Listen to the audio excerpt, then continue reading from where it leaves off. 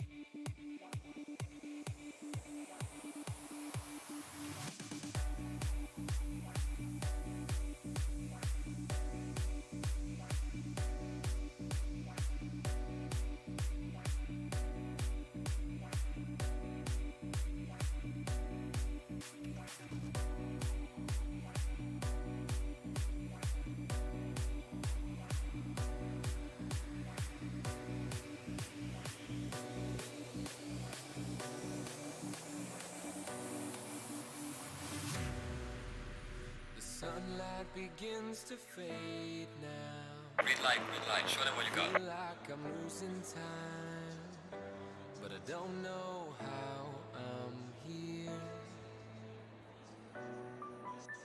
The sunlight is turned to gray, and I feel like I'm losing love again. I don't know how I'm here. I could feel your heartbeat. I could feel somewhere you're looking down. I could feel your heartbeat. I could feel somewhere you're looking down. 'Cause it's you I'm loving, and it's you that I wanna breathe, and it's you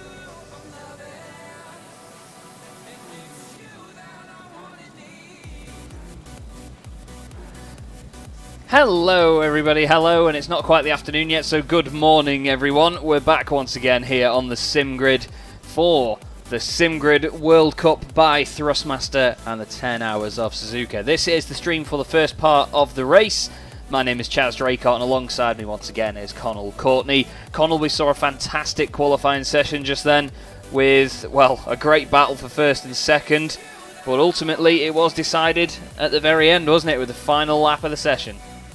Yeah, and we've seen the pole team really from the early stages of qualifying. They had that pole position, you would think, wrapped up, but then P2 just came out of nowhere to sneak the pole position, and then instantly the GTWR team responded. The number one plate, proving why it deserves that number one plate and sticking it on P1 on the grid. So yeah, fantastic time, and really just showing that they're here to win, and they're establishing themselves at the very start of this session.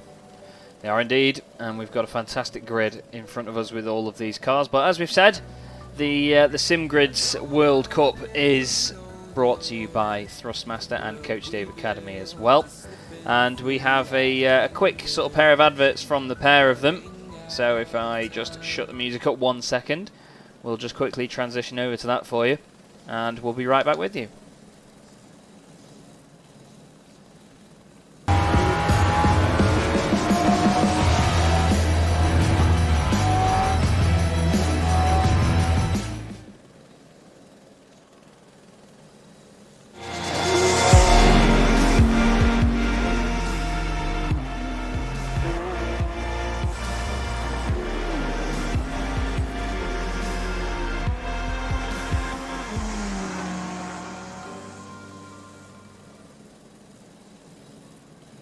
And there you go, it's as quick as that, isn't it?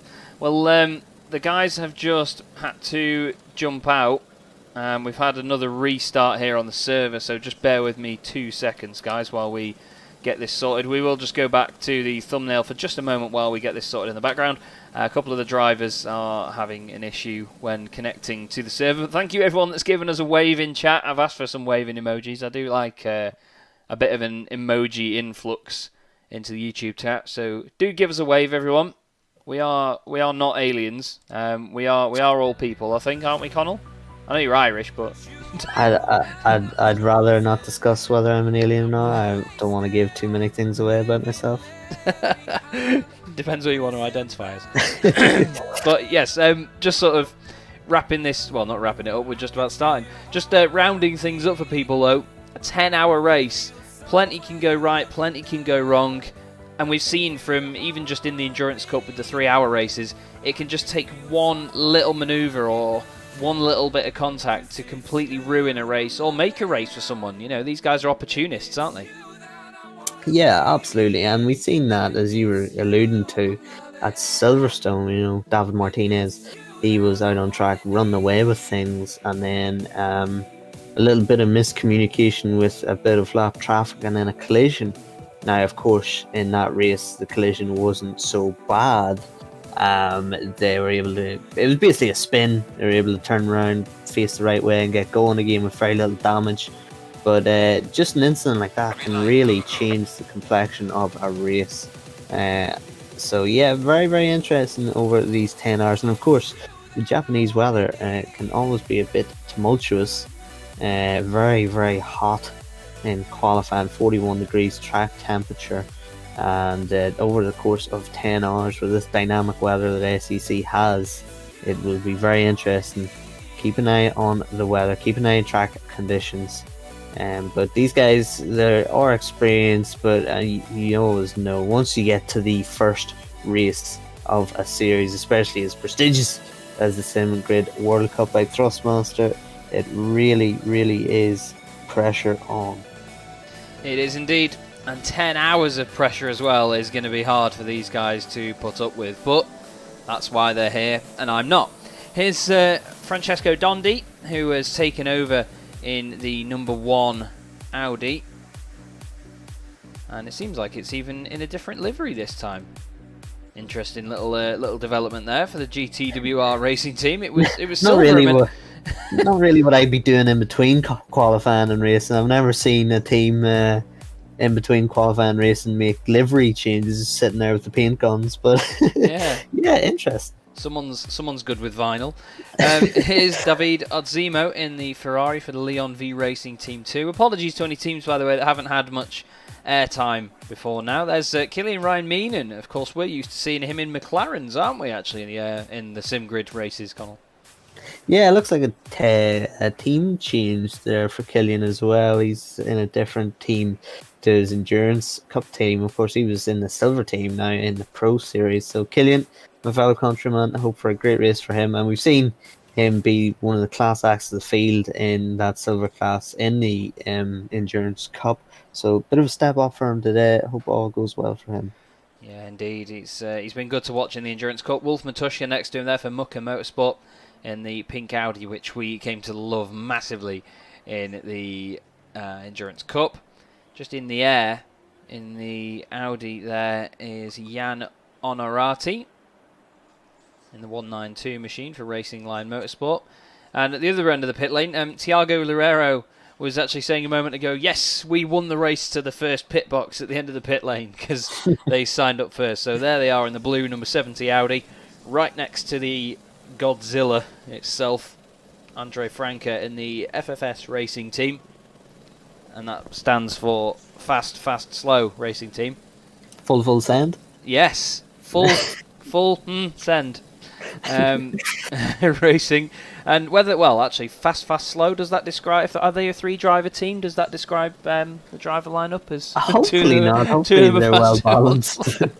we do get that in a lot of endurance racing as well. That's one of the beauties of it, is that you see the pace difference between these drivers. And to be honest, I'm excited to see how that Nissan gets on, because I believe it's the only one in the field. We also have a Honda in the field as well. Heinz Seig for Rookie Monsters. Actually, it's Matt Beavis is in the car now, but on my timing screen I've got Heinz Seig. I'm going to get his name right one day. I did ask him how to say it a while ago. We've just got a few guys just joining in now, just to get it all sorted. Here's Thibaut Probst in the Prost-looking, sort of Prost helmet-looking car anyway.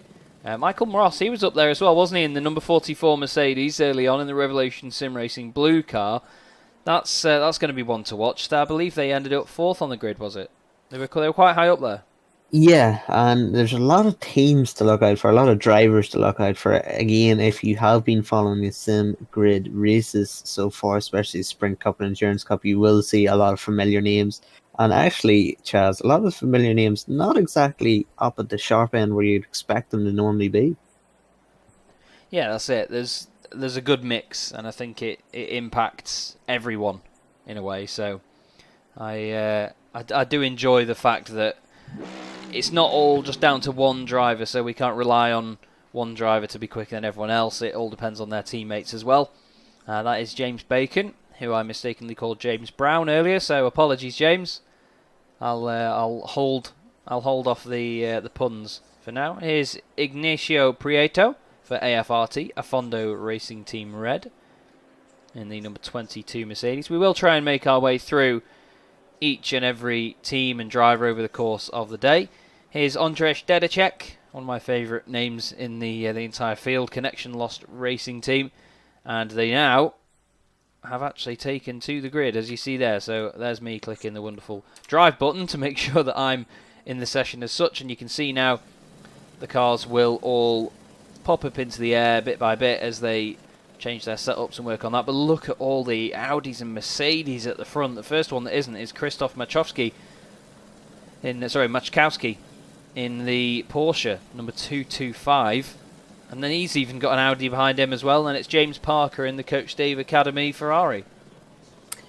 Yeah, I mean, it's interesting to see how these, swaps, you would say. Of course, the Connection Lost team were in Porsche. Of course, we've got Chris Sievert now in Mercedes, Samir Ibrahimi in the Audi. So it's interesting to see these established teams, shall we say, that have indeed swapped their cars. Is that a knee-jerk reaction to Suzuka, or is that their favourite car across the 4 races, or at least the car that they find the best balance at across Suzuka, Spa, Kyalami, and Bathurst. So yeah, very interesting. It is indeed. Very, very interesting. And I think over the course of the race, it's going to be who can soak up the pressure the best, because of the fact that there is so much pace in this entire pack. The thing is, it's so close, and it's scary, isn't it? It's very scary how close it is, because there's been what, 2.2 seconds covering 43 cars in qualifying. If we get race pace on a similar level to that, we're going to see a lot of overtaking, but I think we're also going to see a lot of drivers trying to work together to make sure that cars ahead of them in the pack don't break away as such. What do you reckon?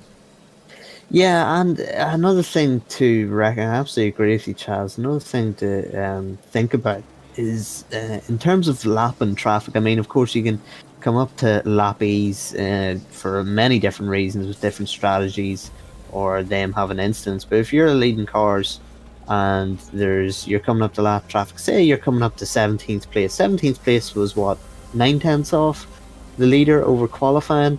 So you're not exactly passing someone who's 4 seconds lap off that you can just breeze past. You're really going to have to set up your passes.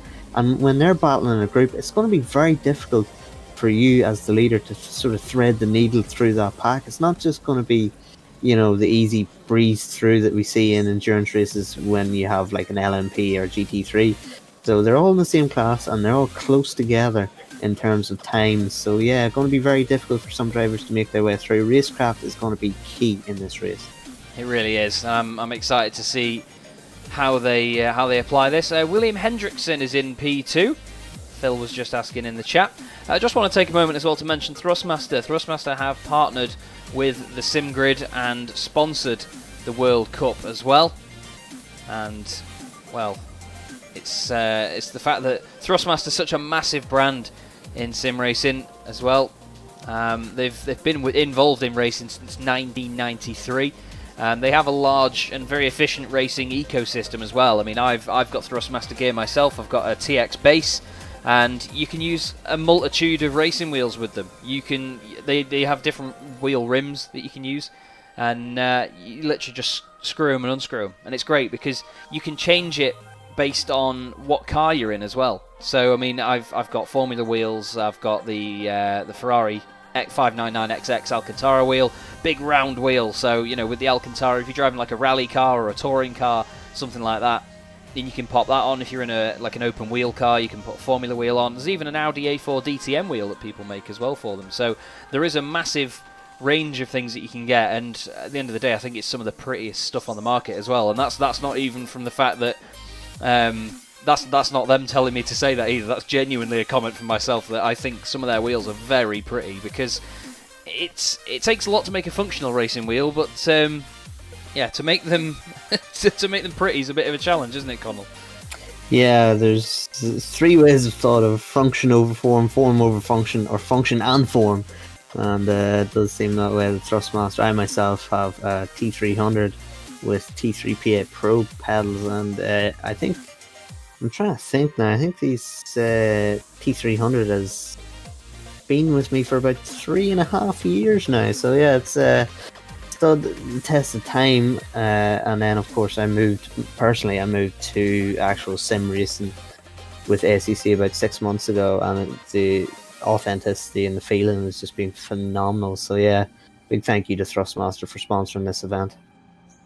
Yeah, I second that as well. Thank you very much, Thrustmaster. Thank you to the SimGrid and everyone behind the scenes that has sorted this out. But we have movement then. The cars are on their way around on the warm-up lap, and it is Francesco Dondi that is leading William Hendrickson, lining up second on the grid for Team Gruppa M Racing. Then it's Michael Moros in third place in the end in the Revolution Sim Racing car, with Kilian Raiminen in fourth, Harry Spears in fifth for Team Fordzilla, Vasily Anufriev for Like and Subscribe Racing Team lines up sixth, with Chris Severt in Good Smile Racing and Tight Moon Racing's Mercedes in seventh.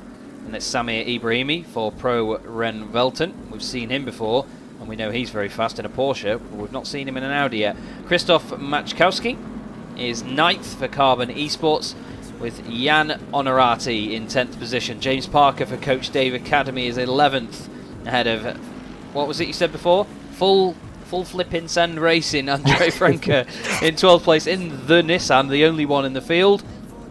And then we have Alban Bouquet in 13th. Nikita Bograditsky in 14th position ahead of David Martinez for Race for Cat Motorsport. Then Champion Motorsports A in the number 7 car is Jonathan Lee. James Bacon lines up 17th, he's going to be bringing it home. Lucas Rommel 18th for Veshite. Andrei Dedacek in 19th in the 404 car. This cameraman in the helicopter is having a fit. Mikael Kopera is in 20th at the moment for Silver Racing Team, even though the car's red. Adrian Ziolkowski is in 21st ahead of Stefano Bonsignore in Wheelspin Esport. Hopefully he won't get too much wheelspin in this one. Lucas Cruiser in Sidemax Motorworks is down in 23rd place in the Porsche. GT Omega RPM Esports Endurance is Thibaut Probst. Then it's Matt Beavis in 25th with Rookie Monsters. Jarno Kausch is 26th ahead of Wolf Matuszka for Mucker Motorsport in 27th. Then it's Richard Schaefer in 28th under the bridge. Nicholas Hillebrand is just behind him as well for Buttler Pal Motorsport. 556 and 557 together there. Yannick Hamer is in 31st ahead of Akos Gietvan for Racing Line Motorsport, the Hungarian driver there. Louis Verplanken, hopefully he won't be planking on this one. He's going to be in 32nd place for Esport Performance Racing Team ahead of Tony McCoffervan. Turn the music off, you say. Okay, there you go then. We like music. Music sounds good when you've got a bit of a grid readout. Philip Kalachi is in 34th. We don't do requests, by the way, Cameron. This isn't BBC Radio 2. Tiago Loureiro is in 35th place. Slavomir Majernik is 36th ahead of Diego Scarpellini in 37th. Then we have David Odzimo in 38th. Ignacio Prieto in 39th for AFRT. Then it's Tim Troquet for Red Lines Light Racing in 40th ahead of Errol Verve in 41st. And then we have Tim Brook in 42nd. And Valentin Barrier is apparently still in the pits, but I suppose it's better than being in the barrier, isn't it, Connall? Yeah, that's a 2 count on if you're playing Chaz Bingo on the Isle Ponds. I've already heard the bacon one. Jot that down on your Chaz Bingo. There are many more to come over the course of these 10 hours. We're just getting into the Casio Triangle now, Chaz. I cannot wait for this. This has been built up over a long period of time now, over the past couple of months, and we've seen the sim grid with the Endurance Cup and Sprint Cup sort of like the appetizers for this, but now we're underway the Sim Grid World Cup. And yep, as Frank Lucid in the chat says, the wait is over. Francesco Dondi leads them to the line. Then William Hendrickson is hoping to get a good run on him. Look at him holding back. I don't know whether he should be doing that or not. It's a bit naughty, or whether Dondi's gone a bit far forward. Let's see, but the red lights are on, and they will be off and racing any second now. Oh, the frame rate. The frame rate's taking a tanking. Absolutely love it. But here we go then. The Sim Grid World Cup by Thrustmaster is away, and the 10 hours of Suzuka gets going here then. Look at the field all filtering in and out. It's still Dondi leading them. Hendrickson's actually got the run and he's taken the lead, and Dondi's down to third already. The 56 of Vasily Anufriev's going around the outside as well, and it's that Kilian Raiminen in the 211 there going with him. There's a bit of argy-bargy in the pack further back. We're going to have a little look and see whether anyone's managed to come off the circuit. Everyone seems to stay on. They filter up through the S's. Look at this review here, Connall, as everybody makes their way up the hill. Yeah, the snake going through the S's, but a surprisingly terrible start for Dondi. Of course, he was in control of the start procedure. Terrible drive he got, and Hendrickson able to take the lead. Fantastic driving from Hendrickson right around the outside of T1. But look at this bunch. Very, very tight this track. Very narrow for GT3 cars. It's going to be very difficult to establish your position on track. A lot of people running wide there, but so far so good that we have seen relatively incident free. A lot of passes being looked to be made, but people backing out of it, thinking better of it. Of course, 10 hours, there's a long way to go. You do not want to be pitting in the first 15 minutes of this race. No, you don't, because that's when the field is nice and bunched up, and you know it's easier to just gain 1 or 2 places. We've got some fantastic stuff going on here between the Buttler Pal Audis. That's Andrzej Dedacek, just a couple of cars ahead of these guys actually, or is he? No, I think Dedacek's just dropped back a few places. That is the Audi there in front. Schaefer is just behind. So this is Nicholas Hillebrand. Oh, we've got a car running wide. That's James Bacon's car, I believe. He manages to just get back on. That's the number 125 Aston Martin. It is James Bacon indeed. Now he's side by side with Hillebrand, but we go back to the front though. Hendrickson, look at this. He is breaking away here with Ryan Meenan. Francesco Dondi's the cork in the bottle here, Connall. Yeah, really surprising here from Dondi. We thought with the pace that they had that it would be a 2-horse battle. It is a 2-horse battle, but Dondi's not in it. Hendrickson and Killian Ryan Meenan are currently running away trying to establish that gap. Killian Ryan Meenan had a fantastic drive at Silverstone himself. Couple of incidents for his team, and now he's really showing his calibre right now. And here comes the move then. Vasilij Onufriev down the inside of Dondi. The Italian not quite having the start that team wanted. Car 1 P1 is now down to P4. And then we've got Harry Spears just behind him. He's got ahead of Samir Ibrahimi in the Audi for Team Fordzilla. And the pace is so close already. Just looking at the lap times, there was a bit of a spread in the midfield because of everyone trying to avoid all the incidents, but it looked very close indeed. It's close between Lucas Rommel and the cars behind him as well. He's got Alban Bouquet, Mikael Copera is in there as well in the Audi. Then we've got Bonsignore, that's another one of my favourite names there, and Lucas Cruiser is in this as well in the Porsche. He is chasing these guys down to try and see. He's actually gone from 23rd to 18th in the first lap though, so a great start for the German. Yeah, Cruiser proving me wrong again, making us look like fools, talking about how hard it is to pass here, and he makes up 5-6 positions already on the first lap, looking to make up another one but backs out of it. Lucas Cruiser, I mean, we talk about him as a qualifying man, really proving himself as a race man as well, but very disappointing actually to be in 23rd position. We expected him to be right up there at the sharp end, as has some of his rivals been, but maybe the Porsche not necessarily working too well in qualifying trim around here. Looking like it's starting to pick up a bit here in this race. Certainly looks like it. And running wide is Alban Bouquet. He's going to go onto the grass and get a bouquet of flowers by the look of it, but he's got Mikael Copera right behind him now in the Audi. A little bit of damage on the back of that Mercedes already, maybe a little bit of a scrape and a bump here or there, down to 130R, backs out of it nice and early to make sure that he doesn't compromise his own line, let's say. As you can see at the top of the screen, everybody, it's 10:15 in game time, so we'll be finishing just after 8 PM in game time, so it may go dark by that point. The track is 35 degrees Celsius as well, so nice and hot. Oh, there's a car off in the background. That was Thibaut Probst, was it?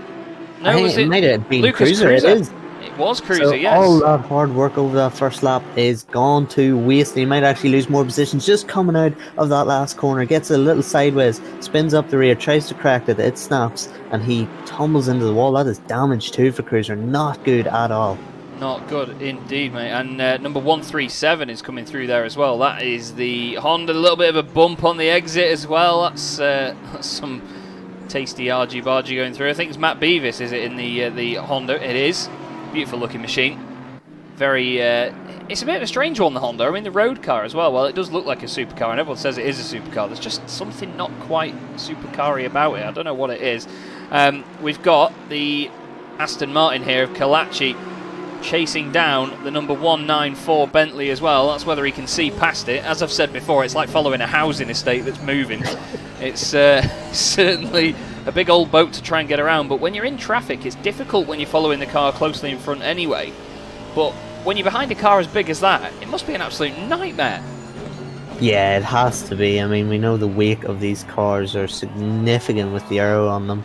But Lucas Cruiser now looking to go round the outside. That is going to be tight. He's going to squeeze a little bit. Doesn't get it done. The sole Honda on Honda's track here. Looking to do a good job for Honda and restore the Honda name in GT3. But Lucas Cruiser can get a little frustrated right now. Of course he will be. He made that mistake after making up that ground. He's got Wolf Matuszka. No easy driver to keep behind either. He's got him behind, so a lot of pressure right now for Cruiser. But again, look at that time at the top of the screen. 9 hours 53 minutes. He's still so long to go. I mean, theoretically 43rd place can come through and win this race. Could do indeed. Certainly could. This is Akos Gietvan for Racing Line Motorsport. It doesn't matter if you're in a Bentley, you cover all the lines, never mind just the racing line.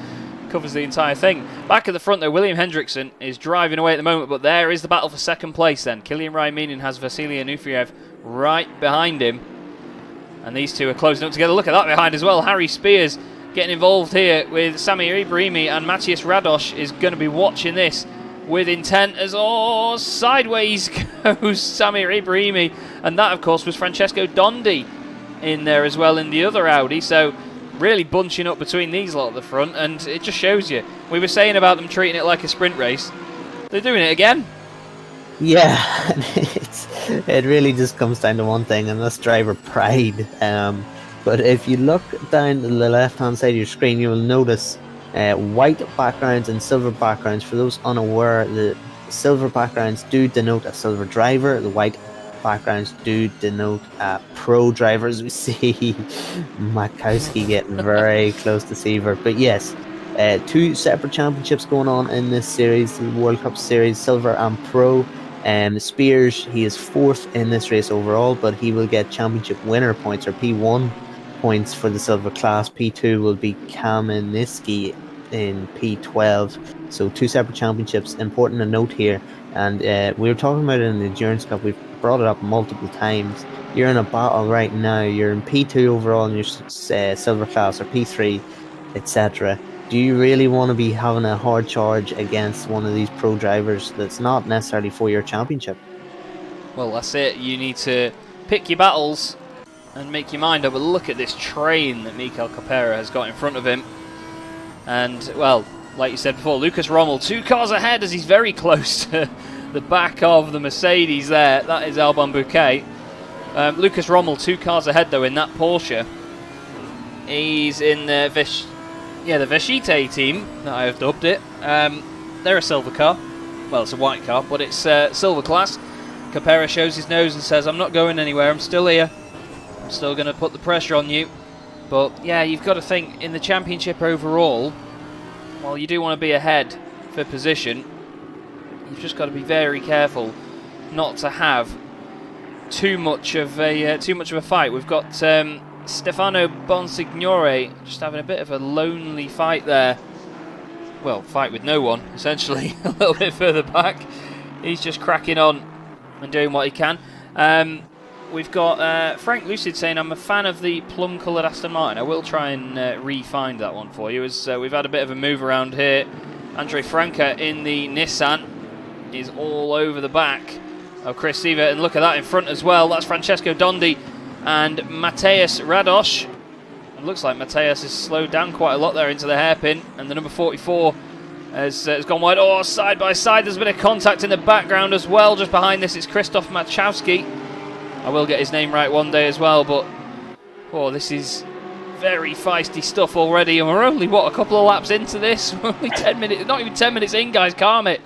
Well, if this is your first experience with the sim grid, do not adjust your sets. This is what it's like in every race we have broadcast so far.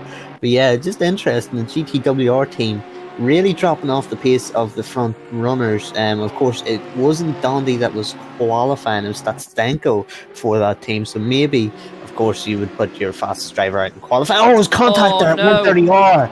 That is David Martinez that was hit in the red car, and he flashes his lights in a little bit of frustration, but hopefully not too much damage there. It doesn't look to be getting a little bit tight on these curbs. But yeah, that could have been very, very disastrous. But going back to the GTWR team, might not necessarily have their fastest driver, and with no disrespect to Dondi, he's much faster than I am, but might not have their fastest driver and might be saving Statsenko and guys like that on his team for maybe clearer air, you would think, or when he's not in a battle. So Dondi, if he is the slower driver on the GTWR team, he's doing a good job. He just needs to keep consistent while these guys start banging bars. Well, the thing that I'm a bit concerned about here is this is Igor Baranski for Silver Racing Team 997. He's a lap down. I did wonder, because before I did say that Mateusz Radosz was going slow into the hairpin, but it's not actually him driving this car. He was in the Mercedes on the outside of that. Just as they swapped over, it confused me on the timing screen. But Igor needs to be getting out of the way. He's really, really holding these guys up behind him now, and he shouldn't be fighting with them, in all fairness. He's a lap down, but look, he's holding the racing line. And he might get a bit of a telling off here, because some of these guys, they shouldn't have to force their way through, as he's on the grass on the inside of the hairpin. He holds up the number 5 there as well, of Vadim Kaminski. And also Lucas Rommel having to go wide as well. So not fantastic stuff from Igor Baranski. And I was going to say earlier that in a long race like this, you can sometimes think, oh, I don't mind just sort of waiting a second to just get round a car, wait an extra corner and just make the move later on, because, you know, it's a 10-hour race, there's plenty of time to do that. But every tenth of a second like that, come the end of the race, if you've got to try and make time upon someone near the end, that could matter massively. And look at this, Baranski's really getting in the way now. It's not going to be making those guys very happy. Anufriev, by the way, has got up to second place in the Like and Subscribe racing team. So he has got ahead of Killian Ryan Meenan. Harry Spears is now in fourth place. So it's Mercedes 1, 2, 3, 4. Then it's an Audi in the form of Francesco Dondi, the number 1 machine. And behind him, Matthias Radosh is not alone in having a lot of company there in the form of Samir Ibrahimi, flashing the lights as well. It's also close between 12th and 13th. This is Lucas Rommel. Look at the speed of that Mercedes in a straight line there. This is the Vachite Porsche.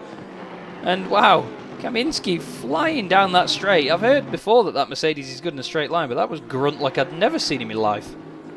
Yeah, that was phenomenal. Of course, just going back to the incident there with P42. I mean, GT3 rules do state, of course, that, you know, you don't have to give up your position like Formula 1, in the sense of it is up to the driver behind to make the pass and make the pass safely. We'd have to say, I mean, for your own race, you would, when you see a train like that behind, of course, self-awareness would lead you to believe that you don't want to get caught up in that battle, because people would be desperate to pass you to stay with the guys in front of them and potentially take you out. But I mean, it's one thing to be a backmarker, it's another thing to be an unpredictable backmarker. And I have to say it was a little unpredictable there. A couple of the drivers were having a bit of difficulty getting through, so maybe a couple of telling off from the stewards, but hopefully we don't see too much more of that. Indeed. Hopefully we see some more of this, though. Look at this absolute train of cars that we've got going on. We've got Jarno Kausch in the Ferrari in 23rd place. Behind him is Matt Beavis in the Honda. We're looking at Lucas Cruiser right now, and then we've got Gietvan behind him, then Wolf Matuszka and Philip Kalachi. And just ahead of the Ferrari as well is actually James Bacon in the Aston Martin. So we've got this epic train of cars all together. And this is right in the mid-pack as well. James Bacon's actually right on the back of Yannick Hamer, and that is a very pretty Mercedes. That colour does look good on that car. That's the 999 machine of Keck Sim Racing. And there's a bit of a gap ahead there to the 404 of Andrzej Jedicek, and look at that there. Gietvan looking around the back of Lucas Cruiser here. You can probably see over the Porsche from driving the Bentley, to be honest, although I do say that, you know, from the road car compared to the GT3 car, it's one of the most amazing transformations. They take 1.5 tons out of the road car to make it a GT3 car, and the driver is so much lower, of course. And, well, look at it. It looks fantastic. It really does. But they've got a really big gap back there, and it's Philip Kalachi in the Aston. It was the plum-coloured Aston that Frank mentioned earlier. I'll remember that, the Keck Sim Racing car. So Keck, clearly a fan of purple, or plum, as he described it. Yeah, I mean, it is a striking livery. You're not going to forget the Keck Sim Racing team. But good drive so far. P28 just sticking on the back of Wolf Matuszka. Wolf Matuszka actually just... oh no, he hasn't lost a place. In fact, Lucas Cruiser gained a position on Gietvan. So, yeah, I mean, sticking on the back of Matuszka, no mean fake. We know the qualifying, or the capabilities of Matuszka in both qualifying and race trim. So, Kalachi now not looking to just stay behind him, now looking quite racy here behind Matuszka. Might have lined him up for the hairpin. We'll see, does he get the run out of this corner?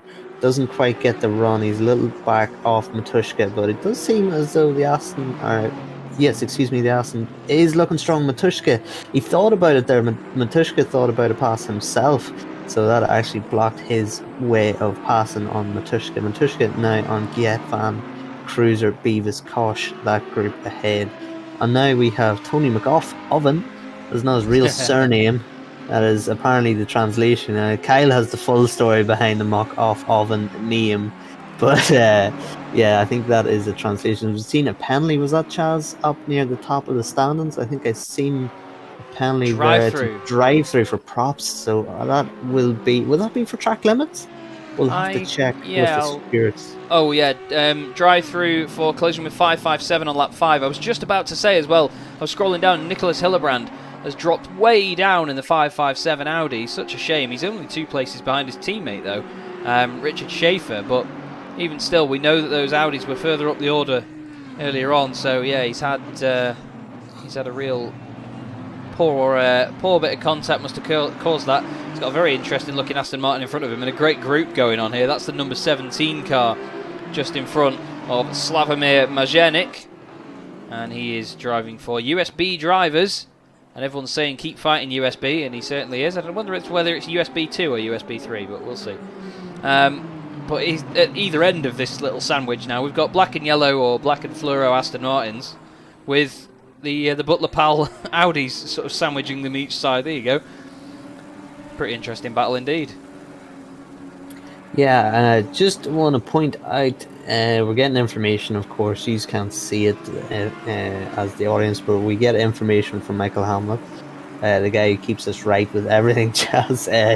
He is typing away in our chat here. We can see P2, that will be Anufriev, has just set the fastest lap of the race, 201.035, so he is really trying to put the hammer down and catch Hendrickson. He's only about 2 seconds off, so not a million miles off. As you see, the Coach Steve Academy team of Alric Ensslin, that is not where that team should be. I think they were involved in an incident on the first lap, the only incident that I think is noted on the first lap, so great driving from the rest of the field. But yeah, Coach Steve Academy, from what I heard, not at fault for that incident, was unfortunately taken out in a bit of a racing incident. But that is unfortunate. And again, we've seen the Coach Steve Academy guys have such great pace, but just get involved in either mistakes or I think at Silverstone they actually were supposed to swap onto a different tyre, the wet tyre, and it went back out in slicks or vice versa. So yeah, these guys really having an unfortunate time, and they are, Chaz, really some of the fastest drivers on the grid. Yeah, they are. We've seen that they've got good pace, but unfortunately it's not quite going their way. And look at this down the inside of Errol Verve. Goes the Ferrari way too deep into there, though. Manages to have the second Audi off as well, actually, by the look of it. That was the number 68. Flying down the inside, that was Diego Scarpellini. And he certainly scarpered everyone there a little bit, didn't he? Because that was a right dodgy move down the inside. A bit late on the brakes. He managed to save it, though. And Probst, of course, serving his drive-through there in the pit lane. And one of the Buttler Pal Audis coming through. That's Richard Schaefer down the inside of Tony McCoffervan, who's just losing so many places after that poor run out of the chicane caused by that dive by Diego. Diego in the Leone V Racing team, his teammate as well, Leone V Racing Team 2. Same liveries on those cars. They look quite nice, quite Tiger-esque in the sort of gold and orange. Between them is the 111 Jovery Motorsport Errol Verve car. They are DC Sim Racing drivers, apparently. The DC Sim Racing commenting on the YouTube stream. Good to see you guys. We do still have, though, this battle going on a little bit ahead with Lucas Cruiser stuck in the middle with you at the moment, with Wolf Matuszka behind him. We will look back to the front, though, because William Hendrickson, well, we saw that fantastic qualifying lap, but look at this, he's all on his own, isn't he? He's just absolutely loving life at the moment in that Mercedes. Last time round, he was 0.2 of a second quicker than Anufriev chasing him, so if you can just keep chipping away at that, that's all you need to do, isn't it? Yeah, and only 200s off Anufriev's fastest lap time, so Hendrickson really responded to the pressure that Anufriev is trying to put on him. Anufriev just needs to stay in sight for Hendrickson. As long as Anufriev is in Hendrickson's rearview mirror, that just puts the pressure on you as the leading driver. Knows you're not quite gapping him the way you want to be. You're not being able to relax into a rhythm because you still have that menacing Mercedes behind. But 3.2, pretty significant lead. Of course, Hendrickson's key to having this lead was getting around the outside of Dondi very, very quickly in through T1, getting around the outside and literally just being straight on it. From the first lap, he had a 9/10 of a second lead, while the rest of the guys were trying to sort their way out. Just interesting information here from Michael Hamlet. Track temperatures currently at 36 degrees. They will rise. It is 10:30 AM in game time. It will only get hotter as this race progresses, and Michael is telling us at some point, they have 7 tire sets. 7 tire sets over the 10 hours, so they might have to do 3 double stints. So there's a very high risk of punctures if driving aggressively. And yes, another drive-through there. That's for Jonathan Lee in 18th position. That was a drive-through for the collision with Coach Steve Academy car, the number 888. So yeah, just getting back to the tyres. Yeah, I mean, we could be looking at Hendrickson here and thinking, oh, he has this race wrapped up. It's easy to get thinking like that. But I mean, if you destroy your tyres and you've down to 6 tyre sets, you might be in a little bit of trouble. Oh yeah, for sure, that's it. You have a limit, so you need to make sure that at least at the midpoint you can sort of assess what you've got tyre-wise and what you've still got in the tank as such, and what you could use a bit later on, but it's not easy to manage it at this stage of the race. I think at this point, while the pack is all sort of close together, you need to just go for it. Really go for it. See what you've got left when you get to the first stop, and then you can see from there, because you only really know what the damage will be on the tyres once you've done a stint or 2 stints on them, don't you? Because the conditions could have been different to how you practiced before. This is Krzysztof Machkowski. I will get that right one day, mate. I do apologise. Lucas Rommel having a go at him here in the other Porsche, and just behind them, Vadim Kaminski. He's in there as well. This is a great battle just on the outer fringes of the top 10. And ahead of them is Ian Onorati, Andrew Franke, and Matthias Radosh. In the background as well, you could see the Race for Cat Porsche as well. Fantastic train of cars. It's great to watch them go up the S's, because it's such an easy part of the circuit to unsettle the car in, that a lot of these guys do a great job. Apparently it's very congested from 38th back. The 888 car is struggling to get through the field. This is Thibaut Probst as well, and yeah, it is a bit congested. The 888 just in the background there, Alaric Enslin, get it right, Chaz. He's trying to get through. The bonnet moving around a little bit on that Mercedes here on the 602 car, Lewis Verplanken. Not sure what sort of contact he's had, but that bonnet is definitely moving around. I've never seen them actually simulate opening up and smacking into the windscreen, though. I mean, I've seen it happen in real life, but I've not seen that simulated, but that would be an interesting one, wouldn't it? Yeah, that would be interesting. We also need the brush on the inside of the car if the screen gets messed up. We've seen that, I think it was a V8 supercar race one time. A guy with a brush just sweeping so he could actually see through the screen. Yeah. Yeah, track grip now at optimum. So these guys will be putting on the pace. Of course, it won't be the fast lap times they could do in race trim, because the track temperature is quite high. Wind, not a big factor, only 2k. But here is the reserve team of Tim Troche. He is for the Red Nezak Racing. Excuse me if I've butchered that. But yeah, the reserve team here, they weren't supposed to be in the race, but due to a dropout from another team, Tim Troche and his team have now taken their spot. So they were the 45th or 44th fastest qualifiers, so they just missed out by 1 position on the qualification for the Simgrade World Cup by Thrustmaster. But now find themselves in here. Of course, they won't score points, unfortunately, as the other team will be able to keep their position for Bathurst. But yeah, I mean, going into the championship, I mean, when we were looking at this, Chaz, before, we were looking at guys like Cruiser and Matushka, teams like that, and of course the Coach Steve Academy team. Big championship implications here. And of course, we're only half an hour into a 10-hour race, but if the positions stay similar to how they are, Hendrickson could be taking a healthy championship lead over very strong competitors. Yeah, that's it. You've got to be in it to win it. And if you need to play the long game, you need to crack on with it. Apparently, we've got the 33rd and 34th together, but no, apparently not. No, sorry, mate. Is there a McLaren ban challenge? No, apparently I'm not sure that there is, to be honest. But this is the number 68, the NAV Racing team. See, this is why we don't do requests. This is where we don't do requests. The fight for P5 is very much on at the moment between Dondi and Samir Ibrahimi in the 2 Audis. And that car, don't forget, changed its livery from qualifying to the race. It's the fastest re-wrap I've ever seen of an Audi R8 LMS GT3, and the only that I've ever seen happen between qualifying and a race, but all the same. There was a few skid marks there on the exit of 130R towards the inside. I'm not sure whether someone's had a moment. Jonathan Lee had a stop-go penalty for speeding in the pit lane as well. I think it was Louis Verplanken that's had the issue, because that car, yeah, look, even more damage on that Mercedes now as well. That thing is not behaving itself. I think he must have been involved in that one. It's a very Mercedes team name there, isn't it? The Esport Performance Racing Team. That's like a full factory team there, but not having a great drive so far, and 40th in that.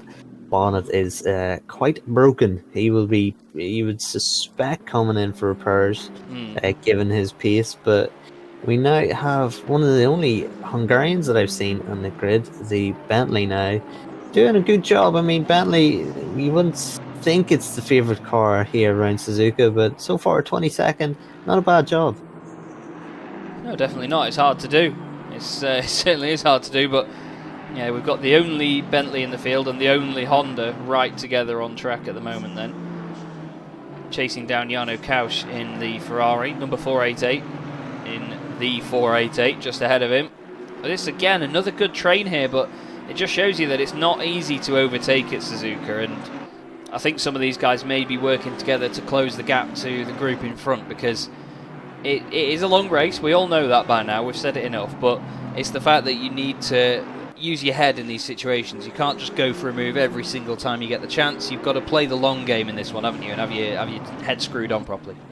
Yeah, and it's really all about a rhythm. It's difficult to get a rhythm here when you've got one car in front of your ACOS, you've got one car in front and 4 cars behind. It's difficult to get into that rhythm, but I mean, it sounds ridiculous for those who've maybe not participated in an endurance race like this or even competed in real life. But once you're into rhythm, a comfortable rhythm, and you're settled with the car, you can't think about other things. You can almost do it subconsciously, and that's a very good thing to be in endurance racing. Of course, you have to stay focused and not make mistakes. But once you're in a rhythm like that, you can focus on other things and maybe just take a little bit of pressure off. And when you're driving tight and you're driving, I don't want to say ragged, but when you're thinking aggressively, that does wear on you. You can't do that for your full stint, thinking aggressively or driving tight or aggressive, because it just does fatigue you, and you eventually will make mistakes. As we've seen in qualifying, in any qualifying session compared to a race, there's a lot more mistakes in a race, because it's just simply over the course of time. 40 minutes at race pace in a sprint race, or an hour in a stint, or 2 hours in a stint, you will make those mistakes, because your pride won't let you finish behind, for Dondi for instance, finish behind Sievert or get caught by Frankie. So it's very difficult to balance it out in an endurance race, and I think that's one of the aspects that you don't necessarily feel in the sprint race, because it's all about all attack in a sprint race. So I think for an endurance race, for anyone who's doing their first endurance race in this SimGrid World Cup, it'll be a really challenging experience for these guys mentally. It really will, and as you see, everybody, Francesco Dondi has lost 5th place and 6th place. Chris Severt has gone through. Samir Ibrahimi got him on the previous lap. And the fastest car on track right now is probably one of the biggest, and it's Andre Franke in the FFS Racing Nissan GTR Nismo GT3. And I'm quite pleased to say that, to be honest. It's at its home circuit in Japan, and doing an absolutely smashing job. So keep an eye out, not that you can miss it, on that massive Nissan hauling its way around. And the 888 car just collected the 602 at the final chicane, apparently. That's why the 602 has some more damage on it. And it was the 557 Buttler Pal Audi that had lost it at 130R when I noticed the skid marks before. Thank you very much, Michael, for the information, as always. And that Nissan has one of the Kunos developers in it, by the way. Diego Panca. I'm sorry if I've got the name wrong there, mate. But what a fantastic thing to have, eh? One of the actual developers in the car. In the background, Lucas Rommel's getting his elbows out here in this battle again. He's had Machkowski go past him, and he's now got Kamiński just behind him. And Kamiński's been very, very feisty in this race, hasn't he, Connall? We've seen some great things from him when he's been trying to make moves on people. He's not scared at all. Yeah, and we know the Drift team are a top-tier team in the Endurance Cup, and they've been doing very well. And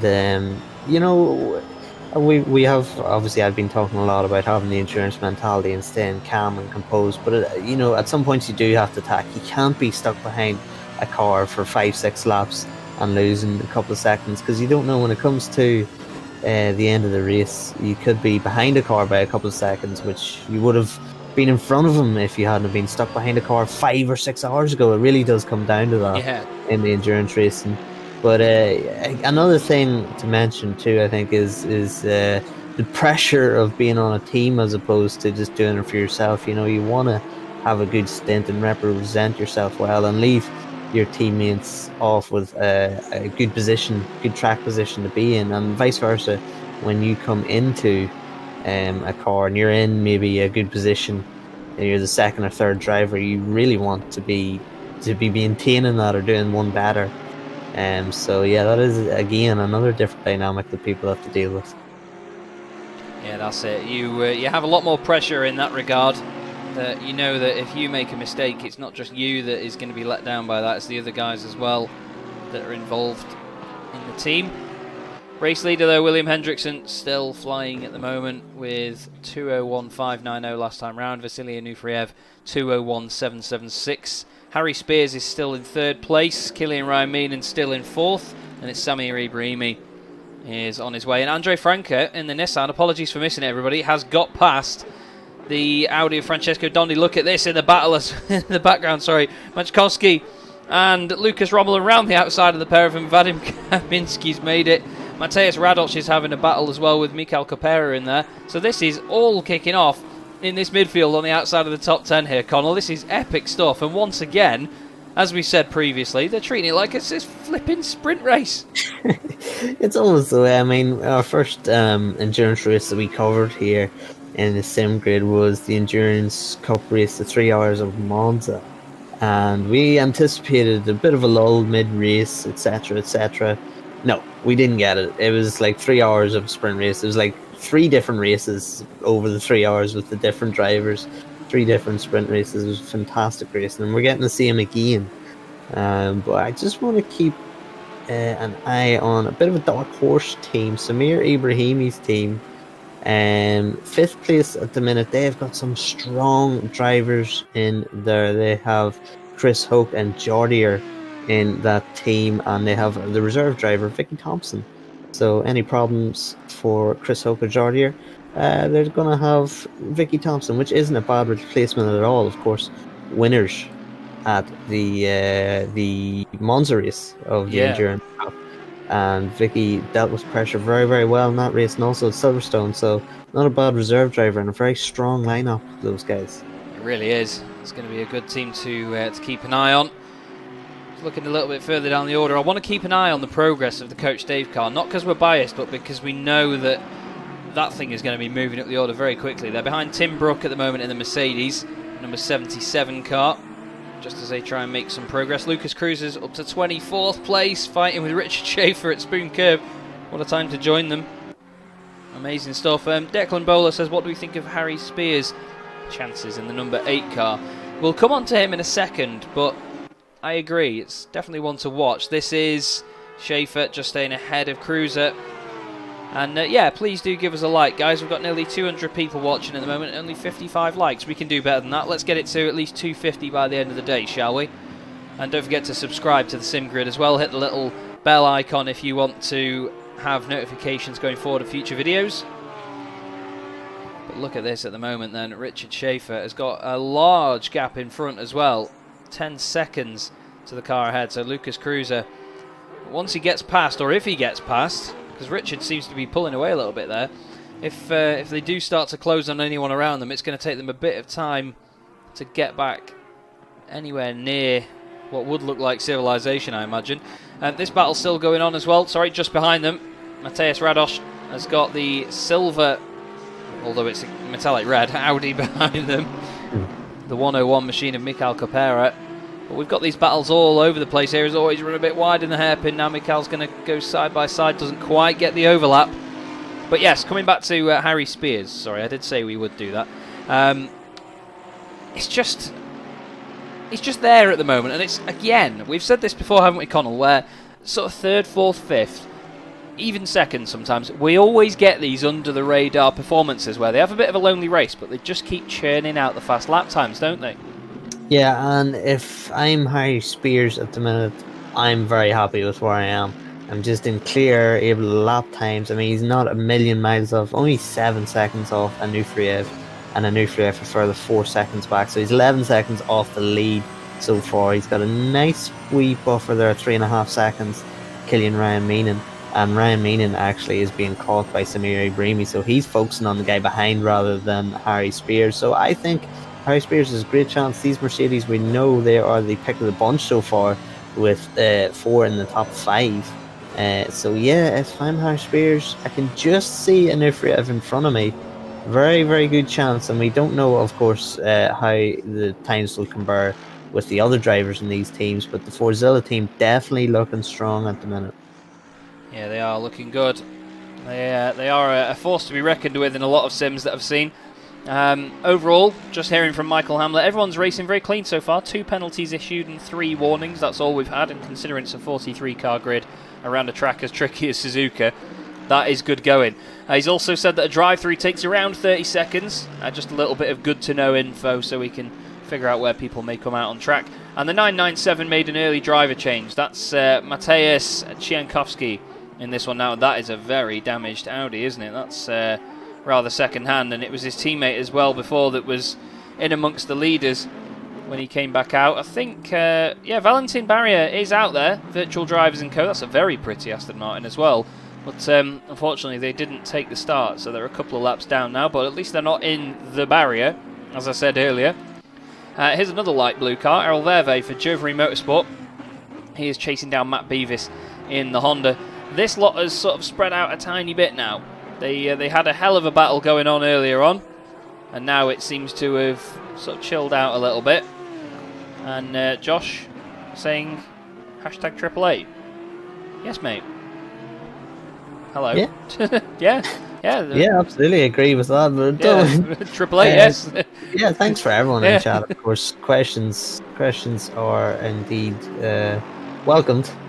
We will do our best to answer as many as possible. Thank you very much. We have 191 people watching. Really appreciate it. As we see James Bacon, I'm not going to say it. I'll leave I don't want to steal Chaz's thunder. Chaz will be in tears if I steal that punt away from him. See a run on at the chicane. Possibly contact there. That is Rados. And is that the Race for Cat team? Is that Martinez? It is. Yeah, I think I'll see if I'm going to try this. I'm going to try and go about 30 seconds. Oh dear, this is a long way back if it's Martinez. He must get his braking all wrong. He does indeed. And does he make contact? Oh, Rados. He did actually see him quite late and try and avoid him, but nothing he could do. I don't think that was even an attempted lunge from Martinez. I think that was just a case of Martinez absolutely messing up his braking point. But fair play to Martinez. He gives the position back. Yeah. So it's great sportsmanship in such an important event. Yeah, nice of him to do that. And interesting, because we've tried this whole replay thing before. We do have the ability to go back in time a little bit. And we've had reports before that you can click, there's a 10-second button and a 30-second button. If we click the 10-second button, it works and it goes back live, but sometimes the 30-second one doesn't. So I risked it a little bit there, I won't lie. That's I'll take the hit on that. I put my neck on the line, but yeah, it's worked and we're back. Here is the big plum.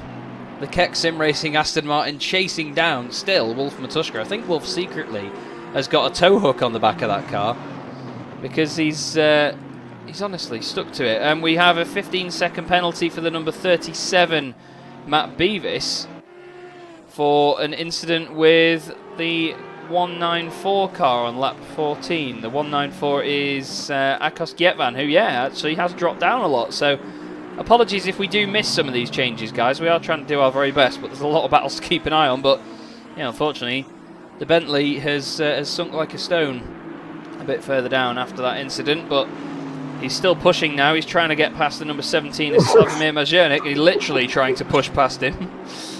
Like I said, housing estate.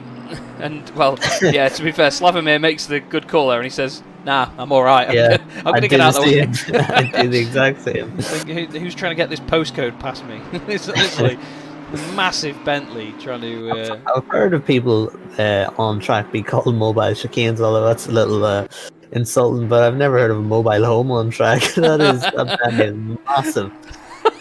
I like that. Someone's taken away the chocks and it's just rolling around the circuit.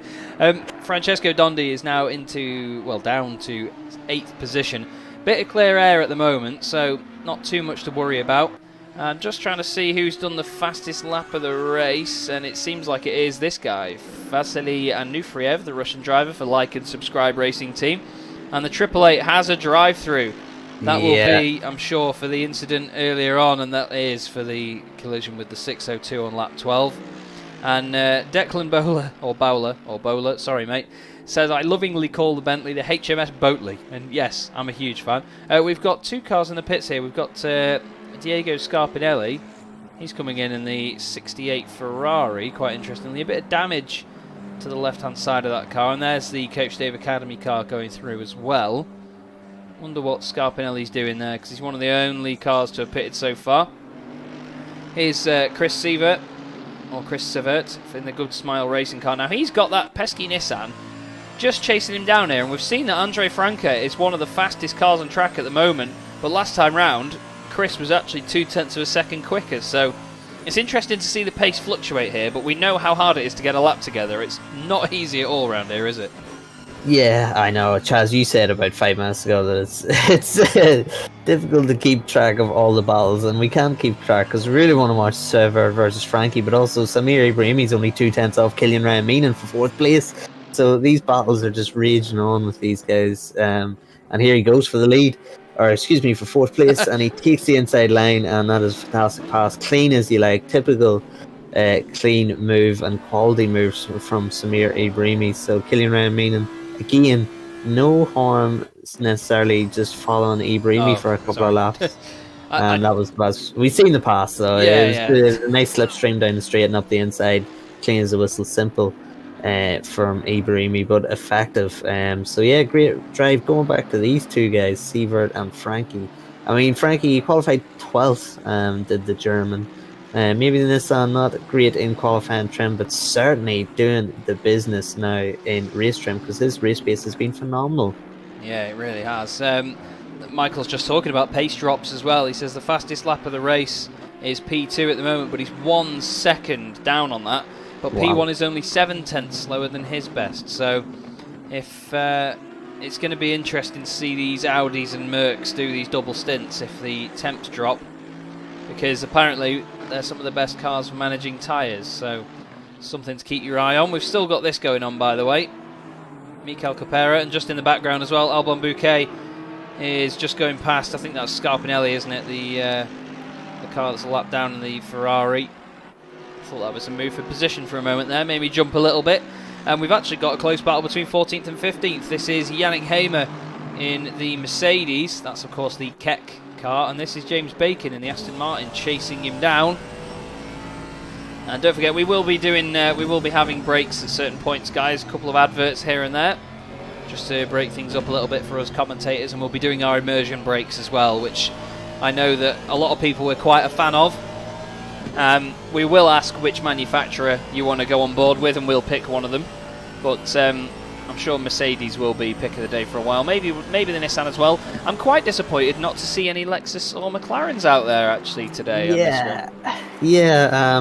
Lexus is my car choice. So immediately at the start of this broadcast, scanned down the order for a Lexus. So sad not to see any of them. Funny enough, I actually just see Joe McCauley in the chat. Joe runs Lexus in the Sprint Cup, but not electing to run the Lexus in this race. I know the Lexus is very, very difficult on tyres, and with the limited tyre sets that these guys have available to them, when you have a car that is harsh on tyres, but necessarily you might be comfortable with it, but it's harsh on tyres, you might want to swap to a different manufacturer, and that's exactly what Joe McCauley has done. So yeah, difficult to see any Lexus really perform well over the course of the endurance race, given how destructive it is on tyres. And we've seen that the Mercs and Audis are the popular choices, as Declan Bowler points out. They are the popular choice. I mean, we've seen the amount of Mercedes is ridiculous, and surely that does come down to tyre management. Yeah, it's crazy, isn't it, really? Matt Beavis, by the way, in the Honda has a 15-second penalty, and the number one car is really dropping back.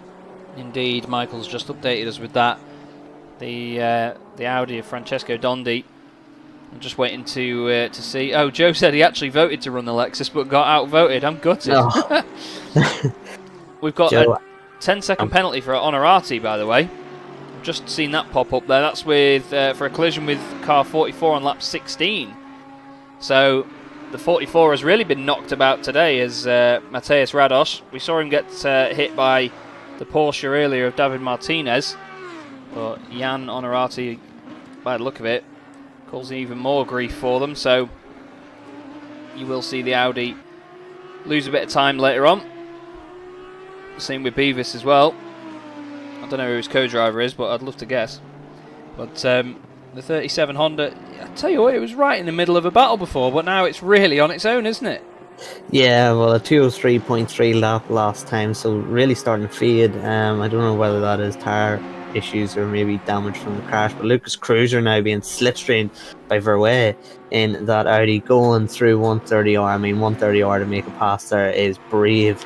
And they both get hung out to dry a little bit, and the Ferrari looks around the outside. That's not going to work, but he cuts to the inside again, gets the pass done on Cruiser. Cruiser's the inside line for the next part of the chicane, gets it done, so he maintains that position. But Verwey has done him and pushed him back into 25th. But the Ferrari of Osmo looking very, very menacing here on Cruiser. And Cruiser looking in his rear view mirror, he says 1, 2, 3, 4, 5, 6, 7 cars behind him. So a mistake from Cruiser, and he could see himself outside the top 30, which is, I mean, stunning. And as he does make a mistake indeed. I was going to say, just as I change camera. Yeah, runs wide, loses the position to Osmo. So Cruiser definitely struggling either with tires or with the damage in that car. Of course, he did spin into the tire wall, so maybe that has destroyed the tire wear a little bit. So, I mean, Lucas Cruiser, Sidemax Motorworks, these are, like, the Sidemax Motorworks guys are the team to beat. Endurance Cup, one of the teams that are always up at the sharp end, so real disappointing start for these guys. It's just behind. Getvan is trying to negotiate half of Cheshire around Tim Trucke's Aston Martin. He's really trying. It's great to watch. It is good fun though to poke fun at the Bentley because it does so well. That's the thing. It is such a competitive car for the size of it. Obviously, they do all run to similar weights, so you've got to think about how bare the inside of it will be. Yeah, and with the Bentley, of course, coming from a bike background myself, I didn't have any idea in terms of GT3 as to, you know, the characteristics of each car. And looking at them just aesthetically, the Bentley was the one I didn't want to drive, because coming from bikes which are ridiculously light to what looked like a 30-ton lorry here in the Bentley, I really didn't want to drive it, but very surprised when I did actually drive it as to the performance of it. It really felt like a lovely balanced car, and I wouldn't personally be too upset if I was driving this in an endurance race. And that's the thing, you look at it and you think, oh, that's not going to be that quick. Look at that in the background as well. That was Thibaut Probst doing a Prost at that chicane there. Down the inside, that's something we've seen before. And now Majenik has got Nicholas Hillebrand all over the back of him. A good scrap going on here, and then look at that Audi as well. That's surely not good for the aerodynamics, that bonnet. Mikael Capera is in the pit lane, and so too is Lucas Cruiser, who's gone in, and now down the inside goes Hillebrand. And Lucas Rommel is one of the next cars back from these guys. But Harry Spears, he's not quite on the pace of the leaders at the moment, and he's got a battle on track in front of him as well. That's not for position though. That is the number, is that number 7? Yeah, it is. It's Jonathan Lee, and he's chasing down Tony McCoffin. Those two are for position, but with Harry Spears it's not. So it's going to be interesting to see how this plays out, Connall. Yeah, and it's what we were talking about in qualifying. It's what we were alluding to when you're lapping traffic. Very, very difficult, especially when they're in battle. Because Jonathan Lee qualified in 16th position. So McAuliffe, we know, is a quick driver. So, you know, it's not necessarily like Spears is 3-4 seconds a lap quicker than these guys. Jonathan Lee qualified 16th, 9/10 off pole. So Spears is only about half a second to a second quicker. So over the course of a lap like this, very, very difficult to get through. As we see Jonathan Lee go around the outside, he attempts it. Oh, that was close. It still is as they fight for position, but does not get it done. But yeah, Spears is just going to have to take his time, pick his way through, maybe capitalise on a little Borgie between Jonathan Lee and McOff Oven. But yeah, shout out to chat at the minute. Shout out to Proxy for your kind words. Thank you very much, man. Yeah. And are you commentating? You guys commentating all 10 hours? No, thankfully. Or else I we'd am. be yeah, Chaz is. Yeah. Chaz is. I'm not. I'm gone. I should be gone now. Actually, we should be getting ready to swap quite soon. But I'll be back sort of around 6 o'clock local time, 7 o'clock CEST. As we see Spears now, does he make the pass? Yeah, John Lee gives him the position. And now, of course, Lee can almost follow Spears through if he can, but it looks like Spears, McGoffin has made a mistake, and Spears has capitalised this, or maybe give the position to Spears. So, yeah, when you think of that, I mean, Spears, he only lost half a lap behind relatively quick guys, so no harm done there, really, for Spears. Yeah, that's it. It's a bit of an interesting one to see that Samir Ibrahimi's dropped down as well, by the way.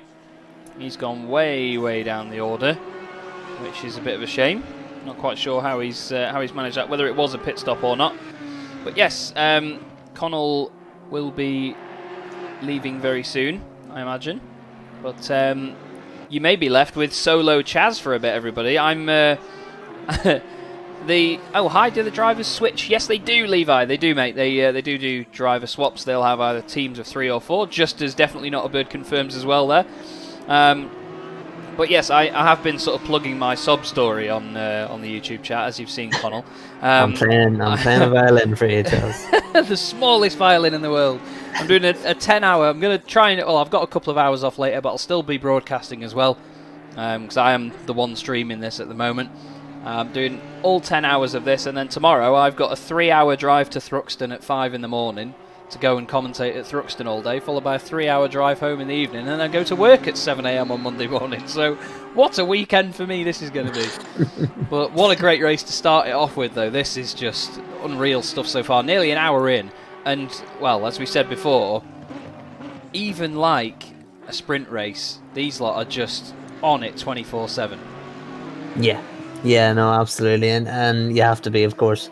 It's not as though you can just sit at 95%. Unfortunately, you have to be at 99 or 100%. So yeah, it's very difficult for these guys. But yeah, when you get to this point in the race, you've done almost an hour. You know you're on for, I don't know, maybe another hour or so, depending on whatever strategies these guys are doing.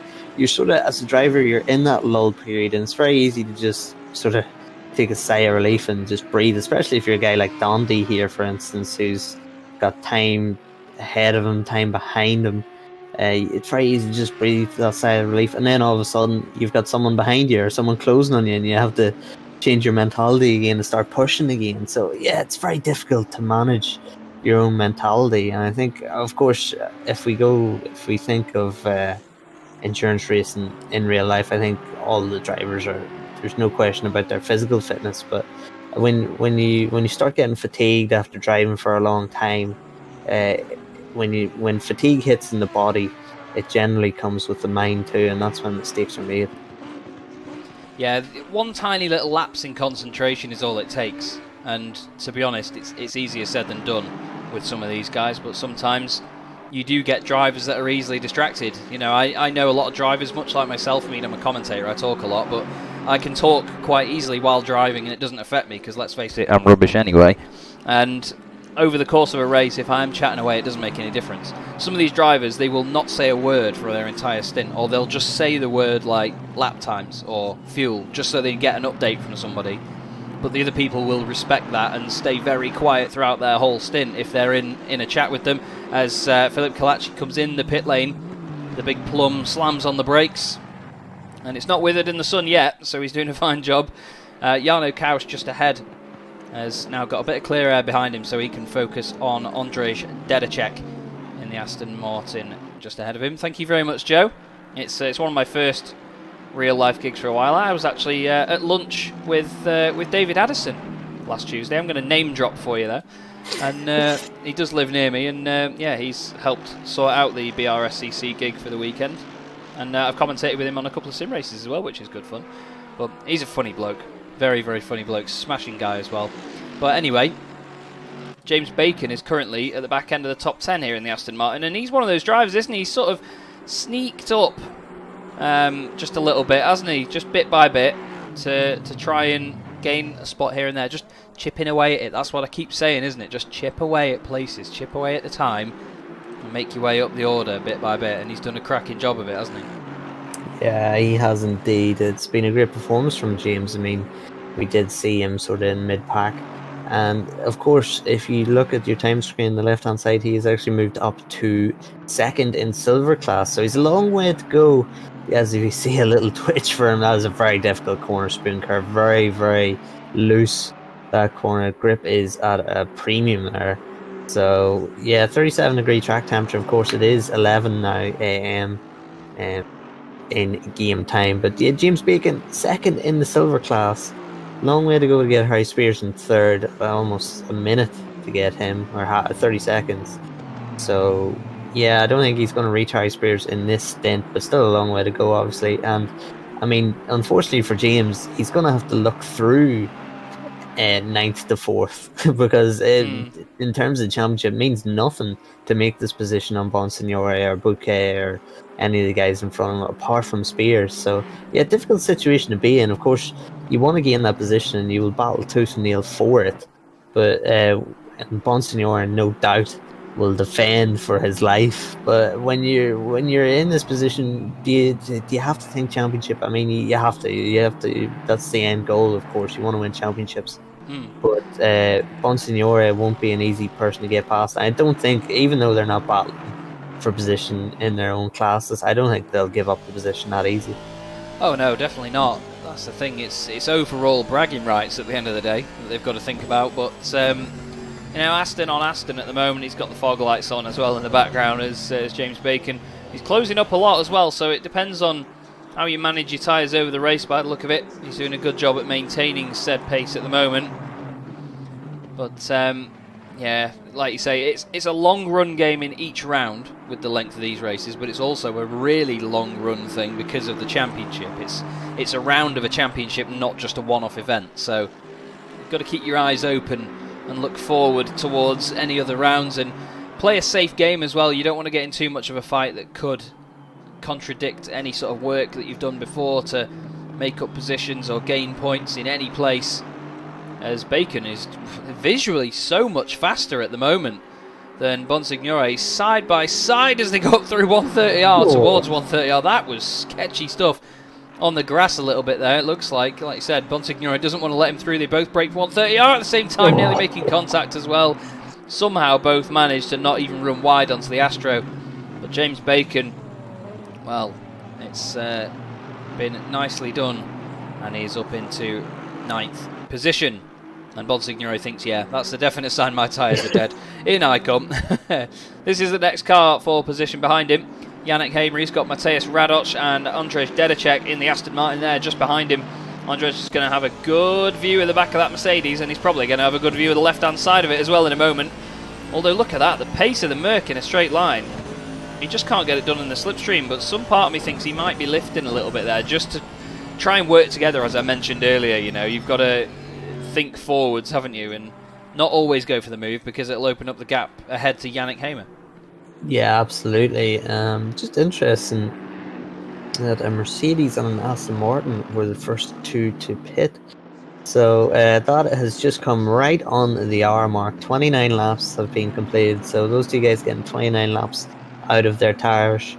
That might be interesting to note as this track, of course, track grip at optimum, track 10th at 37, so it's going to rise a little bit, so they might not quite get 29 laps hour, but that's good information for maybe any drivers on teams that are watching the broadcast. Might be jotting that down for reference. Chris Sievert, though, he is still going. Sievert doing a great job in that. I mean, that design is different. Yeah. And the Good Smile Racing and Type Moon Racing. That's like a proper, for anyone who watches the Suzuki 8R bike endurance race, some of the team names are like an essay. And it's some of the craziest names I've ever seen for a race team. So Good Smile Racing and Type Moon Racing, that is really a homage to the Suzuki 8R team. So well done whoever named that team. Indeed. Well, I think the livery could be described as niche. Niche, yes. Niche. Chris Sievert, by the way, and Samir Ibrahimi. Race leader on pit road, by the way, William Hendrickson. So he's been in there long enough for me to miss it, and he's already on his way out. So Anufriev takes the race lead for now. And Dondi is also in the pit lane. There is the Audi. But, yeah, we were just looking a moment ago at Chris Sievert in the Mercedes. Himself and Samir Ibrahimi took an early pit stop. So, as Michael's just said, it's going to be interesting to see what sort of undercut they can pull off with that. We'll have a look where William Hendrickson's come out on track, and he's got the Ferrari behind him, but that's a lap down. That's the 68, isn't it? That's Diego Scarpinelli. Scarpellini. Apologies, I got his name wrong earlier before as well. But there is William Hendrickson then. Just ahead of him on track is one of the other Mercedes, but I think that's also a lap down. Is that the number 7, is it? Or is it the number 44? Or is it, am I even wrong there? It's 77, it's Tim Brook. There's a couple of blue Mercedes, please do forgive me. He involuntarily gets out of the way. Yeah, the 7 is Champion Motorsports A and the 77 is Champion Motorsports B, so that's how you differentiate the two, because they've got quite similar liveries, almost possibly identical. But yeah, so both Champion Motorsports teams are running similar liveries. But yeah, so lap 29, lap 30 is when most drivers are pitting, although we've seen a couple of top guys still going on, and a lot of the top guys actually are still going on. So about 30 odd laps for these tires before the drivers feel they are cooked. It'll be interesting. I mean, you think one extra lap isn't that big a deal. You do one extra lap on a set of tires, but when you go and do an extra lap per stint, that comes up to 10 laps extra, and that could be the difference in 1 or 2 pit stops. You know, it really does play a factor in when you count for it over the 10 hours. Yeah, that's very true indeed. And one thing to note as well, this is a massive thing. Chris Sievert there in the Mercedes, a Good Smile Racing and Tight Moon Racing car, their pit stop was 11 seconds faster than that of William Hendrickson. That's a big difference in a pit stop. By the way, Bruno has just said the same thing as well. Just noticed it. Jordan Sherritt has now taken over for the GTWR Audi, and judging from what Bruno has said, this thing is now going to fly. Dondi didn't have the most straightforward first stint, but he did a fine job. Jordan's got past Michael Capera in that last sector, and he is now going to go chasing after Stefano Bonsignore and Lucas Rommel. And just ahead of him there is, I believe it was Barria's teammate, but is it Bogroditsky? No, it is Valentin Barria just ahead, who's just gone in the pit lane, so that makes life easier. So we're getting that bit now of the race where there's a bit of an overlap and pit stops going on. We've got a lot of cars in the pit lane now. It's come alive. But there is going to be a bit of an overlap now. So this is the intriguing part of the race onwards now, isn't it, Connall? Because of the fact that everyone's out of sync a little bit. Everyone's doing their own strategies, and it's not just outright sprint pace now. This is where it gets focusing. Yeah, so the first 2 drivers to pit were on lap 29, then a couple more on 30, a lot on 31. There's a couple of drivers still circling. Chris Sievert, he's still circulating, he has not pitted yet.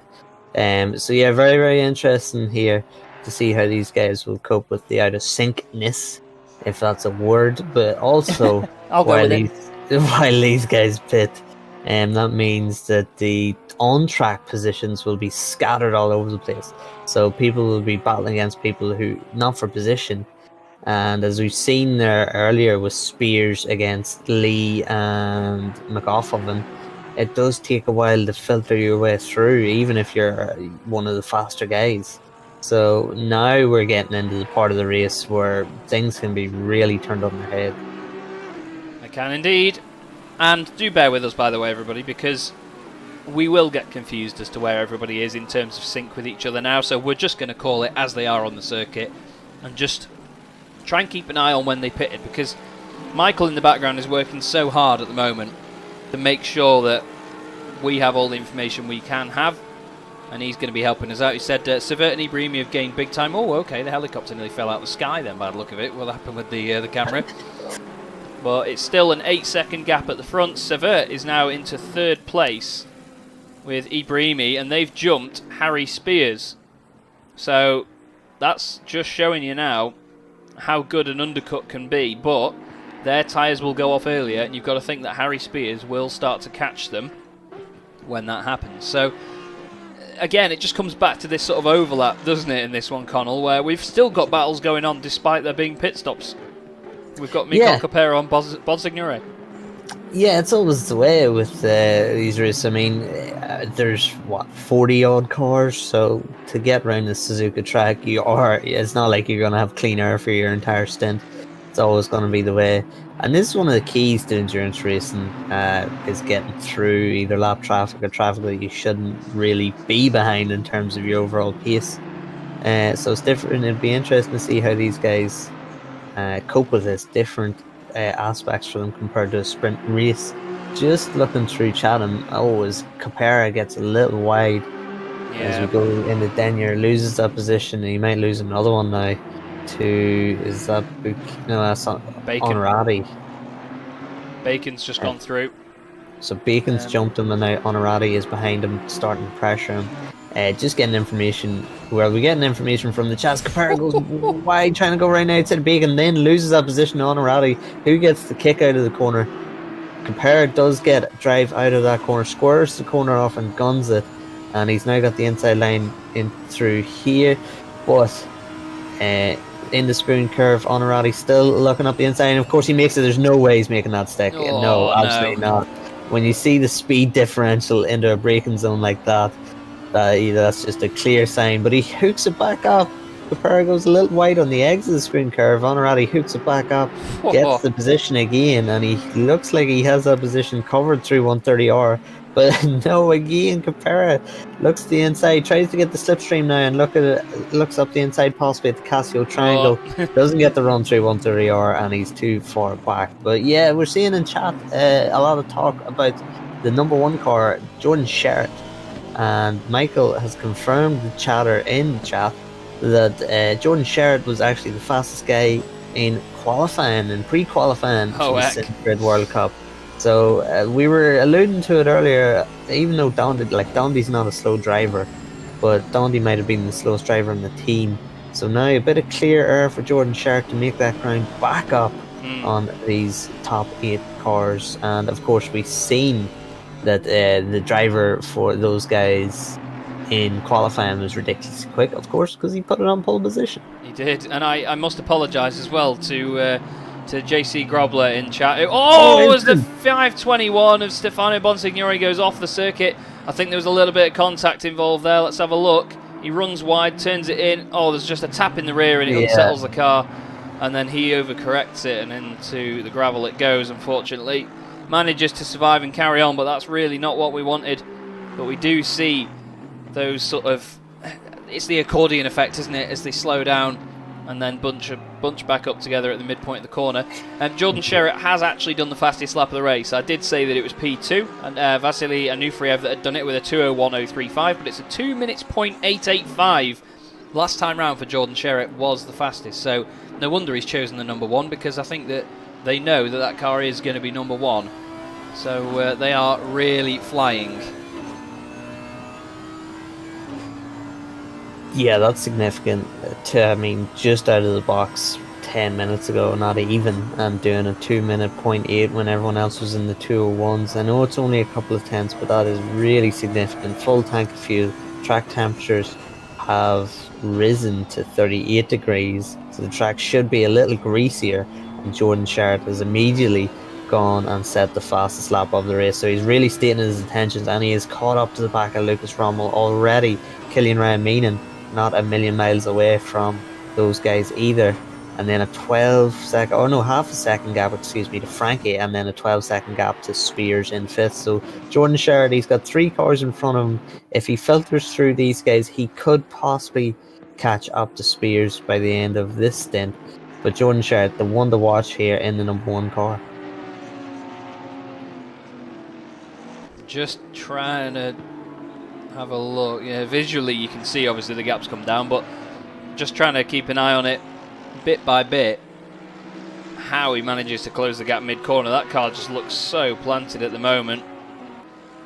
and Lucas Rommel is going to be watching in his mirrors. But it comes back to it again that Lucas, of course, and his team at Vechite are battling for silver honours at the moment, so they don't really need to get involved too much with Jordan Sherritt here. South African driver doing an amazing job though, pop and bang from the Audi on the downshift, looks fantastic as well. Yeah, and if you follow any racing really, you will notice that sometimes when a car gets passed for position and they slink in behind the quicker car, they get dragged up to the group ahead, as for instance if Jordan now passes Rommel, Rommel can possibly slip in behind Jordan Sherritt and get towed up to the group ahead and get himself involved in that battle. So it might not be the worst idea in the world for Rommel to make this a little easy for Jordan Sherritt, as we see a pass for Killian Ryan Meanan up the inside through 130R. Does he keep it stuck? Jordan Sherritt makes contact with Lucas Rommel through 130R. I don't know how Rommel actually kept it together, but yeah, Jordan Sherritt forcing his way through, and with that aggressive body language, Chaz, you'd have to say Jordan Sherritt is desperate to get through to as far up as he can. Yeah, that's feisty, elbows out. It's an angry looking car as well as that Audi in the black as well. Looks very, very evil. But I think, to be honest, it's a bit 50-50 that one, because Jordan went down the inside fair and square, but Lucas tried to give as much room as possible, and there was still contact. So we'll have to see what they do either side of that. Andre Franke is now in 7th place as Killian Ryan Meanan has gone through. And you mentioned there that the temperature 32 degrees, track temperature 38. It seems to be that I'm simulating that in my office at the moment as well, because let me tell you everybody, soundproof foaming absorbs heat very well. It is warm in here, and this graphics card is loving life, as it will do for the next 8 hours and 40, well, let's say 9 hours. So deal with it, Gigabyte. Anyway, we've got, once again, that sort of spread in the top 5, haven't we? And then a big gap back to Killian Ryan Meanan. Then a couple of cars all together. Jordan Sherritt on the back of the car in front now. We are going to have one of our immersion breaks very soon. So what I need everybody to do in chat, please, is pop a manufacturer in the chat, and we will go on board with them when we go to said break. And we do have Michael Hamlet is going to join us in just a moment and do a quick review of the first hour for us and what he's seen, and we'll join him in just a moment, so bear with me. We're going to have a quick run through 2 of the adverts for you, and we'll be right back.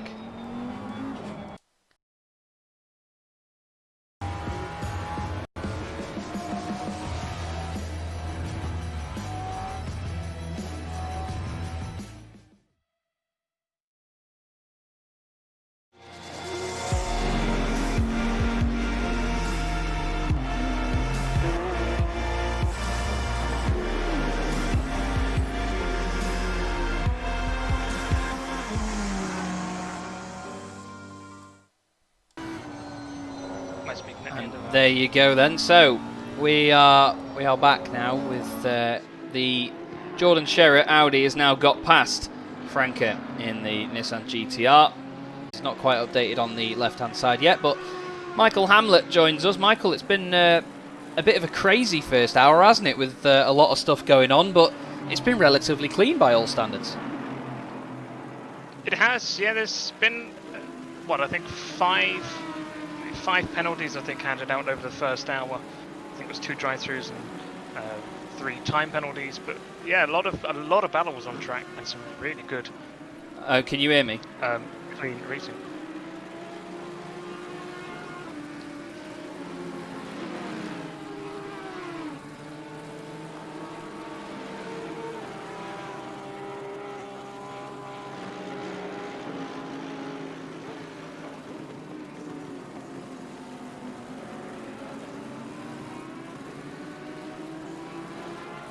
Apologies everyone if you can hear me at the moment. We're just having a bit of a dropout here.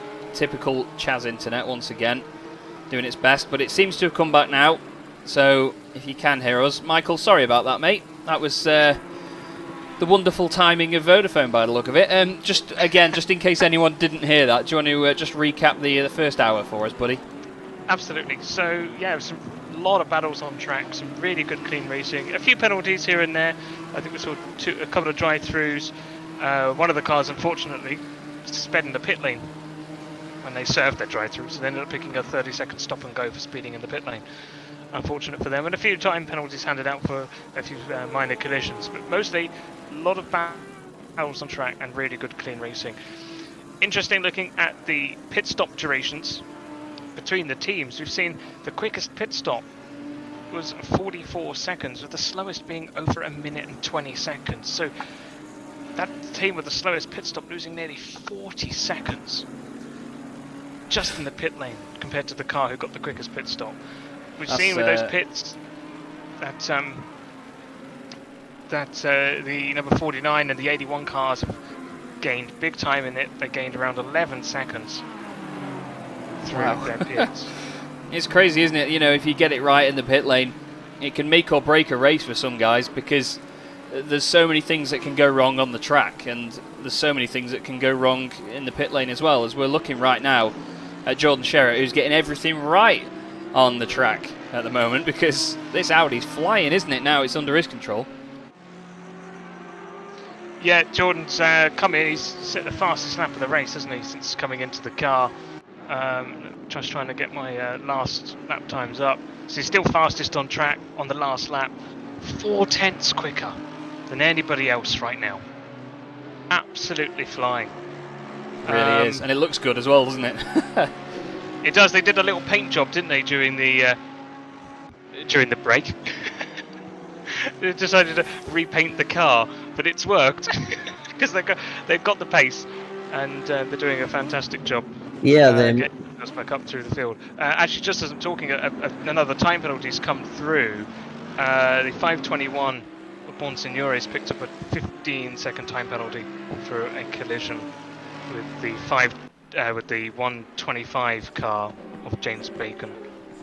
And also a drive-through penalty for the 101, but that will be for track limits. That's not been issued by race control.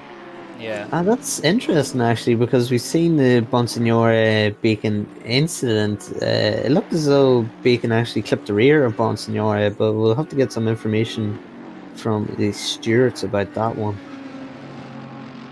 But yeah, it's been a really, really good race so far. Really enjoyed watching it, and I'll continue picking up more pieces of information on the analysis. But just quickly before I go, biggest losers, unfortunately, at the moment is the number 5 car. They suffered a disconnect earlier on. Managed to get back into the server, but they lost quite a few laps. So they're actually 29 positions down.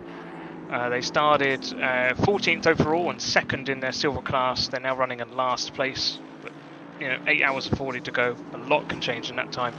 And the biggest winners so far is the number 69 car of Osimo in the car right now. They started in last place, and they're currently 36th. Actually, no, 26th now. So they've gained. They have gained a lot of places. They go 14 places. Well, considering they've really turned this race around, it's quite an ironic race number to choose, isn't it, to be honest? But they're holding on to Zachary Royal at the moment in the number 97. And yeah, great to see them gain so many places in that first hour and a bit. But thank you very much, Michael, for the info. I'm sure that it'll be never ending until the end, as always, and we do really appreciate it. And that was the sort of race roundup by Michael. Just trying to see if we can... Yeah, some of the guys, we've had 2 votes for the Nissan, the Bentley, the BMW, 2 for the Audi. So I'm going to put Connall on the spot. What would you like to choose between the number 1 Audi and the Nissan? The only reason you put me on the spot here, Chaz, is because there's 2 possible choices, and I'm going to upset a certain group of people. So you want me to be the bad guy? No, I'm joking. I choose the Lexus. No way. I choose the go for the Audi. I love the Audi. Okie dokie. Well, everybody, we'll just be back in a few minutes' time. We're just going to go on board with the number 1 Audi of Jordan Sherratt. For one of our immersion breaks, we're going to turn the volume up so you can enjoy the sounds of the 5.2 litre V10 in the back of the Audi R8 LMS Ultra. We'll be back with you very soon. Don't go away.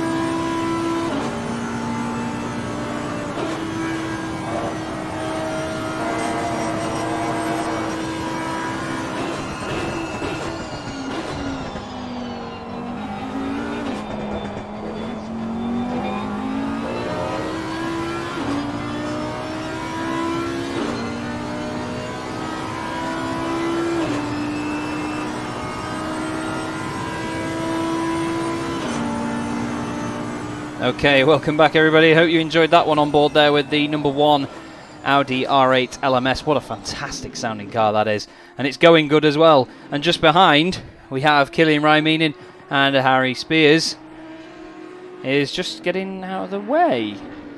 With a strange one there. Chaz Draycott here in the box with Connall Courtney.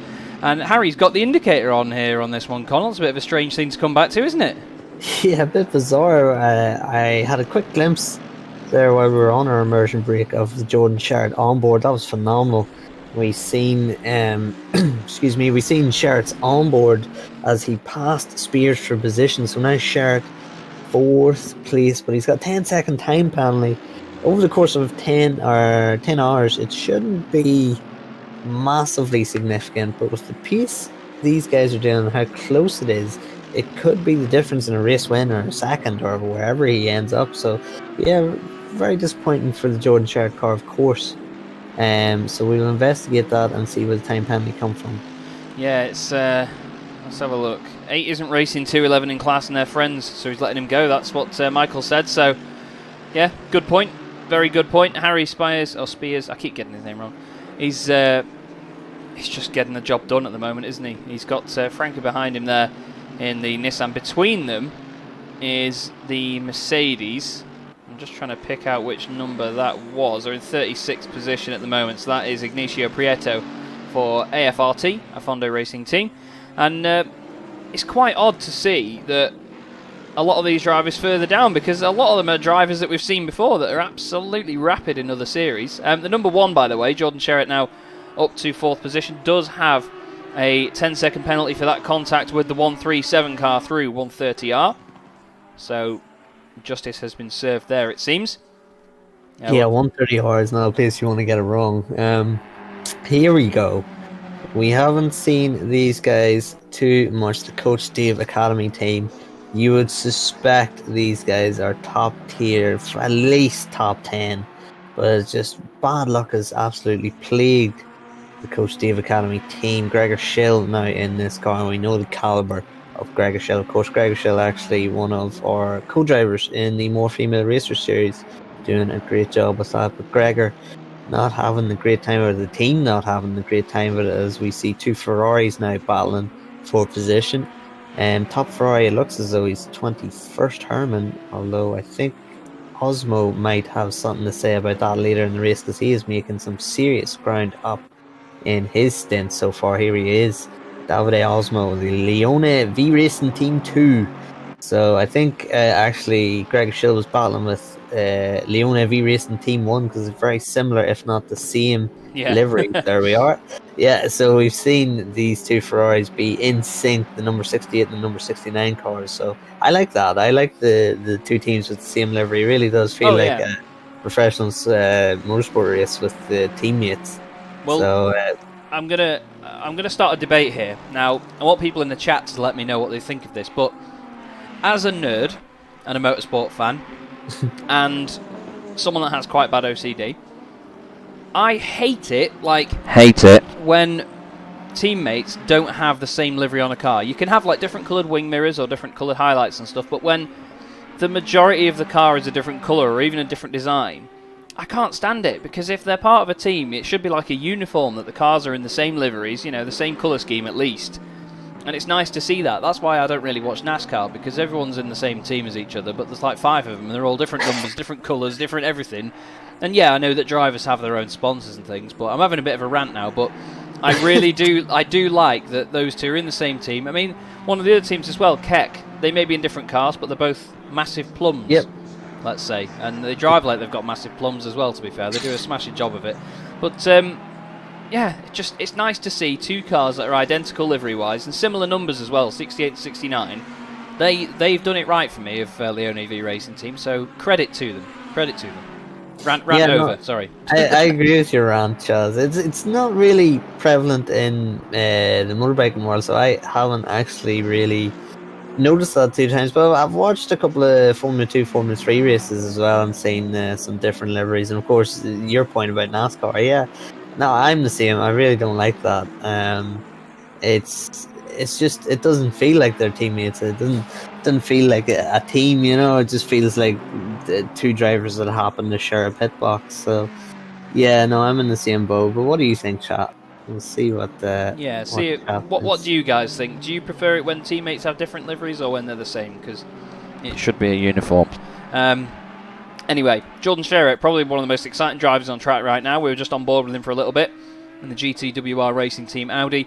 He is 6.7 seconds, or last time round he was 6.7 seconds off Samir Ibrahimi for 3rd place. Frank Lucid says, massive plums, love it.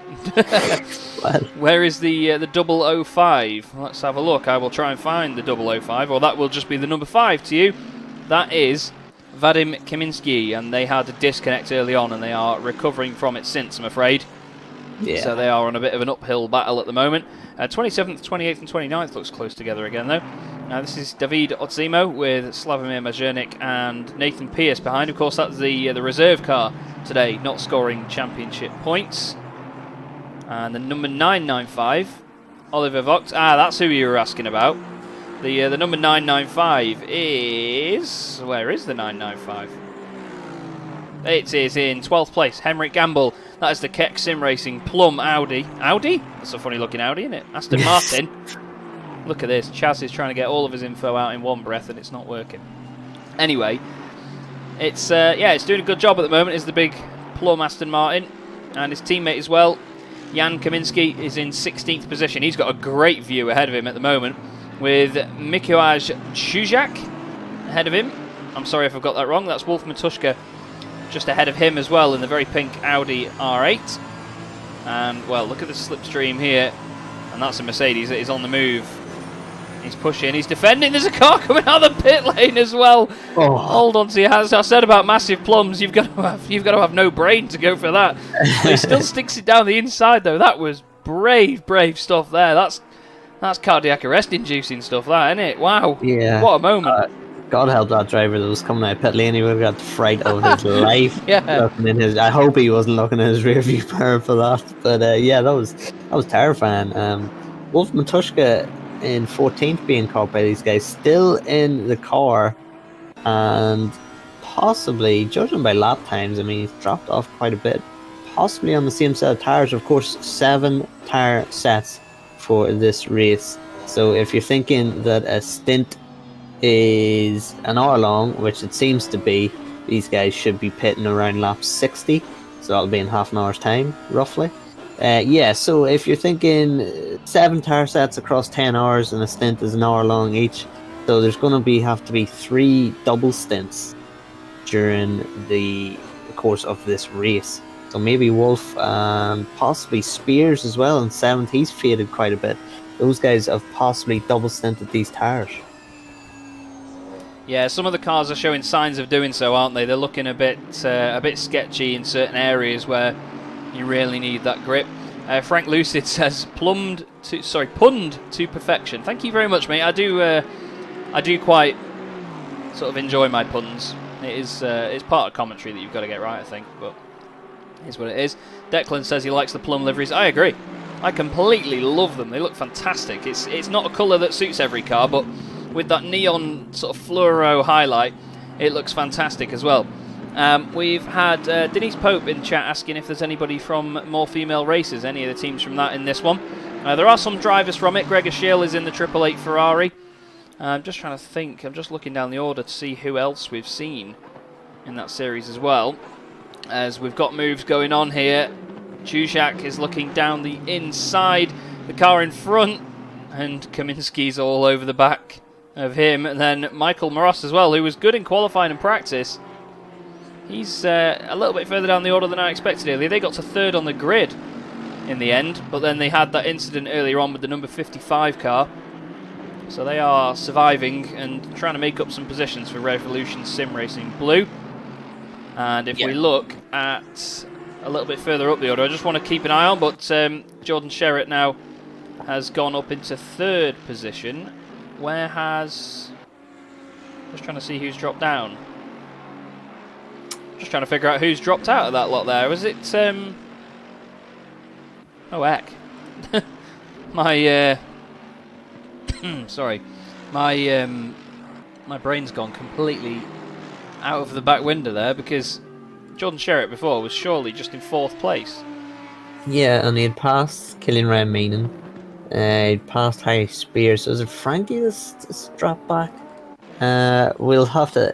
Yeah, that's sort of worked itself out in a way that I cannot quite comprehend there, but either way, a car that we've not looked at that much is the number 11 machine of William Hendrickson for Team Group M Racing, and they are flying at the front, really doing a good job. And just ahead of them there, battling together, is Slavomir Majernik trying to chase down David Otzimo in the number 69 Ferrari.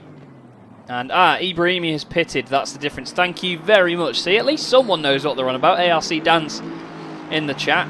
It's good to know that somebody knows what we're looking at here. And Ibrahimi, wow, they've lost out. He's lost out a lot actually, hasn't he? Let's have a look. How far down has he gone? Oh, Ibrahimi's changed driver, hasn't he, now as well? So it's not even going to show up as him on the side. There is Nick Babin, a Russian driver for Carbon Esports.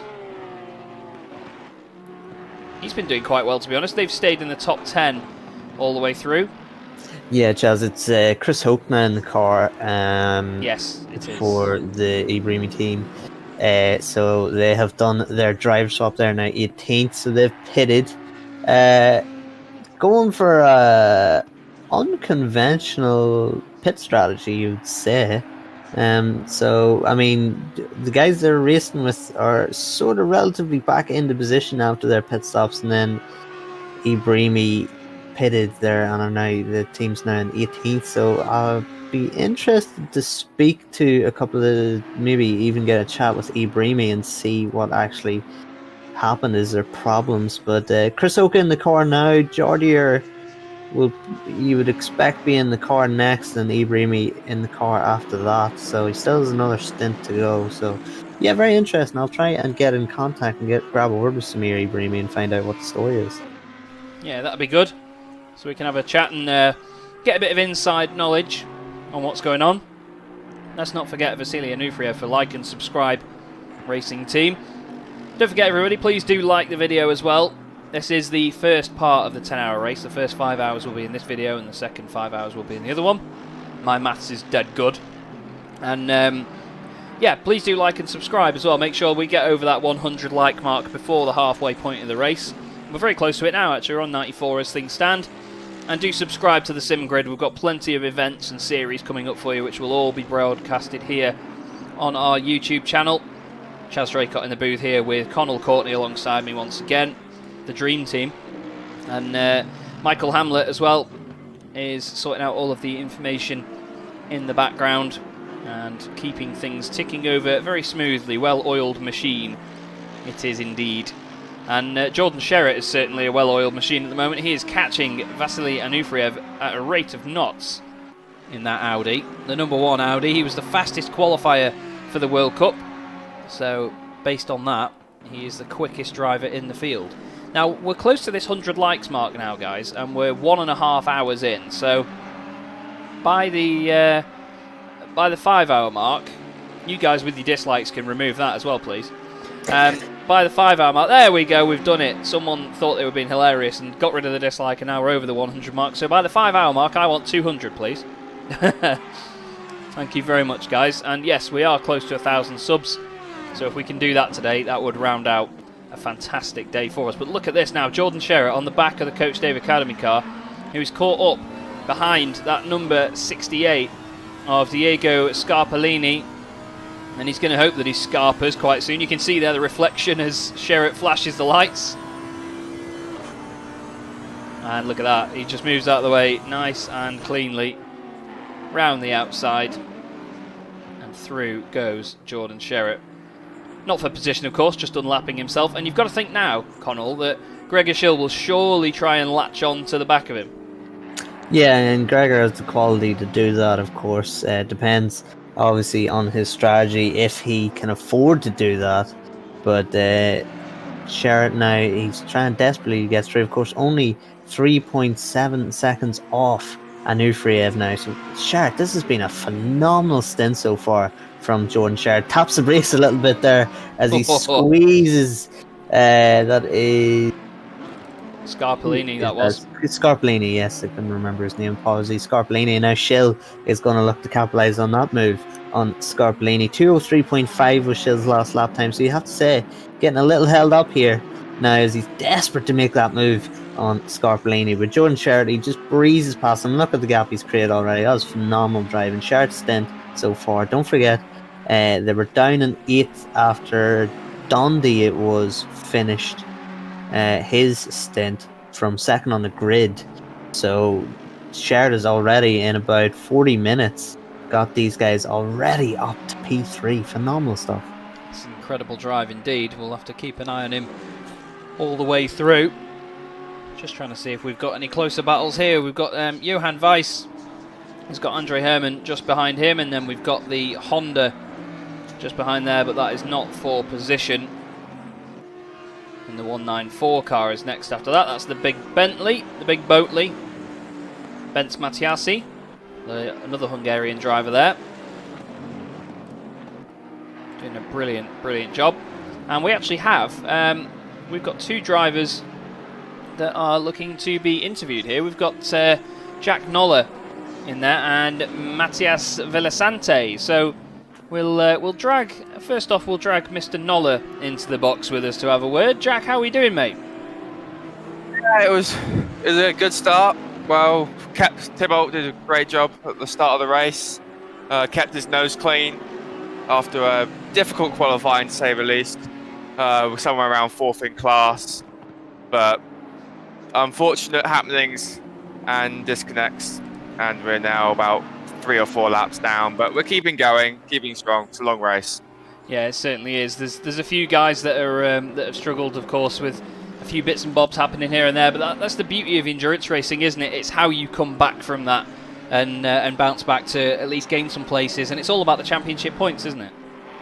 Yeah, like you say, it's championship points. If you don't finish, you're not going to get any. So still have 8 hours to go. So depending on how pace goes and what happens to others, you can always climb back some positions. I don't know if I'll be able to keep racing because of what's happening to my connection over these last few endurance races. So it might be down to the other 3 drivers in my team to finish this up. Well, I hope that it all manages to work itself out for you, mate. And of course, we've seen you in a lot of races on the sim grid already, so we hope to see another strong performance like we've seen from you before. We'll probably chat to you a little bit later on, though, but do let us know how you get on, and we'll speak to you in a bit, buddy. All right, take care. Cheers. Jack Noller there, just explaining how their race is going so far, and it is a shame to hear, isn't it, that it's always, well, it's not always, it's sometimes down to stuff that's out of your control a little bit, but that's racing, isn't it? Yeah, very unfortunate, and it's sim racing. I mean, I'm so glad in the real racing world I don't have to deal with any connection issues. Maybe a connection issue from my brain to my right hand for the throttle, but other than that, that's really the only connection issue I have to worry about. And then it's on me, not my internet. But yeah, unfortunate for Jack, and we know the quality of Jack Noller.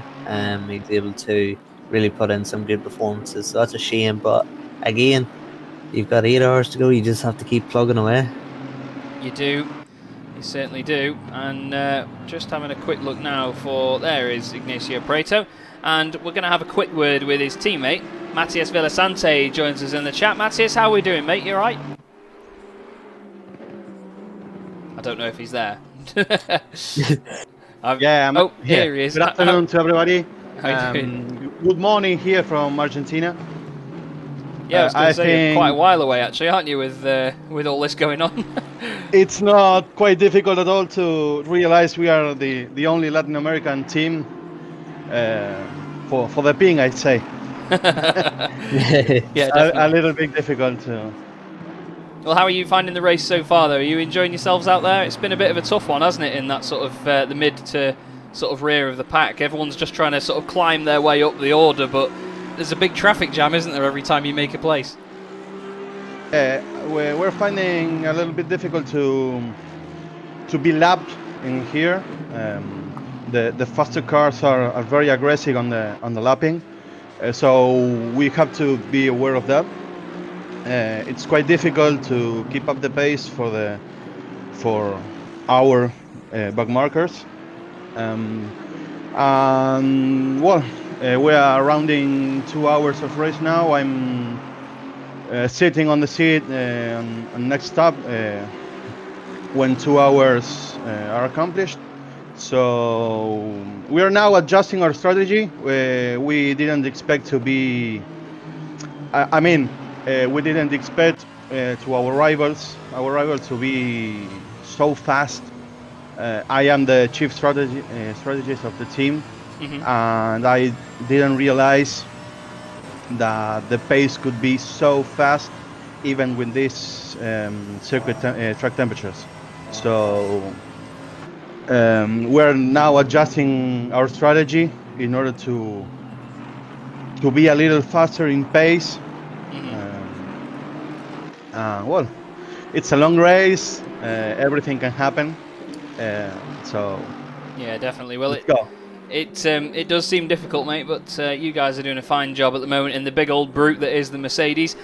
Just before we let you go, though, mate, and let you focus on your stint, do you want to give a shout out to anybody? I haven't copied. Do you want to give a shout out to anybody before you go? Oh yes, for all a Fondo Racing team, I don't know if they are watching your streaming or our streaming. I don't know if we are streaming anyway. And all my friends from my Broga Racing League from Grand Prix Legends. Smash it. So thank you for giving us this place, and well, I hope to get to you again by the finishing of the race. Yeah, definitely. Well, we'll keep an eye on you, Matthias, but enjoy your stint, and we'll speak to you later on. Thank you very much. Cheers, mate. Bye. Bye. And I always say this after interviews, what great characters we've got here in the sim group. Yeah. They're brilliant, aren't they?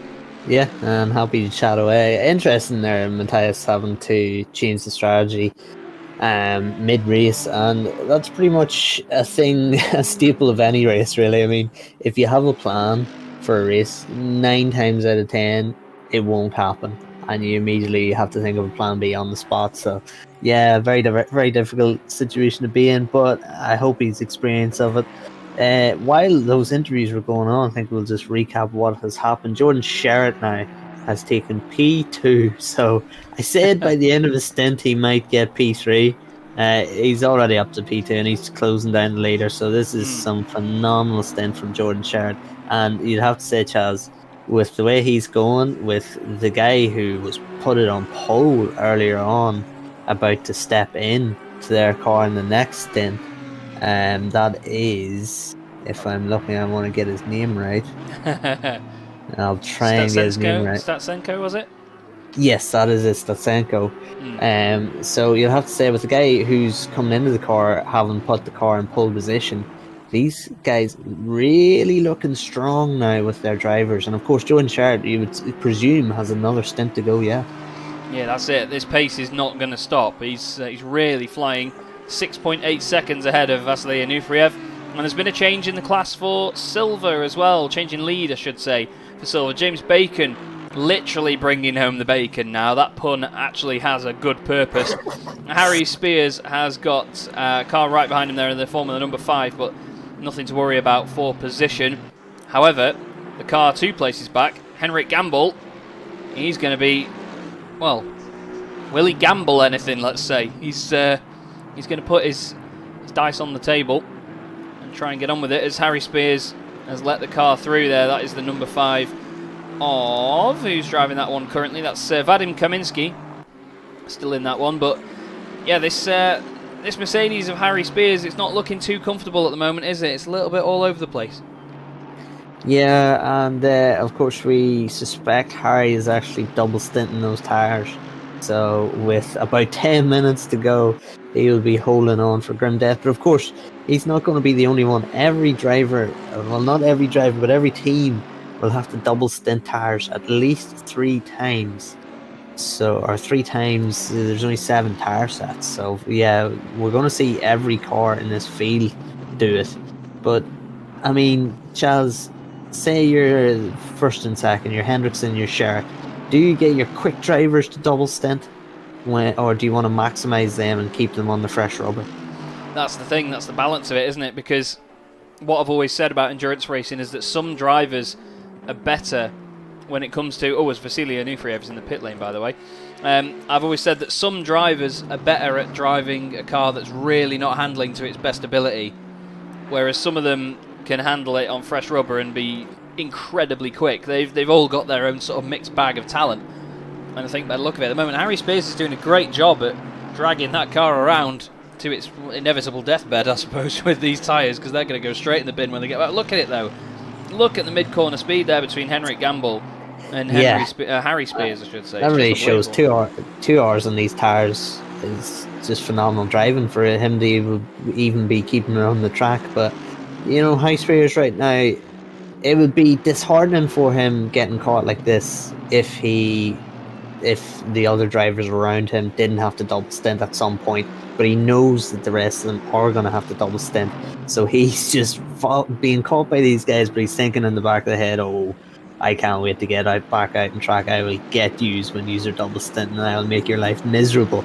So Harry here, he shouldn't be under too much stress in terms of mentally, because he must be well aware that these guys are going to have to double stint at some point too. Yeah, that's it. They just need to keep their wits about them in this situation. But look at this, Henrik is all over the back of him now. The car behind him is not for position either. That's the 521 car of Nicholas Magoni in the Wheelspin Esport car, the Italian driver. But he's just watching this thinking, oh, this is an interesting battle. I'll just sit back, get my popcorn out and enjoy this. But Gamble's going to be all over Harry Spears like a rash until Harry just gets to a corner where he can't handle it round the outside into the final chicane. Still doesn't get it done. Harry Spears is doing an amazing job at defending at this point. Is he going to drag that car into the pits? No, he tries to do another lap. He's still going to make it, eke out those extra laps bit by bit. And very soon we're going to be doing a bit of a change of the guard, just so you know, everybody. But we'll just sort of wrap it up here with this battle, though. Henrik, was behind. Look at that for a save from the 521 of Nicholas Magoni. I want to go on board with that and have a look back at that. Watch this from Nicholas Magoni. Sorry, he gets on the brakes. Suddenly the back end shuts out. Manages not to overcorrect it, and that was beautiful. Beautiful stuff. Looks like he may have been carrying a bit more corner speed in the car in front and got a little had to actually back up out of it. But now Spears lost that position and lost a second position. Of course, if you're playing Chaz Bingo, jot that down, the gamble on. I'm going to be missing these. But yeah, Spears, he's under pressure now from a guy who is not in contention. He has a lap down on Spears, so he seems to be crawling all over the back of him. So if I was Spears, I'd just be letting him through at the next available opportunity. Maybe going a little wide at this hairpin here and not getting involved in a battle. Yes, exactly what he does.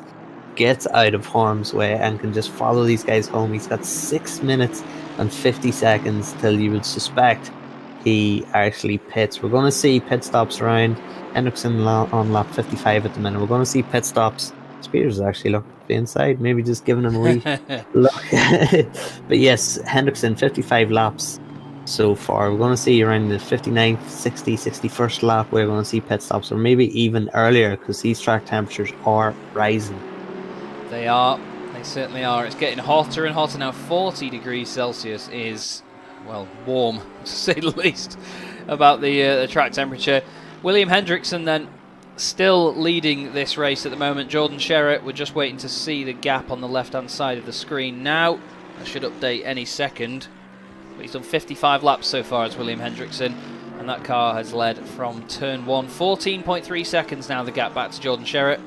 Killian Raiminen is in third place, and that Nissan, Andre Franke, fourth place. It's the car 1-2-3, position 4 at the moment for Fire Flames Stuff Racing. I still don't know what that stands for, actually. I do want to ask him. I don't know whether it is what we all think it is or not. Yeah, it might be, so they're not asking and just making it up as we go along. But the Nissan doing a phenomenal job around here. I mean, the unfavoured car, you would say, the only Nissan on the grid. I mean, if you look down the order, we're seeing a couple of manufacturers just constantly repeating. Of course, the Mercedes, the Audi, the Porsches in there. There's a couple of Ferraris. There is some Aston Martins in there. And then the lone Bentley, the lone Nissan. So brilliant to see the Nissan not only on the grid, but also fighting for the top 5. Fantastic stuff. Yeah, it's good to see it sort of exceeding expectation, I must say. Not sort of anything against the drivers or anything else, but yeah, like you say, we didn't think that would be the favoured car. Oh no, Michael's just said in the background his race sync. So it's basically some of his timing software's crashed, and he's lost all the pit stop data. So we're going to reset the clocks with what we've got on track and see what we can do. But either way, this is the world of technology. Connall, just before we let you go, mate, and we bring in the next sort of change of the guard, how have you found these first 2 hours overall as we see Andre Franke bring the car into the pits? Yeah, I don't want to leave, but unfortunately Chaz has booked me off. So everyone in chat, tell Chaz how mean he is. No, I've got to. It's my mother's birthday actually, so I've got to do some stuff for that. So yeah, no, I've thought this has been phenomenal for a few.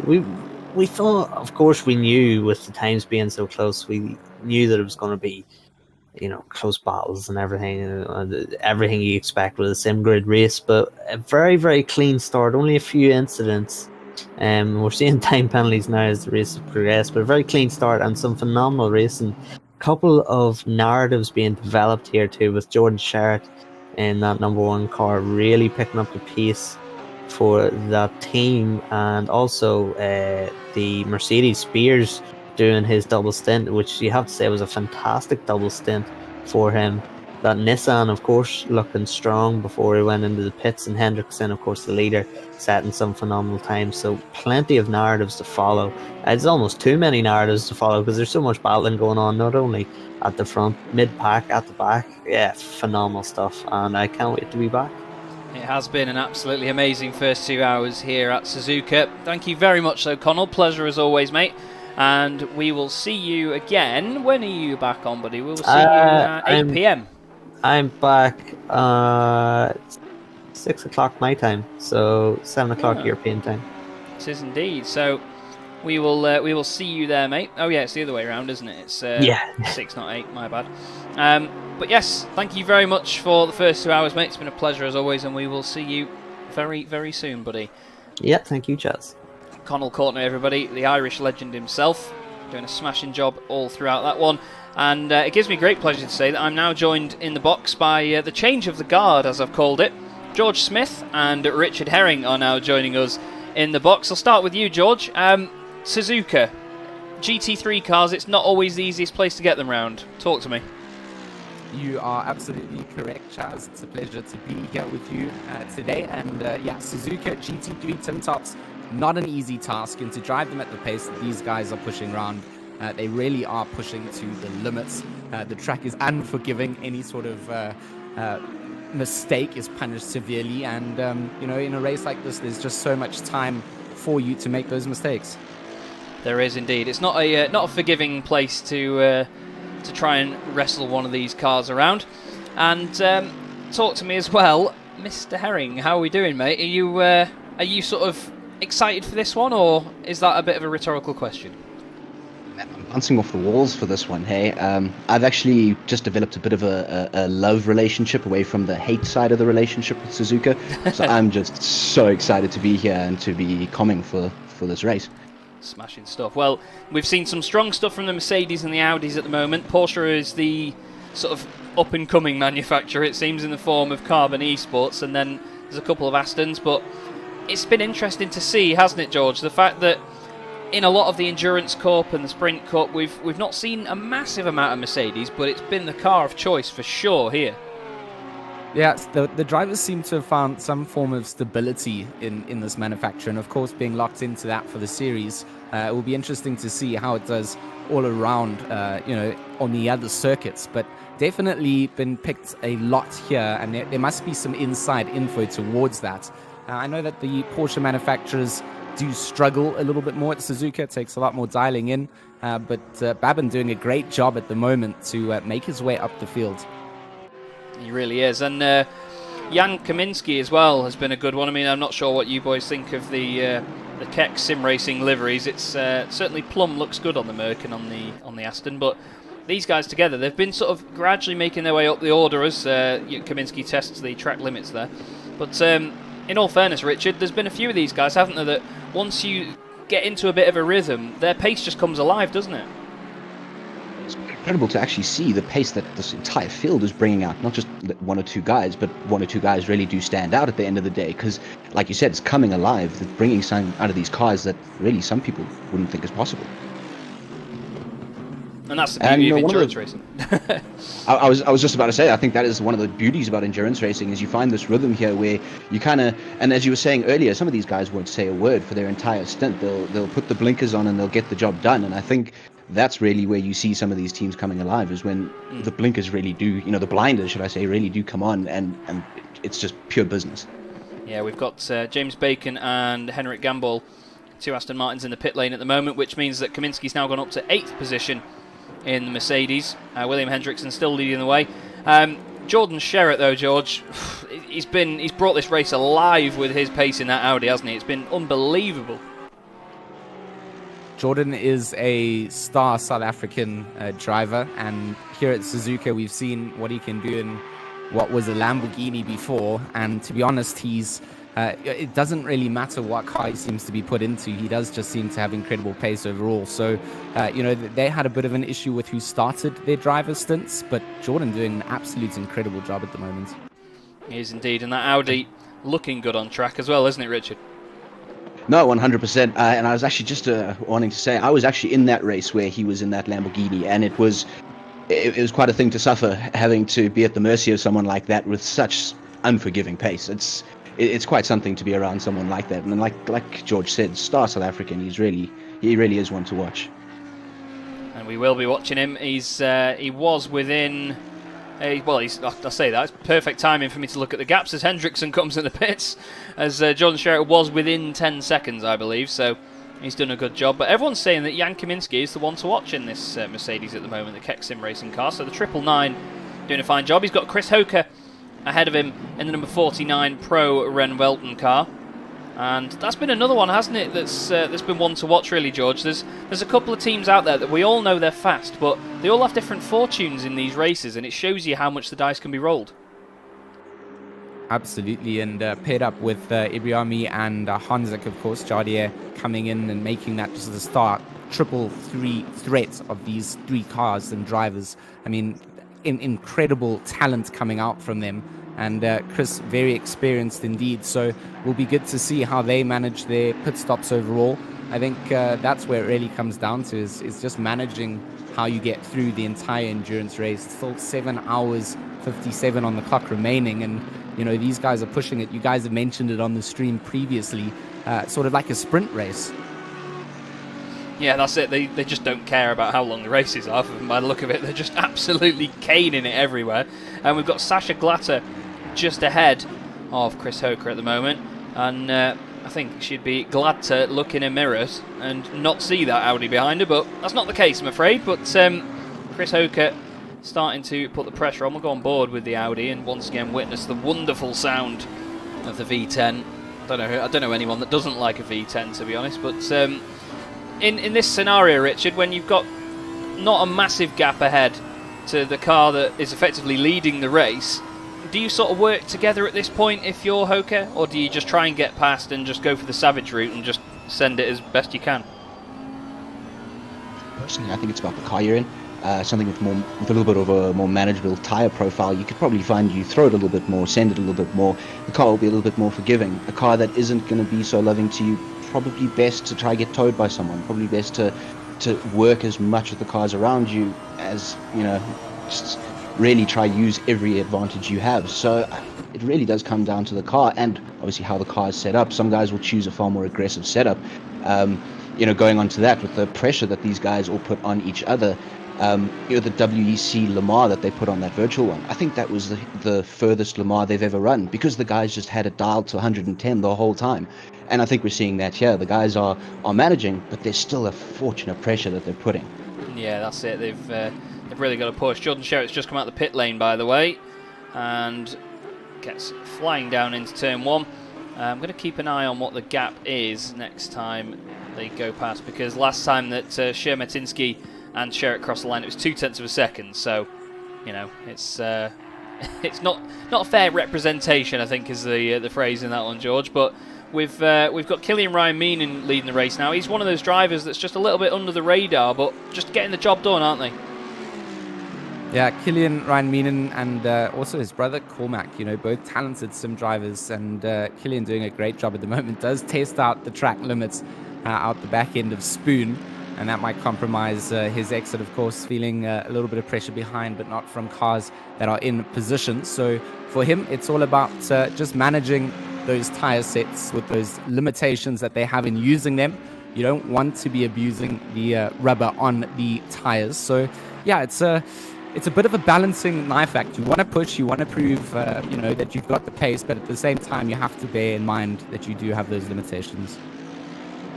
Yeah, it's all about management in these races, and I think it really does separate a lot of drivers in how quick they are, but also how well they can manage tyres and how they can adapt their driving style over the course of a race. Someone that's doing that right now is Chris Hoker, just chasing down Sasha Glatter in the very garish Mercedes.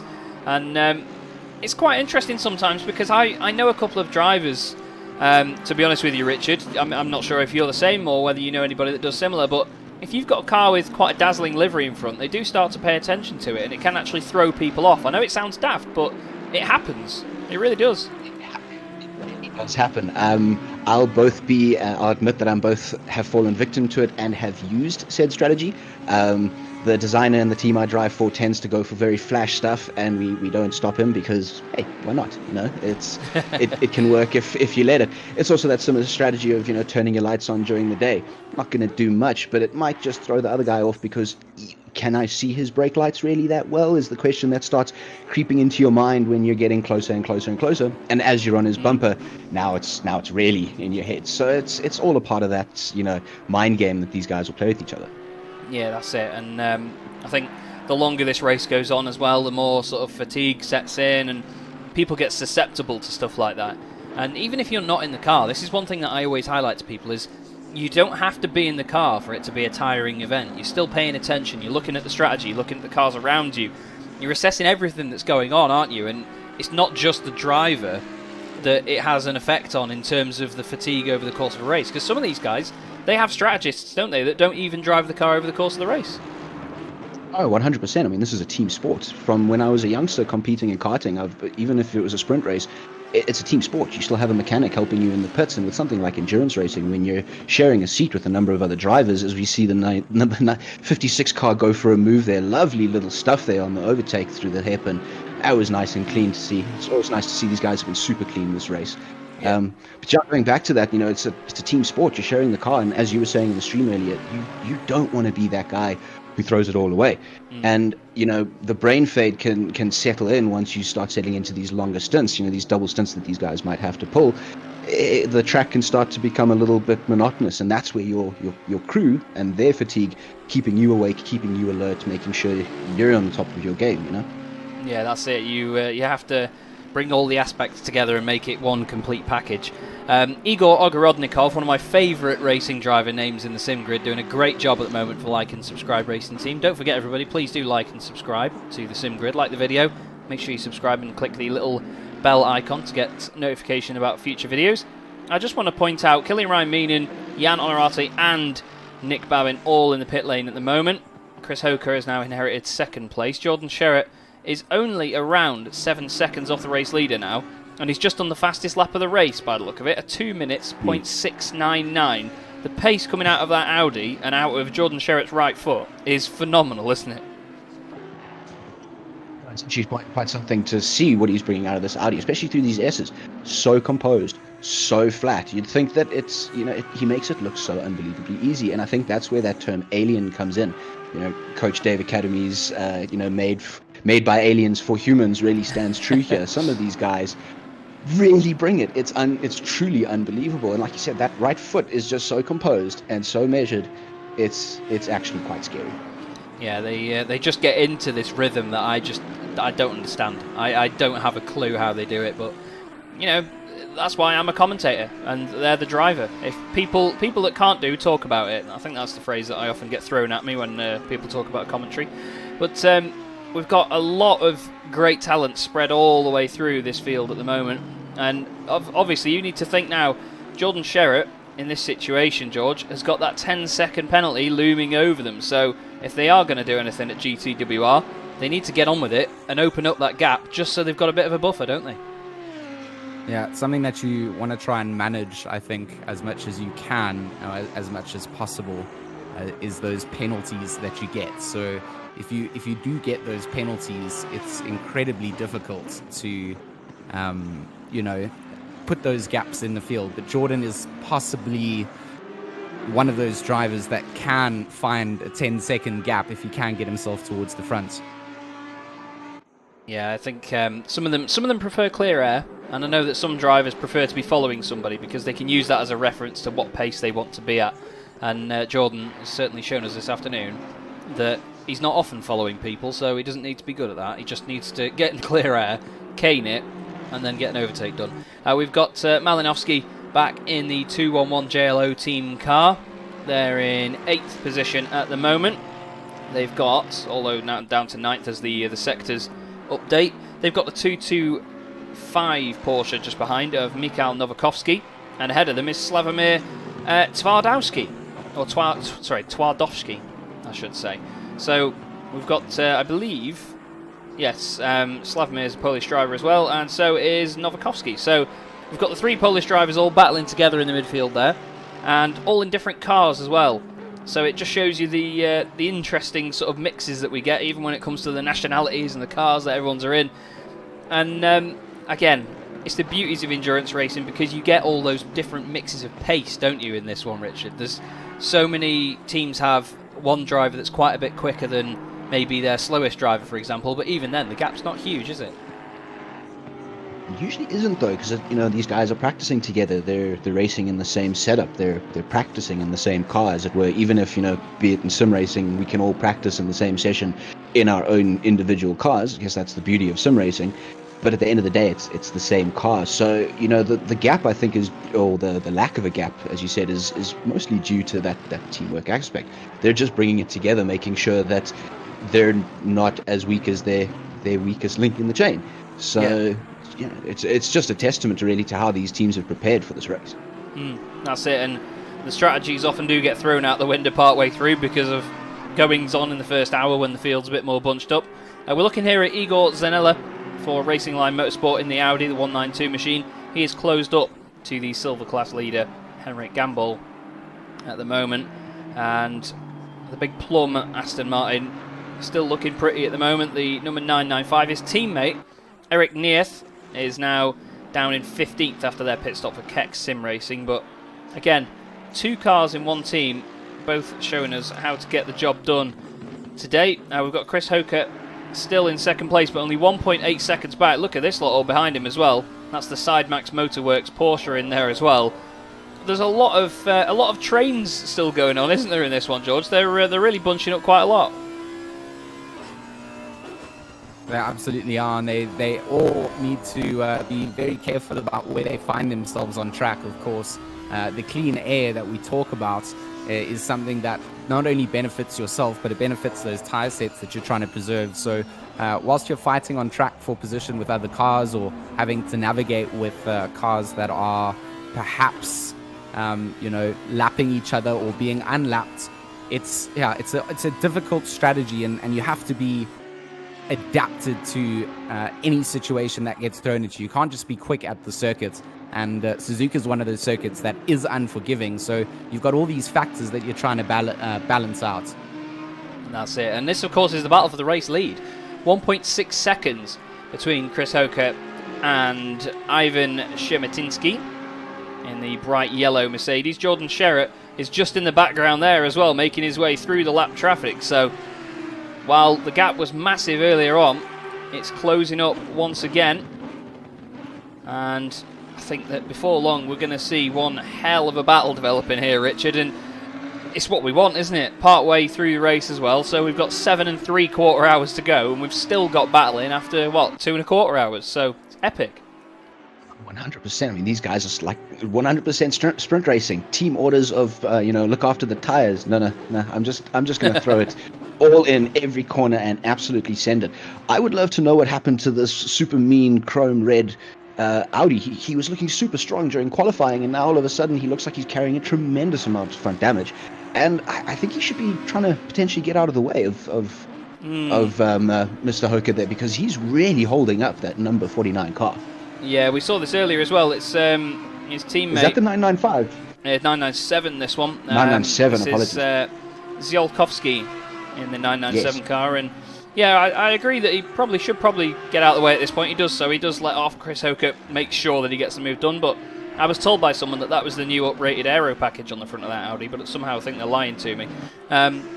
He did have a moment earlier on in the race where I believe they were one of the cars that went off a 130R. They also had a bit of contact with another driver early on.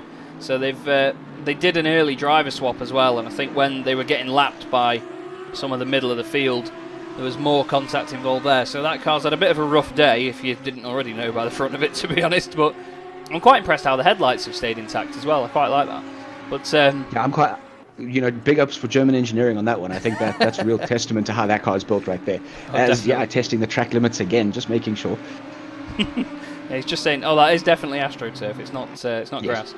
But it's a shame to see the car carrying such heavy damage, and I know that'll probably be affecting the performance over the course of the race.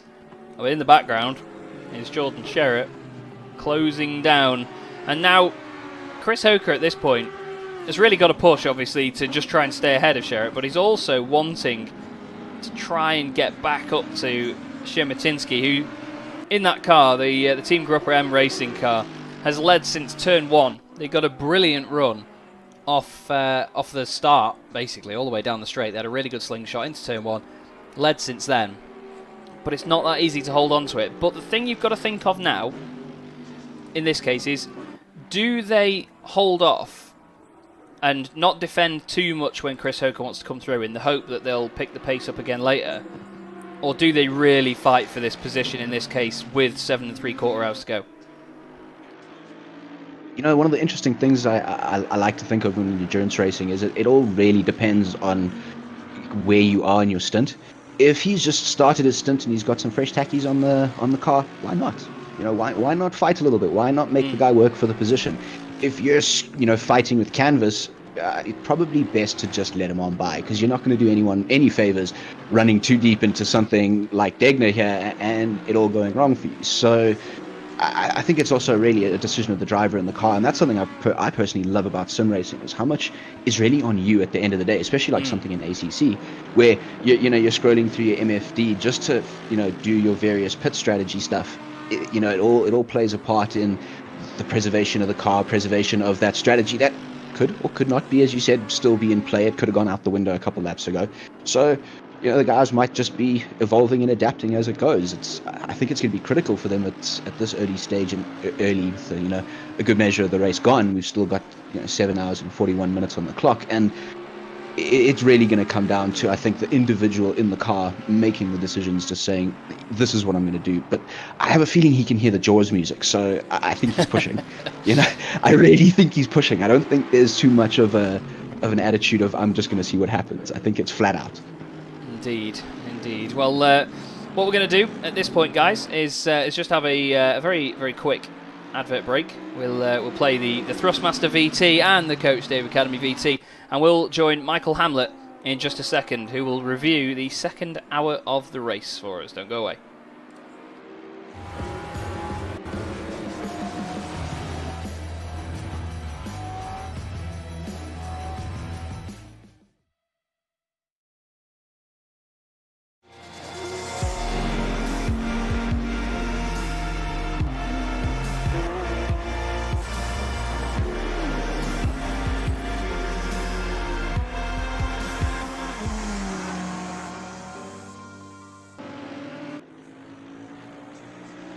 And here we are once again then. Thank you very much for your patience there, everybody. I know it's not long, so don't worry. Michael Hamlet joins us in the box, though. Michael, we had a fantastic first hour, a few incidents here and there, but the second one has shown once again, as Richard, George and I have just been discussing, these guys run it like sprint racing, don't they? They do. Everyone's still pedal to the floor, aren't they? Trying to eke out as much lap time. We've seen a couple of cars do bit of double stinting. One of those definitely was the number 8 Mercedes. They were class leader in silver class. They were running as high as third, if I remember rightly, at one point. They're down now third in silver class, but 12th overall. Since the last time we spoke, I've just been looking at some of the gains and losses of some of the cars. We have a few cars that I'm trying to follow throughout the races. Really hard to keep track of all 43, but I'm keeping a few of about 15 cars, keeping track of how they progress as the hours go by. Biggest gainers so far is the 192, that is the Audi, currently in 6th place with Igor Zanella in the car. They managed to gain 7 places since this time an hour ago. The 557, with Nico Hillebrand in the car, they were the one who had a bit of it. They were involved in an incident early on, then they went off at 130R, just avoided the wall, but they've recovered 9 places. They find themselves in 22nd. And obviously we know about Jordan Chirac doing really awesome times, fastest laps of the race, and he's moved up 6 places, up into 3rd. However, there are a few teams that have also gone backwards. The biggest losers so far is the number 8, dropping down 7 places. They were 5th this time an hour ago overall and leader in class. Now they're 12th overall and 3rd in class. It's also been really interesting looking at the pit stop times. I think the pit crew of the number 261 team, they really deserve some praise. They're smashing out some really quick pit stops so far, but it was a lot closer with the overall pit stops of all the teams in the last round. No one really making any huge gains and losses in the last round of pit stops. But Chris Hoker is definitely someone to watch at the moment. He's gaining on P1. He's only 8 tenths off right now, but it's worth bearing in mind he is a little bit out of sync compared to P1 and P3 behind him. They made an early pit stop, the 49. They made a pit stop, I think, only 50 minutes into the first stint, so they're a little bit out of sync. So it's no surprise to see them gaining here. They may even get the lead, and then they'll pit and then drop back down again. So it'll be interesting to follow them throughout the race and see how that early pit from that first stint maybe benefits them later on. Smashing stuff. Well, thank you very much, Michael, once again for the update, and as always, thank you for the information behind the scenes. That was then your review for hour 2, and just as he was saying there, George, it's interesting that now a lot of these drivers with the different strategies, they're a little bit out of sync with the pit stops, aren't they? So sometimes when we do see a battle going on track, it's not actually representative of the overall position. No, it can just be a point in time battle, so to speak. So depending on where they come out on track, they just have to deal with that. And you know, sometimes you get to lead the race for a little bit. Sometimes you just got to slot into the middle of the pack and try and cut your way through.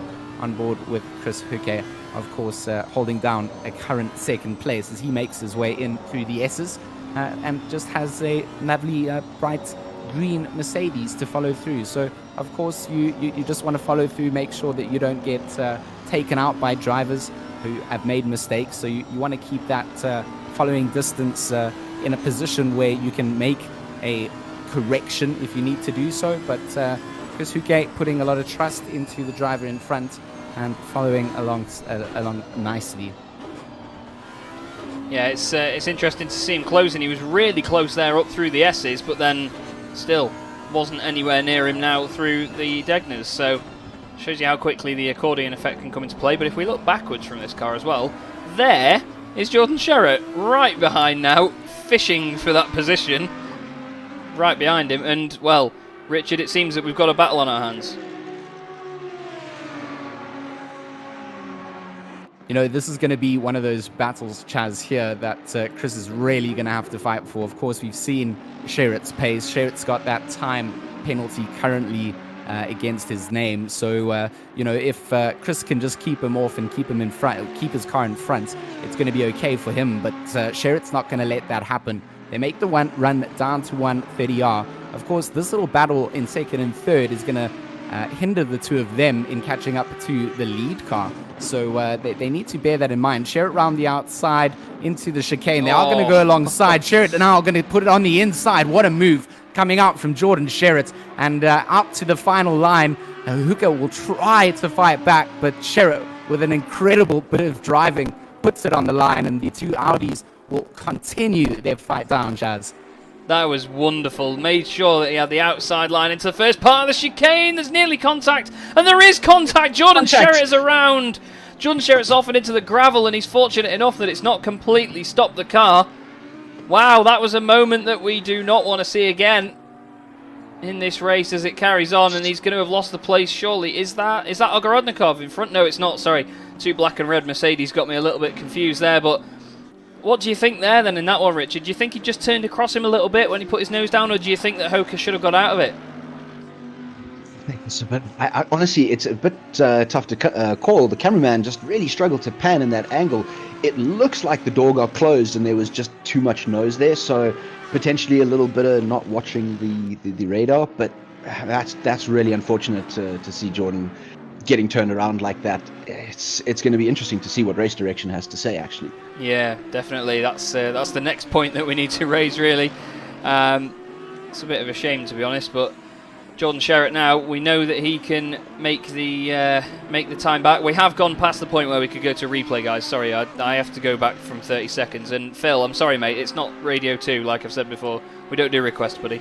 But yeah, Jordan Sherritt, he's the guy to make the places back up and obviously put the pace in again. But unfortunately, George, that's not quite how we wanted that deciding. Well, how we wanted the battle to be decided, I should say. Not what I intended in the throw, and not how I wanted it to go at all. And unfortunately, it will be for Sherritt to make the time back up. But we mentioned it before. I don't want to harp on about it, but if anyone can do it with the lap times that he's throwing down, the battles on track between this Audi and the other teams on track, the UTWR team, really will be up there and finding more of those potential overtake movements. It's unfortunate when two drivers do come into contact, but at the same time, it's the best of the best putting themselves on the line, and they really want to make a name for themselves out there. So, sometimes a little bit of argy-bargy comes out. I don't think anything's intentional ever. And, like you guys mentioned, race direction will have their say, and it will be for Jordan Sherritt to fight another day. Will indeed, and someone that will be happy with that is Ivan Shermatinsky. That gap has opened up a little bit now, so he's going to just have a bit of clear air behind him for a moment, so he can breathe a sigh of relief.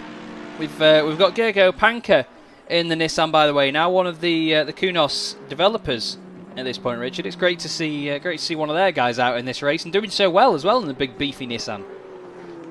I think that's one of the awesome things you see in a race like this is Kunos developers actually coming out and participating. It's so awesome to see. I actually got quite excited when I heard you mention it in the qualifying. It's just really awesome to see, and I'm sure it's going to be benefiting that Nissan. The lone Nissan on the grid is going to be, he's absolutely moving through the S's right now. So it's serving them well having him in the 1-2-3 car. And it certainly looks good as well on track, doesn't it? 100%. It's a great looking bit of kit, and it's great because GT3 homologation does bring out the best in cars that you wouldn't originally think would be GT3 cars. Obviously there is limits on production numbers and things, and you expect companies, once they've got a supercar, you go, oh, that'll make a good GT3 car. But you look back at the likes of the BMW Z4, no one thought, oh, that's a supercar, that would be a good GT3 car. And with the boxy and big sort of almost coupe-like nature of the Nissan GTR and even the Bentley as well, they're big-bodied cars, but it actually helps with like centre of gravity and aero because there's more sort of area to generate downforce from, isn't there, George? It's a great sort of canvas for them to build a racing car from. Oh no, this and this Nissan GTR is just everything that is that. It's that race car that I imagined in my head as a youngster, and it is painted in a similar fashion. The colours on this Nissan really bring out the inner kid in me, which, to be honest, happens a lot when there's nicely painted cars on track, but that's a little trait for me. But the 1-2-3 Nissan, definitely not one that you can miss if you're looking at a spotter's guide, and Panka doing a good job to pilot it around at this point. Well, you mentioned spotter's guide then. I had to print the spotter's guide off this morning, and the page with the Racing Line Bentley took up an entire page on my spotter's guide earlier, did the big old Bentley, so I had to use loads of ink on that. Luckily it's white, so it didn't have to print out too much from it. We look at Malinovsky at the moment, who is going to be trying to defend from Igor Zanella very soon, as there's an Audi joining right in front of them there. This is getting feisty now with all the guys that are finishing the pit stops and trying to get them done again. We're looking at the 211 Mercedes in the middle there, and the 101 Audi joins just in front of them there. That at the moment is Leandro Schaefer, and he's found himself right in the middle of a big scrap now. Now Chris Hoker is the next car ahead for Mashedge in the 211 car to worry about, and then the guy directly behind him is one of the Aston Martins from way further down the order. I believe it might be Jesper Eriksson in that car at the moment. Just trying to see if I've got the right one, because there's a hell of a lot of them, and it is Jesper Eriksson. Yes, the 101 gets out of the way, and this is the trying time now, isn't it, at this point, George, because there's so many drivers that they're in different they're at different levels of how many laps down they are. They're all in their own battles and all overlapping with one another. It's a bit of a crazy one, isn't it? Yeah, it's like everyone has combined a hot lap simulator into one session, and everyone are at different stages of where their tires are handling. So, you just get a whole shot of different drivers trying to just get themselves into the right place. Faster drivers will get past. I believe that was Pierce, that Malinowski will get himself past safely through Spoon, which is a nice place to do it because you don't then have to worry about what's going to happen up to the chicane. But this whole train of cars behind, these drivers now need to worry about where they find themselves out on track. Schaefer, of course, is leading on. Who's behind Schaefer there in that train of cars in that Aston Martin? That is Chris Hooker also catching up here in the Chris Hooker in the number 49 trying to make his way through the back markers. He's going to try a little alongside move that Sherritt pulled on him for a position. He's just going to use it to get past some back markers and a nice bit of clean driving as well. Navigates a few back markers in that. That's the thing, there was nice mutual respect there. It's Jesper Eriksson in the 72, it's Virtual Drivers & Co. The Swedish driver has got the Audi right behind him now as well. I believe that's one of the racing line cars. That's Igor Zanella. So that is for position with Chris Hoker, and then Maciej Malinowski as well just in front. So this is a lead lap battle, getting involved with all these guys. The next car behind them in position is Slavomir Twardowski as well in the number 125 Aston Martin. So we have got a couple of lead cars all battling together here in amongst the traffic, and out of all places, this is why you really have to have your wits about you, isn't it, Richard? There's no letting off here at all. I mean, none of these guys are giving in any quarter. Yeah, they're giving each other a bit of space, but there's no real "I'll just let you by." It's here's your gap, take it. If you're seeing that blue flag, you can't really afford to come completely off the throttles. So they're doing what they need. As you see him nearly run into the back of that car. It's just quite incredible. I mean, the gaps that these guys are throwing in on each other is quite scary. I won't lie. Like the nervous sweats coming in for some of these guys on my end is getting real. So I can only imagine what it's like for them. Yeah, that's it. When you're actually in the car as well and having to monitor it all and actually do the driving as well, we just sort of sit here and talk about it. But when you've got to actually do the driving as well, as the 101 does a little bit of gardening and realises that there's not longer any grass out there, mate. It's all runoff area now. That was a bit of a sketchy moment into Spoon Curve there. I think we've all had one of those before though, because the car is turning in and sort of losing its own back end as you get on the brakes. But it can depend on setup. We've got a bit of side by side as well. One of the Aston Martins down the inside through 130R. Great view of it here from on board with Twardowski's car. A bit of contact into the chicane between the 101 Audi and that is the 180 Aston Martin. That is the reserve car for this race meeting. That's Nathan Pearce. He's just trying to go about his own race. He's like, leave me alone, boys. I'm just trying to get around the corner. Let me have my race. But it's never that straightforward here, is it? No, absolutely not. What did I do? Why are you hitting me? Kind of, but just get on with it. Just find the gap and go. Make sure you're not swapping too much paint. GT3 racing, I think it's kind of imperative. If you haven't swapped a little bit of paint with another car, were you really racing at the end of the day? But as long as it's not bodywork that's being traded, I think we should be good. Yeah, I think we'll get there in the end. We'll get there in the end. This is Jules Sky, who I saw quite a lot of love for in the chat earlier on in the 601 Esport Performance Racing Team Mercedes, just ahead of Sasha Glatter in the very garish, what we're going to call niche Mercedes. And these two battling together at the moment, but last time round, lap times were, well, it was 1.3 seconds difference. Sasha Glatter 1.3 seconds slower last time round than Jules Sky, so Jules doing a fine job. Henrik Gamble still inside the top 10 in the Big Plum at the moment for Keck Sim Racing number 2. And, whoa, there's a car around in front, and that looked like, is it a 101 Audi? It is, that was a good guess, wasn't it? Leandro Schaefer goes around, we'll go back a little bit, see what happened here. So this has gone back quite a distance. What do we see here then, Richard? Let's have a look. We eats that curb on the inside though. It's never fun for that turn. That's the back marker with him as well, Ericsson. That is the back marker right there, and you can see he has to dive out to avoid that brake check. Oh, that's really unfortunate. Just a little bit of space that could have been afforded there. Both drivers would have been 100% clean through there. He gets Yeah. it going nicely, avoids Oh, yeah. the spin coming back onto the circuit. Because I don't know if you agree with me on this one. Suzuka is the definition of turbo grass. You touch that Oh, yeah. outside anywhere, and it goes. It keeps going. You know, Yeah. you end up in another country before you realize that's you. So well done to him to get that 101 going again.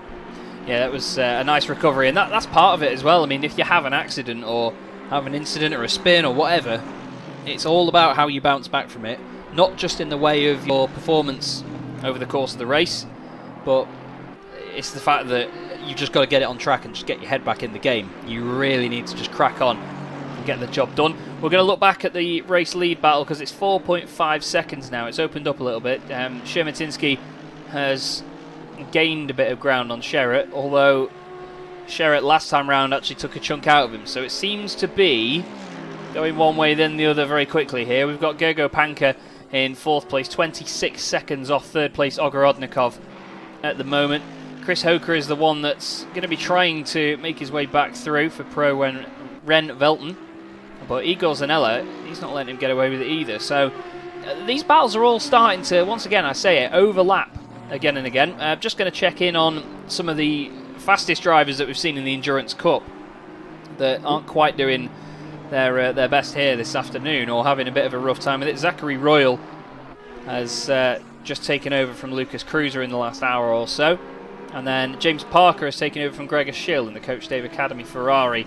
They're down in 31st place, just trying to make a bit of ground, basically. Here's Marco Macri. He's now in the Bentley for Racing Line Motorsport, and we've been told here, George, that the 557 car has got a penalty, 15-second penalty for a collision at the chicane with car 44. So it's all still getting handed out here by Race Control. Yeah, I think Race Control is definitely going to be busy today. You're seeing lots of stuff coming up on the board, 15 seconds here, 10 seconds there. It's unfortunate that some of these guys just not giving each other the space you want to see in this caliber, especially a driver. You want to see these guys really giving it their all in terms of racecraft. I mean, this, at the end of the day, is a non-contact sport. So it's going to be interesting to see how that actually affects, 33rd. I don't mean to sound crass here, but 15 seconds for his race, they need to just capitalize and make the best of a bad situation. For someone like Jordan, who's able to potentially pull a 10-second out with the lead, that's going to have to be the all-encompassing focus for that team, is just focus on their penalty firstly, and also the gap that they need to secure themselves a place. Yeah, and part of this as well is the fact that you want to feel safe in what you're doing in the race. You don't want to be constantly fighting a battle with a car that's around you. Let's have a look. Michael is saying that Race Control are being quite strict in the endurance races. No excuse for drivers making contact and rushing moves when there's such a long time to get things done. And to be honest, George, I think that's a good outlook on that, don't you? It's the best outlook to have. You do not want people misbehaving on track. Yeah, you need to rein them in a bit, don't you? Just looking in the background there, Jordan Sherratt looking menacing in that Audi, and Chris Hoke He's closed down. Sorry to interrupt you there, Kaz, but I just had a look at the time, and I mean, since we last saw them and spoke about them, he's closed a second in on him. So, this accordion effect that they've got going on could very well be down to sectors. What do you think? I mean, one is just particularly strong on one part of the track, and now it's just this ebb and flow between the two of them. So this could very well be our stint, or Jordan suddenly propelling a large blue flame. One of the two. Yeah, we saw earlier that the Audi was very quick in the first section, and as you go up through the S's as well, it just looks so planted. But then the Mercedes on some of the faster sections just looks really strong. And I think it's part of the balance of performance, and these cars having their own sort of different aspects, just going one against each other, like you say, ebb and flow. I do love the phrase. But Jordan Sherratt is pushing that Audi to its limits at the moment. You can see by the body language of that car, it is on the edge, absolutely flying, isn't it, George? Yeah, it's incredibly dialed in as well, and Jordan is finding what he needs to find here. We've talked about that penalty that they've got on their car, which they need to now negate, and they need to get Jordan up in front of that number 11 Mercedes. They have him in sight. Richard talks about the Jaws music. and I think that that Jaws music is definitely going to start to pound down in the likes of Sherman. How do I say his name, Chaz? You do it so fluently. Yeah, please teach us. Teach us together. Ivan We'll learn together. Shemetinsky. Shermantinsky. Okay, all right.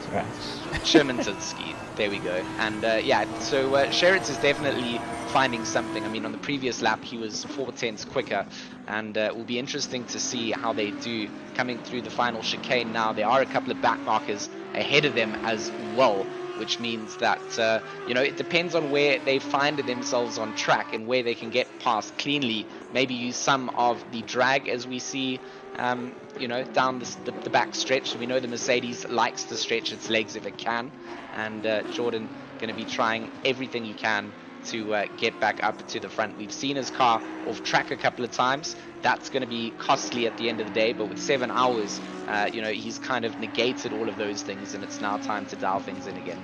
Yeah, that's it. Back into that rhythm that I was mentioning before, where some of these drivers just zone out from what they're doing and they just get on with the job. That was the 261 Audi just getting out of the way there of Loris Enard in 37th position. But Jordan Sherritt is flying at the moment. Just having a quick look down inside the top 20. It looks like 21st and 22nd are quite close together. This is Andre Herman and Mikel Ramos. Mikel Ramos has actually got past on this lap for Race for Cat. And that Porsche looks very, very planted and looks like it's getting away through the S's. So, number 55 car doing well. Race for Cat, absolutely amazing performance at Silverstone in the Endurance Cup recently. And it looks like that they're not too shabby in the Porsche either, but having a bit of a tough time. They had some contact earlier on in the race, which then gave them a penalty, which dropped them down. We have a drive-through actually for Jeffrey Langerak. That is car 44.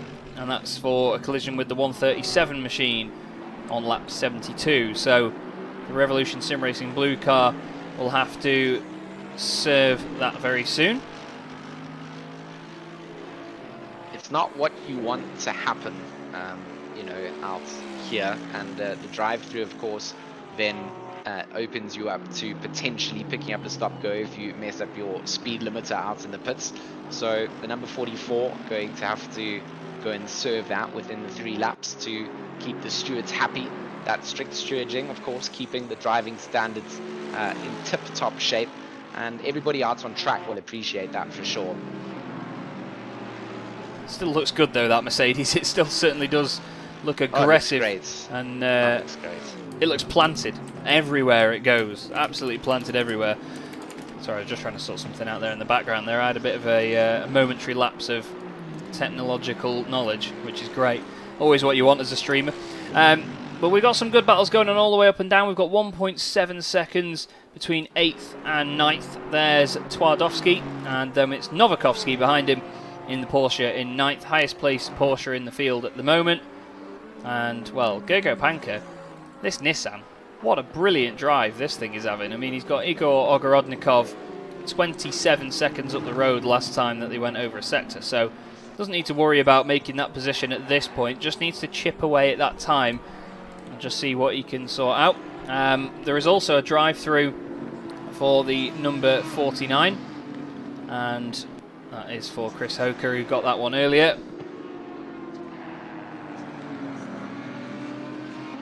Just watching this Nissan try and negotiate now through the traffic, but as we discussed earlier, to be honest, George, they don't have to get out of the way really as of GT3 rules. It's down to the car chasing to make the move cleanly.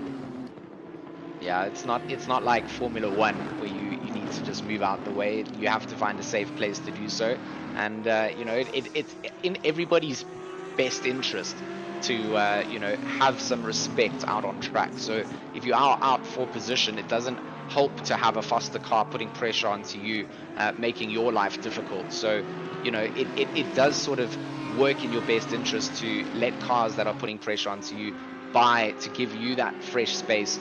You know, you don't want to follow too closely in the GT3 cars. Of course, they've got that aero effect when you are following closely into corners, and it is going to affect the way that your downforce works. So yeah, when you are in that tight train formation and it's not for position, you're putting yourself into a little bit of risk. Yeah, you get the slipstream down the straights, but everywhere else on track, you're just putting yourself at unnecessary risk, really.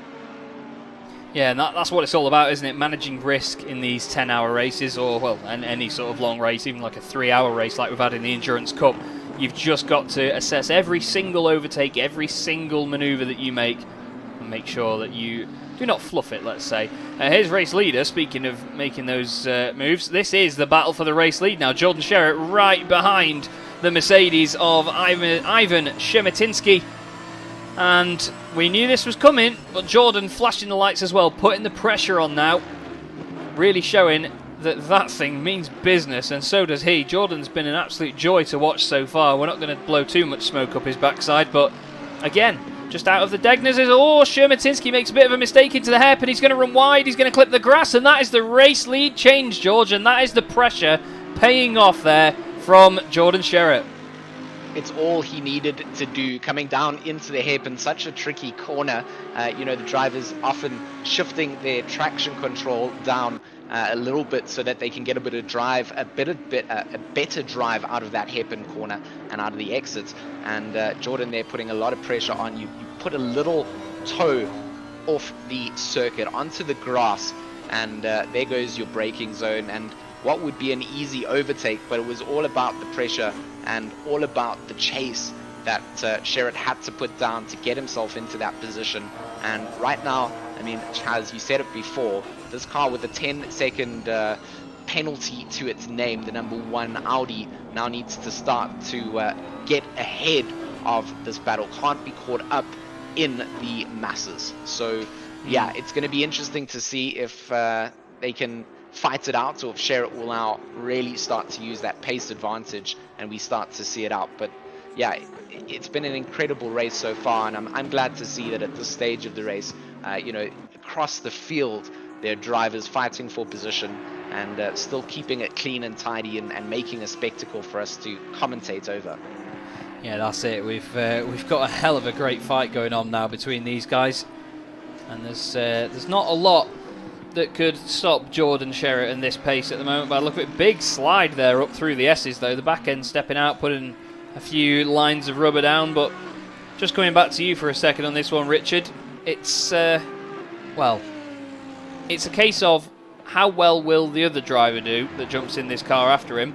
But if I bring up this little wondrous thing, you can see that it was Mikhail Statsenko that was in the car before, and he put it on pole position. So you've got to think that this is going to be the one to watch. More. I think this is definitely the team to watch, and the team that has it all to lose. Really, at the end of the day, I think it's theirs to lose, not necessarily to win anymore. It's they just need to keep on doing what they're doing, and as is evident by the driver who put them on pole, and Jordan, who was fastest in the early practices and test qualifyings and all that kind of stuff. This is probably a team that's quite deadly. We were talking earlier about a faster and a slower driver. I don't think that exists in this car. I think it's all just alien. No, you are wrong there, Richard. They do have some slower drivers. Statsenko is of course Sherritt's pace, but Sherritt's told me before the likes of Dondi and Heike are not quite up to the same pace level. So it's nice to see a balance of fast drivers and maybe some more conservative drivers, those ones that you need to get you through that middle stint just to keep the car alive, not do anything silly. And I think it's a good balance in their team that they've got there at the moment. But definitely not a team of just aliens out there with alien pace, and gives some of us some hope as well. Well, it's good to know that. I mean, it's fulfilling to know that it's not so demoralizing with this. There's a team that exists out there of this caliber. It's nice to know that they have a range of drivers. I mean, what he did to us in that earlier Suzuka race was quite disgusting. So if you see him in the car, you've got to assume that his teammates are also probably quite deadly. And in a car that looks as deadly as that as well. It's an angry looking missile, isn't it, that GTWR Audi? But look at the gap that he's pulled on. Ivan Shemetinsky now. I mean, Ivan is not going slow by any stretch of the imagination, but 0.4 of a second slower than him on that last lap. And at this level, that much of a difference is actually quite crazy. I mean, we saw these two swapping times in qualifying, not these particular two drivers, but these particular cars swapping times in quali, and it was just a sight to behold. It was absolutely amazing. I do want to give a shout to Igor Ogorodnikov at the moment, and this car, the Like and Subscribe team, they've always been in the top 5 throughout this race, and they're just one of those, again, I always say this, but it's true, it's under the radar. They're not lighting the timing screens up purple everywhere, but they're just getting the job done, and I think it's a bit of a case here, isn't it, George, of no news is good news for these guys. You wanna that's what you want to hear from your crew chief when he whispers in your ear that it's all clean on track. You've got a couple of cars up ahead, and you know, you're gonna navigate your way through. But if everything is good to go and your drivers are all not having connectivity issues, you know, those are all the things that you want to bear in mind, that in this duration of the race you're sharing this car with a bunch of different people. You're all driving with the same setup, so it's been a lot of hard work for people to get in here, and you don't want to get halfway into the race and everything falls apart, or let's even say right to the very end and then it falls apart. So it is about crossing the line, picking up those points, and you've got to finish the race to get them. And Igor Ogorodnikov is ragging that Mercedes around at the moment. It's Igor Ogorodnikov, I should say, at the moment, flying, really flying. Gogo Panka still in 4th place, ironically, seeing as he's got all the other digits above it on the side of that Nissan in car 1, 2, 3. And then we have Maciej Malinovsky just behind him. I say just behind, he's a good 6-7 seconds back. And then we've got a bit of a spread between these guys at the moment. It looks like 17th and 18th are close together, or they were last time they triggered a sector. I think Richard Schaefer has, I think Sasha Glatter's just come out of the pits, actually, so when they crossed the line there was only 3/10 between the two of them. Looks like 24th and 25th are close together, though. This is Jeffrey Langerak. Nicholas Magoni was right with him last time they triggered the beam, but seems like he's got through and gained the place. And we've got Zachary Royal just behind watching this as well. And it's a bit of a strange one, isn't it, in this situation on this one, Richard, because this Porsche hasn't been doing as well as we expected compared to what we've seen in the Endurance Cup. From personal experience, the Porsche can be quite stabby. So it could also just be, you know, there's a disconnect. You spoke really poignantly earlier about the rhythm this track needs, and you can see him, you can actually see it here, struggling to get the nose to turn. He's leaving this other Porsche space, but it's really just struggling to get the nose in. It's you can kind of just see there's a disconnect between the driver and the car. Maybe it's just he's just trying to get his eye in. Yeah, and especially on eyes. Sorry, go on. Yeah, well, yeah, eyes. No. Yeah, eyes is multiple, you know. It depends if you're wearing glasses or not. Yeah. But to be honest, I think that, as you just mentioned a moment ago, the fact that all the drivers have to drive the same setup, and each of them could have a different driving style or something they prefer, whether some of them are happy with the car being a bit loose on the brakes with a rearward brake bias, or whether they're happier for it to be a bit less controllable on throttle, or whether they're better on the throttle. You know, there's so many aspects, even just in and out of a corner, of how you drive it, how quick it is a straight line. And then it comes down to how they would attack a battle as well. Do you want the car set up so it can be aggressive, so you can make the moves and compromise your line but still have the same pace? And there's a billion and one different things. And then when you've got to try and factor that into 3 or 4 drivers in one setup, it can really throw one of those drivers off that could be your strongest asset into being one of the slower drivers in the car. And it's a shame to see, almost, because, you know, there's these great names like Zachary Royal and Lucas Cruiser in this Porsche right now, and they just don't seem to be able to keep up with the guys around them. But whether that says more about the quality in this Sim Grid World Cup by Thrustmaster, then do you like that plug? That's you know, it says a lot about the quality of it. But yeah, to be honest, I'm all for it, because no offense to the Sidemax guys, of course, they're a great bunch and it's been a pleasure to watch them all, but it just throws that unpredictability in the air, doesn't it, George? Yeah, it's something that I guess they probably trying to work on, trying to figure out if it's something that they can fix up. You know, at the end of the day, I think when it gets into the race, it's a little bit harder to you know, make corrections. But you know, at the same time, you've committed to where you are, and the race could have just been one of those terrible races. You know, you've not had the greatest pit stops. You made some mistakes with your fueling calculations between. You might be running a little bit heavier than you wanted to be.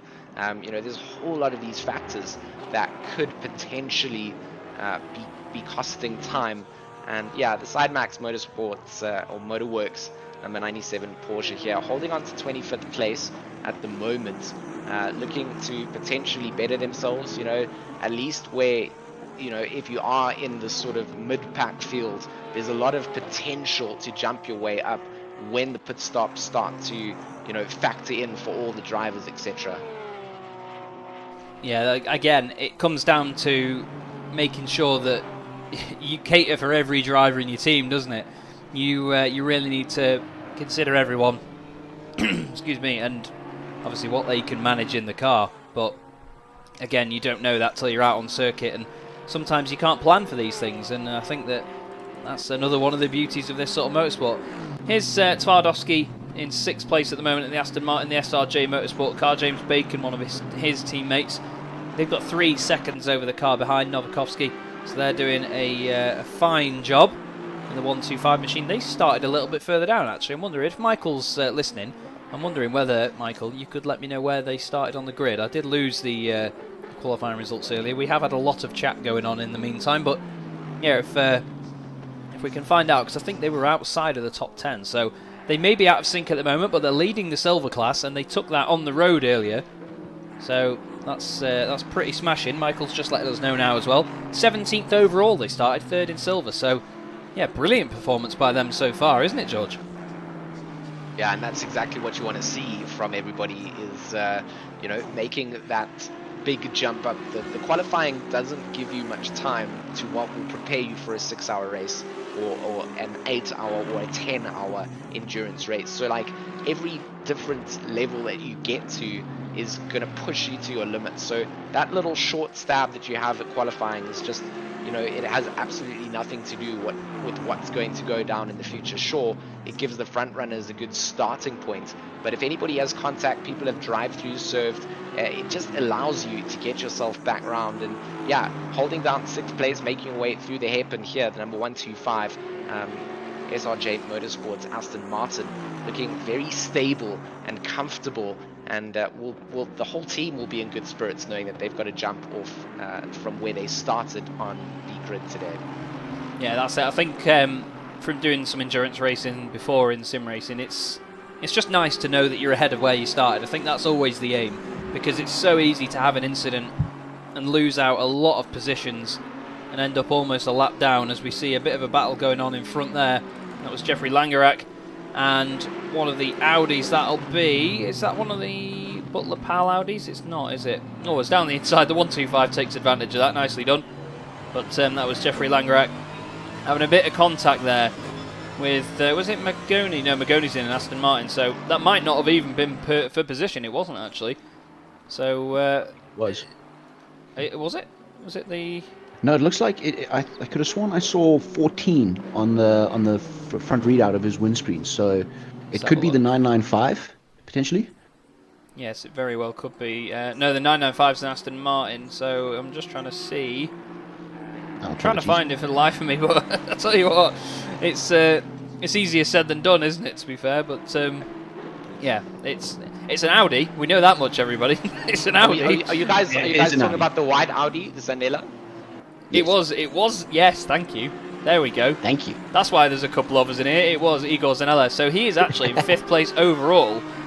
And that is for position between those two. Sorry, I thought that it might have been for position between the Audi and the Mercedes, but that has actually held up Igor Zanella. And now this has really opened up the fight as well. So, yeah, very lively stuff. I love to see the weathering as well and the muck that forms around the car and on the wing end plates. It looks absolutely smashing. But we're coming up to 7 hours left to go in this race. This is flown by so far. This is the length of a SimGrid Endurance Cup race that's gone past so far. And, well, what have you guys made of it so far? I'll start with you, Richard. It's been lively for an endurance race, hasn't it?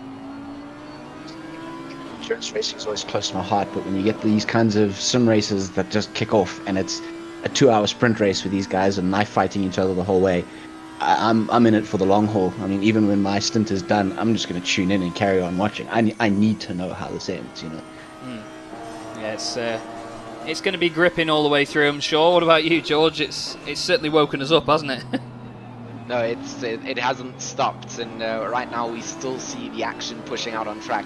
You keep talking about it, it's that sprint race sort of mentality these drivers are bringing out. It's not the mentality really, it's just the pace levels that they're bringing out on track, the sort of close car battles which really have summarized the stream really for me. The whole race has just been these incredible shots of guys driving at their limits. And to do that at Suzuka is really no easy task. So really a big shout out to all the drivers that are putting themselves on the line here, sharing a car, sharing a setup with one another. And Zanella trying to hold down Twardowski as best as he can as they make their way through the S's. Yeah, he's climbing all over the back of him at the moment, is Twardowski. They have actually gone up a position because the Nissan has gone into the pits just ahead of them, so it does say in the bottom right that they're in 4th place. The timing tower on the left just updates every sector, so if there is ever a discrepancy, that will be why. I'm just trying to have a quick look at this team now on the spotters guide that we've been given as well, and the entry list for the 192 Audi. And they're all... Oh, there was a bit of a lock-up by the sound of it then. There was a bit of a screech. I'm not sure whether that was an issue at my end or not, but yeah, that was an odd one. We have lost 2 cars from this race, by the way, guys. Well, 3 effectively. Nikita Bogroditsky never took the start. We've lost Azat Shehen in the number 5 car, and Sheldon Scott Muscat in the 36 has also DNF'd because of connection issues. So, I mean, what do you make of this, Richard? I'll open this can of worms now as we watch this battle continue. When someone has a connection issue, for example, or has, for example, a hardware failure or something like that, we tend to sort of add a little bit of immersion to it and pretend that it was a technical issue with the car, because it's not often simulated in sim racing. The cars are often flawless and make it all the way to the end without an engine blowing up. Do you think that that's a good thing so that we can sort of pretend in a way that these hardware failures or connection issues are technical issues with the car as Twardowski comes in? I love it. I think it adds to not only what we're doing here, it allows us to tell a story, it allows us to keep the immersion going, but it adds an element to the game that would be missing from a developer standpoint. I've been playing ACC for a couple of minutes now, you know, and I haven't had any proper engine blowouts or anything that's actually caused me to have to stop the race, other than when I've binned it catastrophically into, you know, a concrete wall or something along those lines. So I quite like this, you know, taking a real world issue and applying it to the game and making it fit for the game so it fits for what we're doing here. Personally, I love it. I'm a fan of it. I think it should be a thing. It should be a part of all the series. Just a quick one as well before I jump to you on this one, George.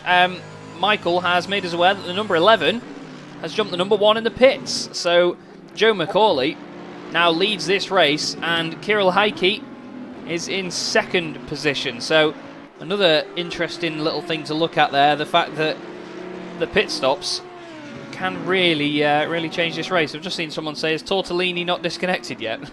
Do they mean Diego Scarpellini? I imagine. Probably do. It's all in good fun. But yeah, Joe McCauley now, effectively, George, leads this race. Yeah, just what they would have wanted to happen. So we talked about it before. The pit stop is going to be all so important. You make a mistake there, or potentially overfuel the car, anything like that, and you've cost yourself some time. So the number 11 is going to be pretty happy with where they've come out. Joe McCauley, talented driver, very much capable of putting down some blistering times here as well. And we'll be happy to be ahead of Heike, not have to put in too much work, and we'll just have to make their own way up towards their free air now. It's, you know, not going to be a battle for position, essentially. Of course, when they catch up to Zanella, you know, there's going to be a little strikeout there, but potentially it's then that overlap of pit strategies, right, that you have no idea what other teams are doing. Yeah, you just need to get on with your race, I suppose, and worry about it afterwards. If they come out of the pits in front of you, at the end of the day, worrying about it for the last 3 laps isn't going to change whether it happens or not, is it? It was a bit of a reality slap that one of my teammates gave me a while ago, because I was saying, I think I was in the car at the time, and I was thinking, well, these guys pitted on this lap, so where are they going to be when they come out? Are they going to be like 2-3 seconds in front? He was like, who cares? If they are, then they are. Just go after him. He's like, just go and chase him. He's like, thinking, that if we know before they're going to do it, all we're going to be is disappointed that they've still done it. So just drive fast, for God's sake. And he's not wrong, is he? To be honest, Richard, you just got to get it done, haven't you? I am going to remember that one personally for my teammates. Thank you for that little pearl of wisdom. That is definitely one I'm going to keep in my back pocket, because, man, is that a bit of truth, hey? Like, it doesn't really matter if he passes you. Just get on with it, you know. Yeah. Go chase him, and as one of my teammates often says, just do better. You know, yeah. You're not too sure, you know, just shh and do better, kind of thing. And I think that's really a case here. Is just put those blinkers on and go. Yeah. So let's see what this number 11 can actually do. I mean, I'm a big fan of this Merc. A lot of my mates and teammates drive it, so I'm keen to see how it lasts. It's not like the Bentley, you know, as you've been calling it, the postal code that eats its own tires. I'm joining in on the shade. I have a love for the car, but I'm just joining in. Oh, we're all in the shade because it's massive. It's just huge. But you know, it's a car that, you know, if you've driven it enough, you know it just eats its tires. After like half an hour, you are honestly in big trouble. So a car like the Mercedes, which is actually quite gentle on its tires, it's quite forgiving. It's going to be very awesome to see how these guys manage to bring it in. Yeah, for sure. And well, I live a mile from the Bentley factory in Cheshire, in England, and let me tell you, we think there's a solar eclipse going on every time one rolls out the factory, because it's just the most monstrous of things. And we see a lot of the Bentegas as well drive around here when they're brand new with all the delivery plates and things on them, covered in plastic wrapping and whatever, to make sure that they don't get dinged on anything. But yeah, to be honest, I don't think you need to worry about that, because if you hit anything in a Bentayga, it's just going to bounce off anyway. But coming back to this though, Joe McCauley has now got the pressure on, because it looks like Kirill Heike, he's not letting off here, George. He's just as quick by the look of it in that number 1 Audi. They're certainly not letting off the gas at all, as you'd expect they wouldn't. Yeah, I mean, when we call drivers from GTWR maybe non-aliens, you know, maybe that's still aliens for us regular folk that just commentate on sim races. So it does look like Kirill Heike does have some of that pace to put pressure onto the likes of McCauley, and it will be a hunt down. The hairpin, of course, a critical point for both these drivers to get a good run on towards Spoon. McCauley has a good exit, gives himself a couple of car lengths of breathing room as he makes his way down through 200R and on towards Spoon. Now, Michael's just given us a little bit more information, as he does with his little golden nuggets, and I'm on about his information in the background. And he said to us that the cloud cover has picked up, but rain isn't looking likely, at least any time in the next few hours. So keep your eye on those clouds, guys, because we may see that if it gets cooler as the afternoon goes on and the sun starts to go down, as it does in Japan. Oh, it's the rising sun, isn't it? Never mind, shut up, Chaz. And the rain could eventually make its way here. I'm sorry, everyone. As, Heike's made a bit of a mistake there around that. He's going to have to hike over that curb, because it's a hell of a mountain to go over, especially in the Audi. He's not lost too much time, though, but he's still going to get chasing him down. Chaz ASMR confirmed, says Luke Rogers. No, I've already done that before. I did an ASMR section on a 24-hour karting stream a while ago, where I ate a load of honeycomb slices in quick succession, and that didn't get enjoyed by people, let me tell you that. It was called Crunch Time, and I swore to do it again, and then it never happened. So yeah, luckily for everyone else, that is not going to make an appearance here. But in just a minute or so, we're going to go to one of our wonderful immersion breaks. We're going to speak to Michael Hamlet about another hourly roundup, because honestly, I don't know what you think, boys, but that hour's flown by incredibly quickly, the first hour of having you here with us. We're going to have an immersion break, so please, everybody in the chat, if you haven't already liked the video, please make sure that you do give us a like on that one. Get us over to the 250 like mark by the 5 hours to go period, and let us know which car or what manufacturer you want to ride on board with when we have the immersion break. George, what would you like, mate? Let's start from our sort of opinions in the commentary box, which aren't going to count. You know, it's I'm going to just bring out my bias, and the 225 Porsche would be the most front-running Porsche that I would like to see. The Carbon Esports. I love the colors that have been painted on this. I love the matte, I love the green, I love the blue, I love that it's a Porsche. I'm allowed to talk about my bias when you ask me, Chaz, but I won't go on about it anymore. But yes, this beauty that we bestow our eyes upon would be my choice, especially if we get to hear the sixth gear whine a little bit more than angry people on Twitter. Indeed. And what about you, Richard? If we were to go to any car in the immersion break, what it would be? Oh, actually, sorry, there looks like there's some skid marks there. Someone binned it good and proper before 1:30. How do you do that? That's in a straight line as well. Yeah, Michael's going to let us know. I think there must have been surely contact and put him in the wall there. Yeah, Michael's typing just into 130R. Michael, that bit, the left-hander, the one that's named after a right-hander for some reason. But yes, sorry, Richard. Which car would you like to look at, my friend? I honestly liked George's answer so much about the Porsche. It's a car I've started coming back to, so I'm going to vote for that sixth gear whine. It is just truly spectacular. Revving the absolute nuts out of this thing is just truly, truly, truly so rewarding. So that I'm just going to go ahead and back George on that one. Okay, well, what we're going to do, everybody, don't comment on the stream, because I'm going to ignore you all. And we are going to go to the Porsche in our immersion break, but we'll have Michael Hamlet, if he's not too busy looking for skid marks. he's going to join us in just a second to let us know what's gone on in this hour. But in just a second, then, I will get the adverts up for you all. So just give us 2 minutes. We'll mute that. I'll be back with you in a sec.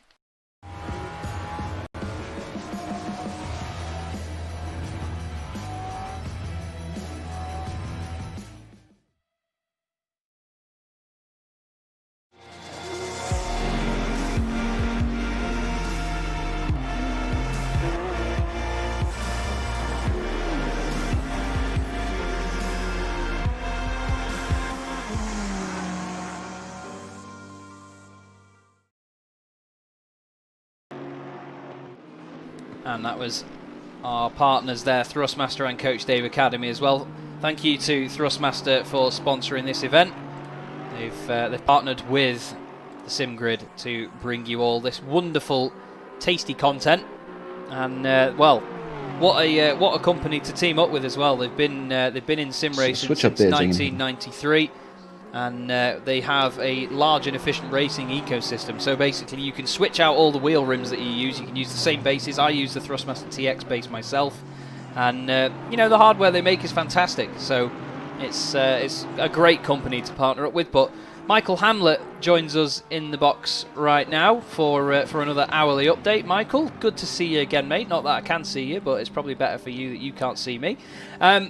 We've got a lot more action going on, and still, I say it every time we come back to you, these guys do not calm down, do they?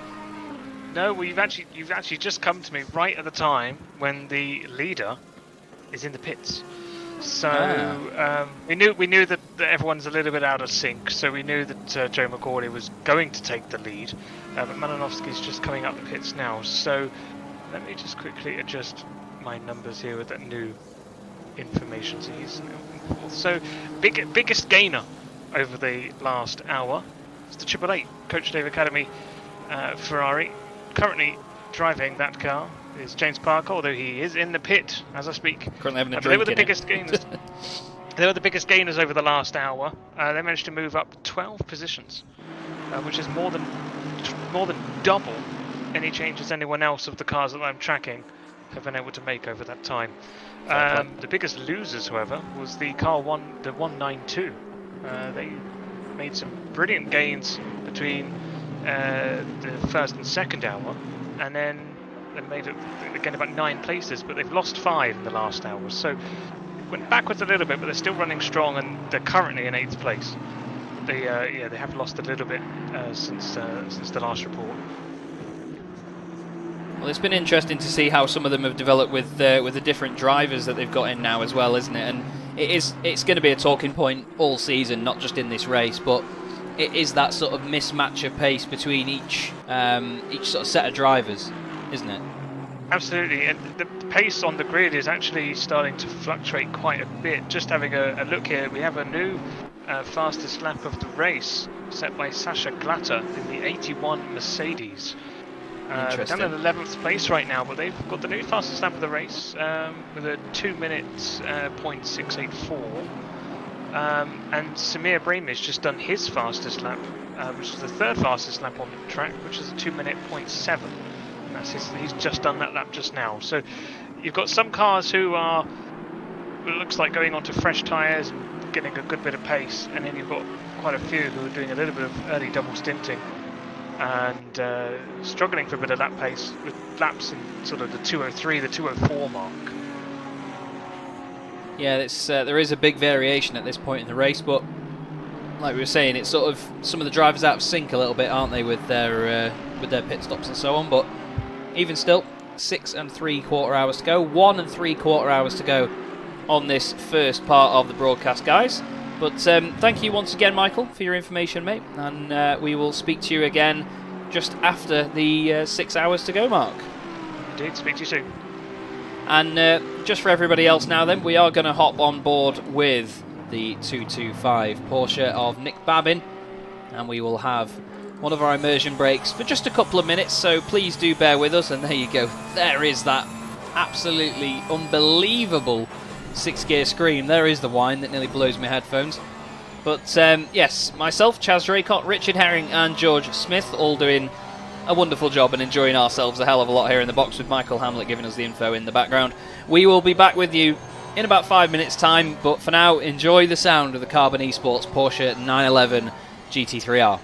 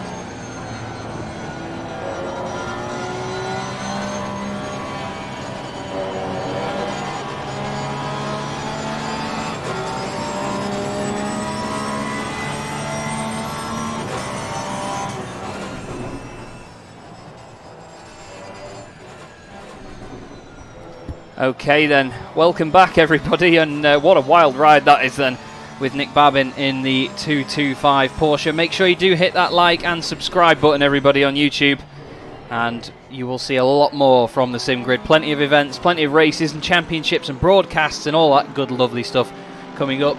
Don't forget as well, we do have our social media tags in the top right, and you can also join the Discord there as well. And thank you, of course, to Thrustmaster. This is the Sim Grid World Cup by Thrustmaster. They have teamed up with the Sim Grid and sponsored this championship as well. The winning team of this series wins a set of Thrustmaster TLCM pedals, so they've got plenty to fight for. And my name is Chaz Draycott. Joining me in the box, I'm very pleased to be working with George Smith and Richard Herring for this section of the broadcast. George, just starting with you, mate. This has been a good first hour for us. I can't believe how quickly it's gone by, though. No, it's absolutely flown by. It's been such good fun being here with you guys, and it's an incredible honor to be able to do some commentary alongside you and get to really see the top tier drivers in teams now shooting it out for an endurance race of this length. It's just incredible. And what about you, Richard, as well? Because, I mean, it's been a long time coming. Obviously, we've all sort of seen each other's names in the Discords, but, I mean, a lot of people will probably not believe it, but we've all never met before, never even on Discord. So it's a hell of a way to get thrown in at the deep end and have a good bit of a bonding sesh, let's say, over a 10-hour race. 100%. I mean, just a bit of FYI, I actually do know George. We're good friends. We know each other in real life. We watched the Kyalami 9-hour together here in South Africa. So for him and I, this is a nice little reunion, as we actually haven't been in the comm box for a good while now since my little man came by.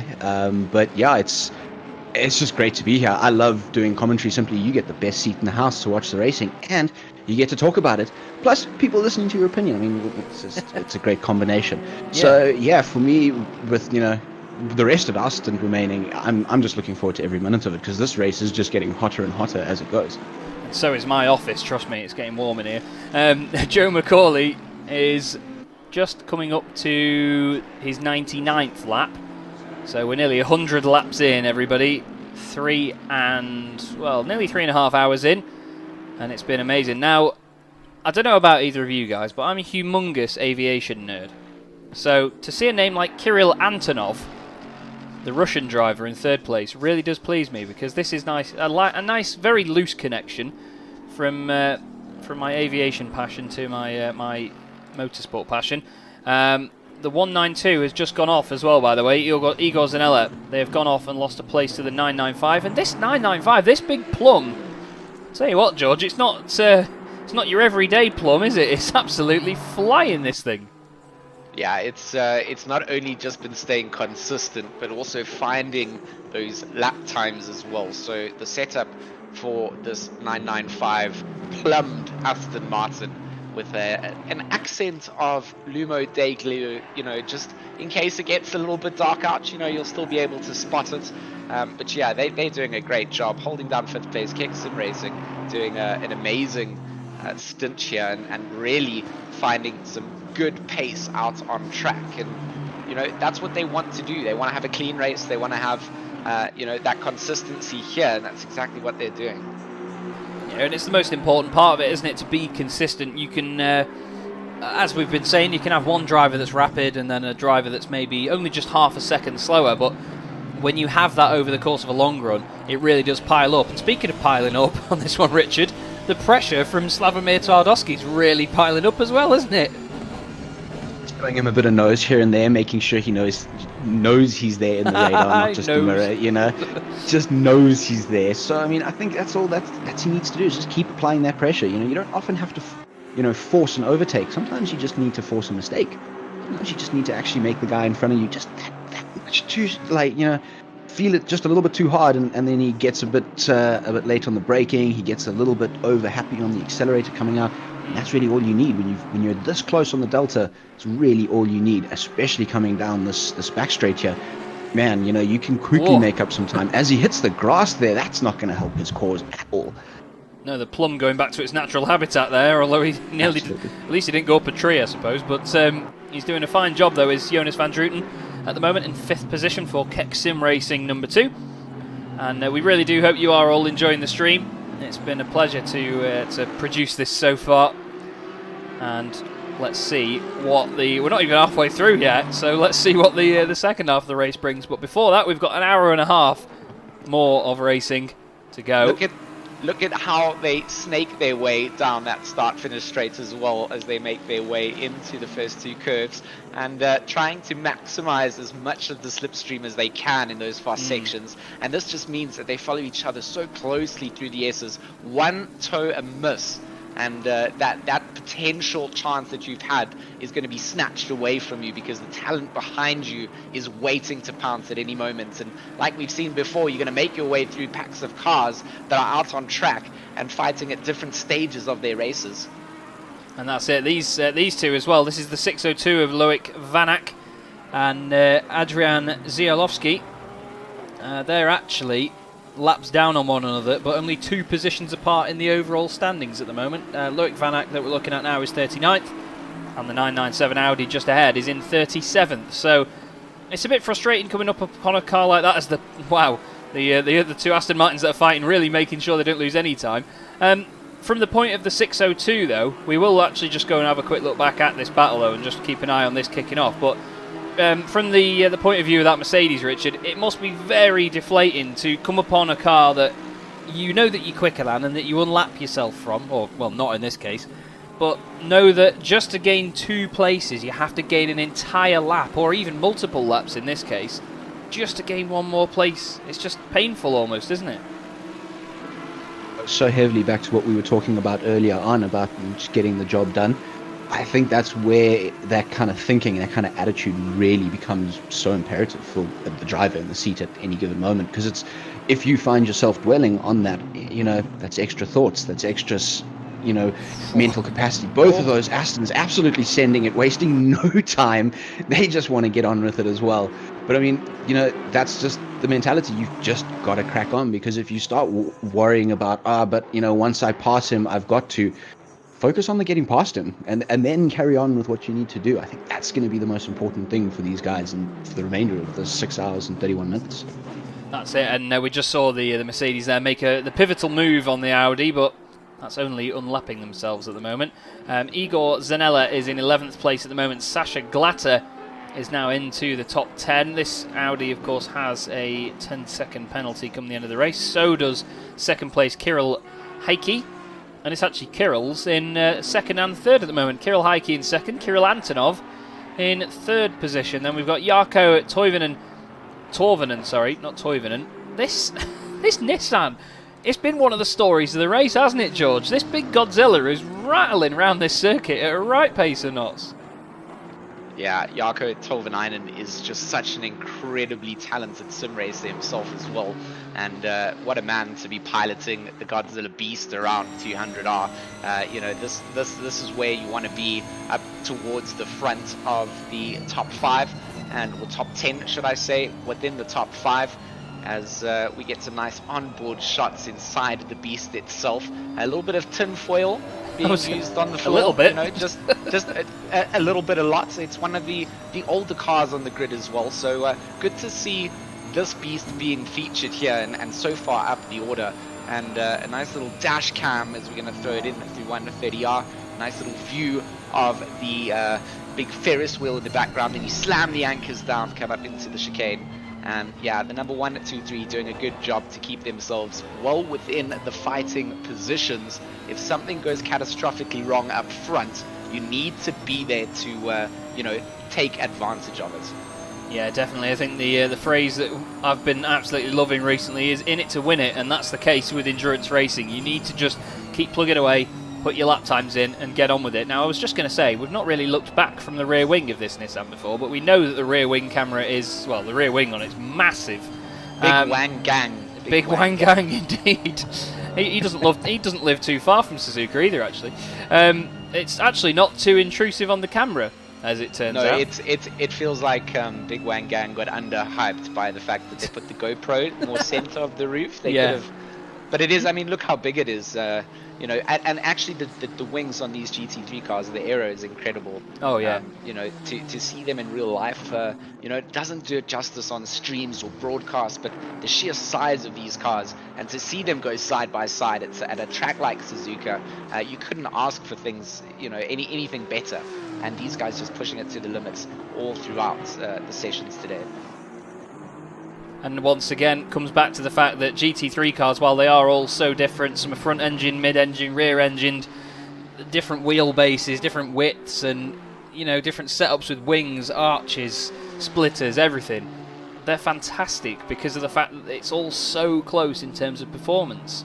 And the balance of performance, while people do say, oh, this car's OP, or oh, this one's a lot faster than the other, you've got to consider just how close they are. They talk about tenths of a second between them. And it's just amazing. I mean, I'm a massive, massive sucker for humongous aero on cars. So you can imagine when I see a supercar come out or get announced by a company, I think make it into a GT3 car because it's the only way you can make it prettier. But the humongous arches, the wings and the splitters that I just mentioned a moment ago, they are what really makes it for me. And I think that a lot of people would probably agree, because who doesn't like all of the angular stuff and the scaffolding that goes on these cars? Because the best thing about it, I imagine, as well, George, is the fact that not only is it pretty, it's functional as well. It all works for a reason. Oh, I mean, that's exactly it. You've got to protect your aero. Any sort of mild touches, any scrapes, all affects the way that car then handles on the track. And that's what these guys have to bear in mind. So, you know, although they race relatively close to one another, a contact could just be spark controversy into your entire strategy out on the circuits. And you know, them being this close and pushing the limits is what you want to see. You know, one small mistake, you touch the wall and you damage any of that precious aero, and yeah, it's race ending stuff in terms of what sort of pit times you're going to pick up. And unless you have some incredible pace over the rest of the field, you never make that time up if they never have to go in for the same repairs. Yeah, that's it. And a lot of the time, where you'll have seen it in racing before, where you have a little bit of a touch, like you say, a little scrape even just against another car, it could take off a canard or something from the front right of the car, or just break the splitter slightly. Some of those parts are replaceable. You've seen teams replace bits of these GT3 cars over the course of a race, but if you do something like hit the curb with the floor of the car, then a lot of that is damage that's irreparable. You have to completely rebuild the car around a lot of these components, and it's good that even in the sim as well that gets simulated. I mean, at the end of the day, it does its very best, and we've seen it before, haven't we, Richard, where cars have seemed inexplicably slow, and we're thinking, why's that car got no straight line speed, or why are they getting overtaken left, right and centre? You'd speak to them at the end of the day and they'd say, we absolutely battered the floor on a curb and it went downhill from there. It's great how accurate it can be, isn't it? Something that's actually particularly awesome about ACC is just how detailed our damage model is.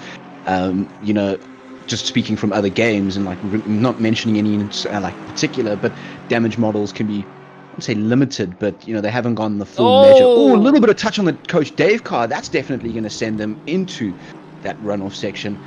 And happy flashing there from Alaric. He's definitely not going to be on board with that. Oh.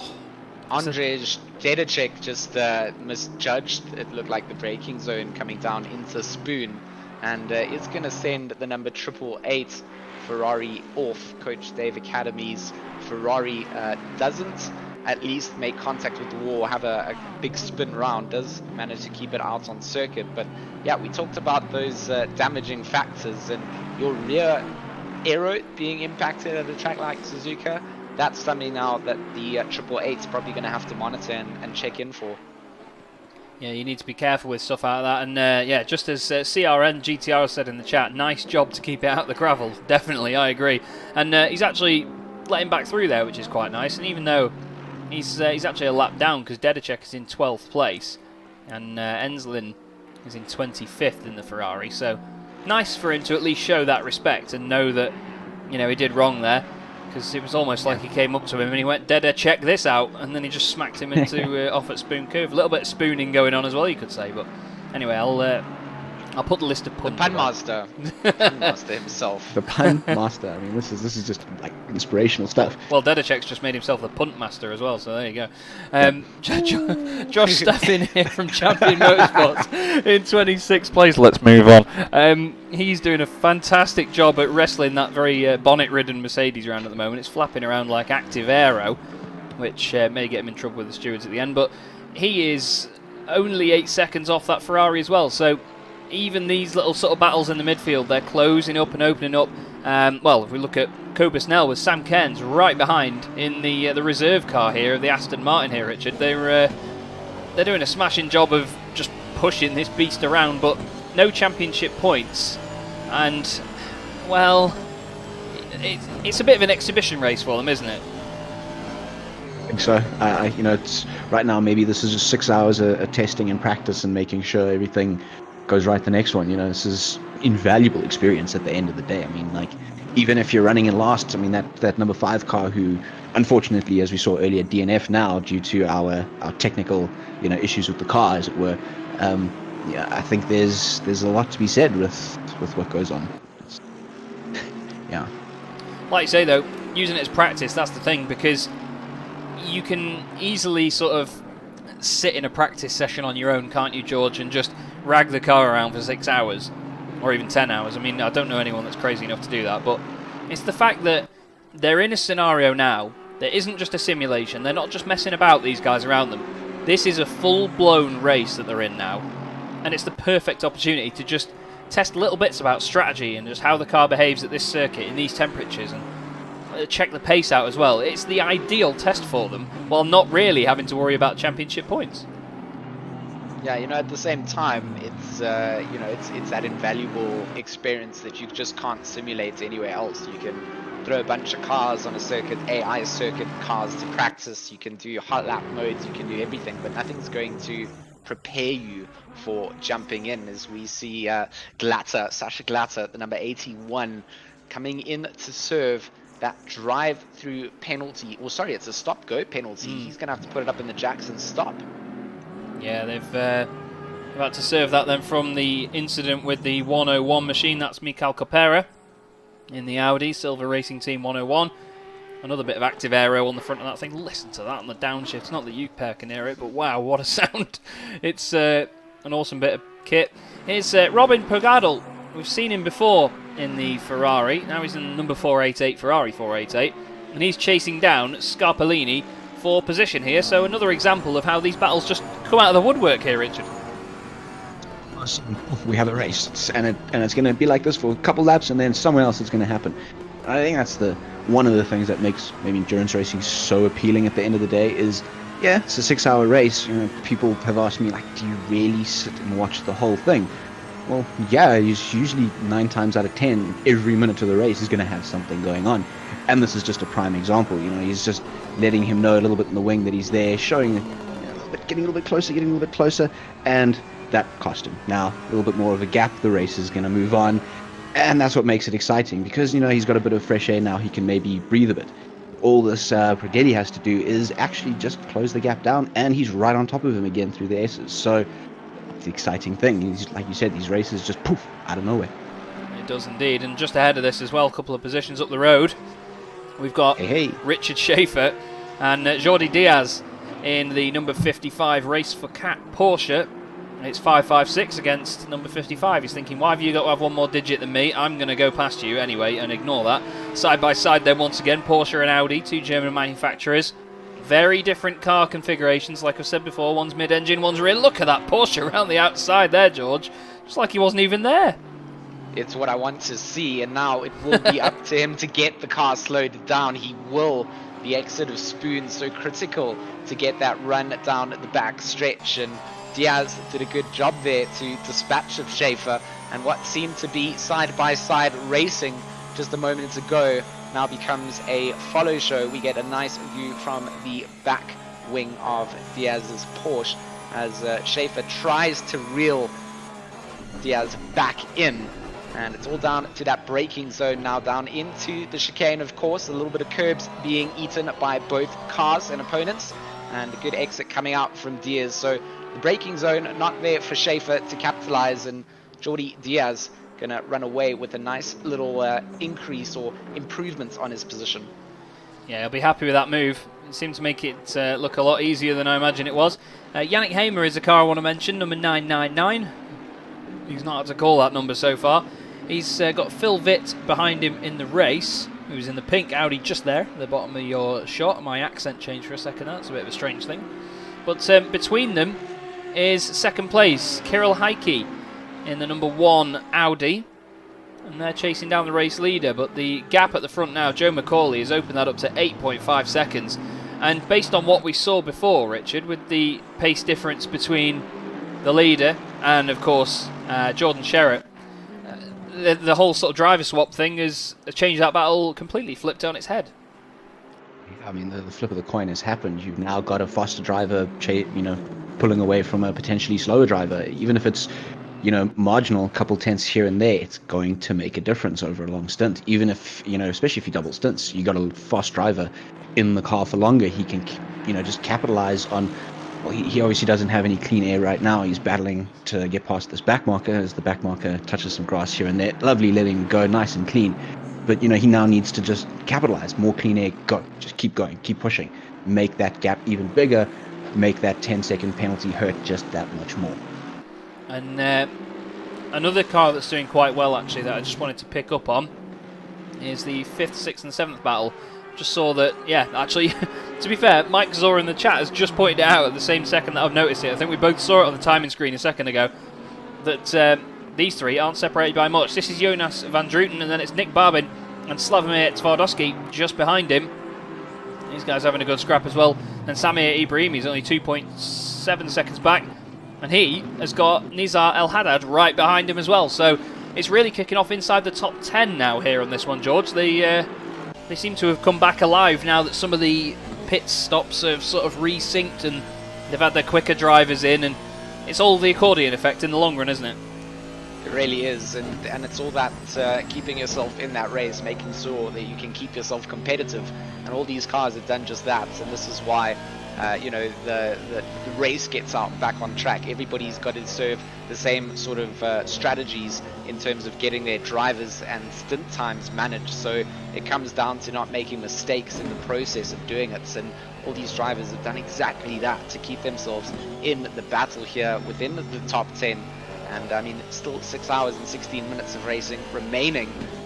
We want to see this kind of competitiveness stay the same way throughout the order. It's something that you wouldn't have expected to be as close at this phase of the race. It's really just a testament to how incredible the driving styles come in as we get a nice switch around to Nick Babin's Porsche as he makes his way down to the hairpin. And it's all about that stability. If someone makes a mistake in front of you, you can't follow their line round, right? You need to be on the money to be able to take advantage of them.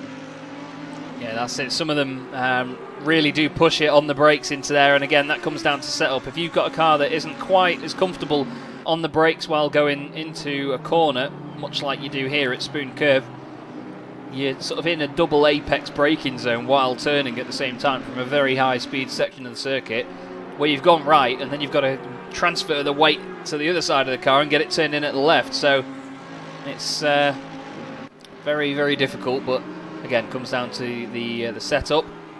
This is Samir Ibrahimi in the number 49 Pro Renvelten Audi. This car's been going well all afternoon and continues to. They're in 8th position at the moment, but Nizar El Haddad is one of these guys properly on a mission at the moment in the Mercedes. 9th position, the 601 car for Esport Performance Racing Team. Connall made the comment earlier on this one, Richard, that sorry, George, I apologise. I keep trying to alternate between you two and I get it wrong, don't I? Just mention him from before, George, that he said that it's quite a basic team name, but it sounds like a factory team name. What do you think? It really does sound a little bit factory-like, and a nice little on-board and then switch up in camera work as we get to admire the paint work that has been thrown down into this car. And they keep themselves within the top 10. Their lap times are getting quicker. The previous lap to this one that we saw was a 201 or 202.9, and the lap before that was in the 203s. So doing a good job at keeping the top 10th or the 10th place Zanella at bay in terms of the points. And, you know, when it gets down to it, you want to fight for everything that you can. And the 601 team doing a great job at keeping themselves up there and ready to get all those points.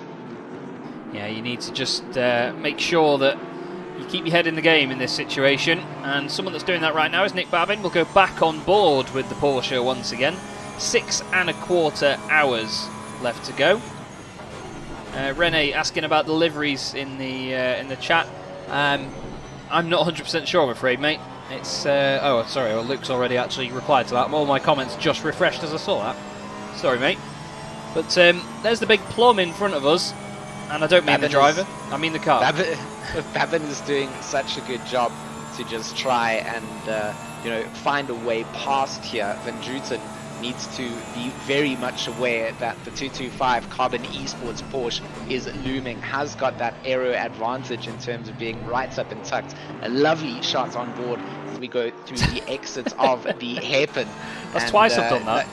Yeah, I mean, it's just as I'm like getting immersed in, I'm like, yes, the Porsche, we're going to see some, you know, some close action, and the cameraman, you know, on the side of the track's like, nope, Chaz, I've got a better view for you. So Babin here going through curve 1 and 2, not quite as close as he wants to be, but you can just see the turn in here from Babin's Porsche. He can just kind of make those corrections mid-corner, and he's just trying to make those micro corrections and try and force Van Druten to make that error. That's really where the most happens at Suzuka, is when the driver in front makes that error, makes that big braking mistake. And as they exit through the S's and make their way on to Dunlop and then on to Degner's, a little knife fight definitely heating up here. And I just want to highlight the performance, sorry, of that. No, go on, Chaz, please.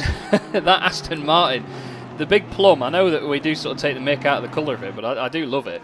But Jonas Van Druten and his teammates at the moment have gained 30 places overall in this race. They started 35th on the grid and they're up to 5th, although there's contact with the Porsche. They managed to sort it out and through. Here he comes. Here goes the car of Samir Ibrahimi. Wow, that was opportunistic stuff. And the Porsche loses another spot as well to, who is that behind? That's Twardowski. Yeah. That was amazing stuff there. Well, I'll tell you what, he decides he doesn't want that position in the end. He just chucks it off the circuit. At Spoon, the same again with one of the Mercedes behind.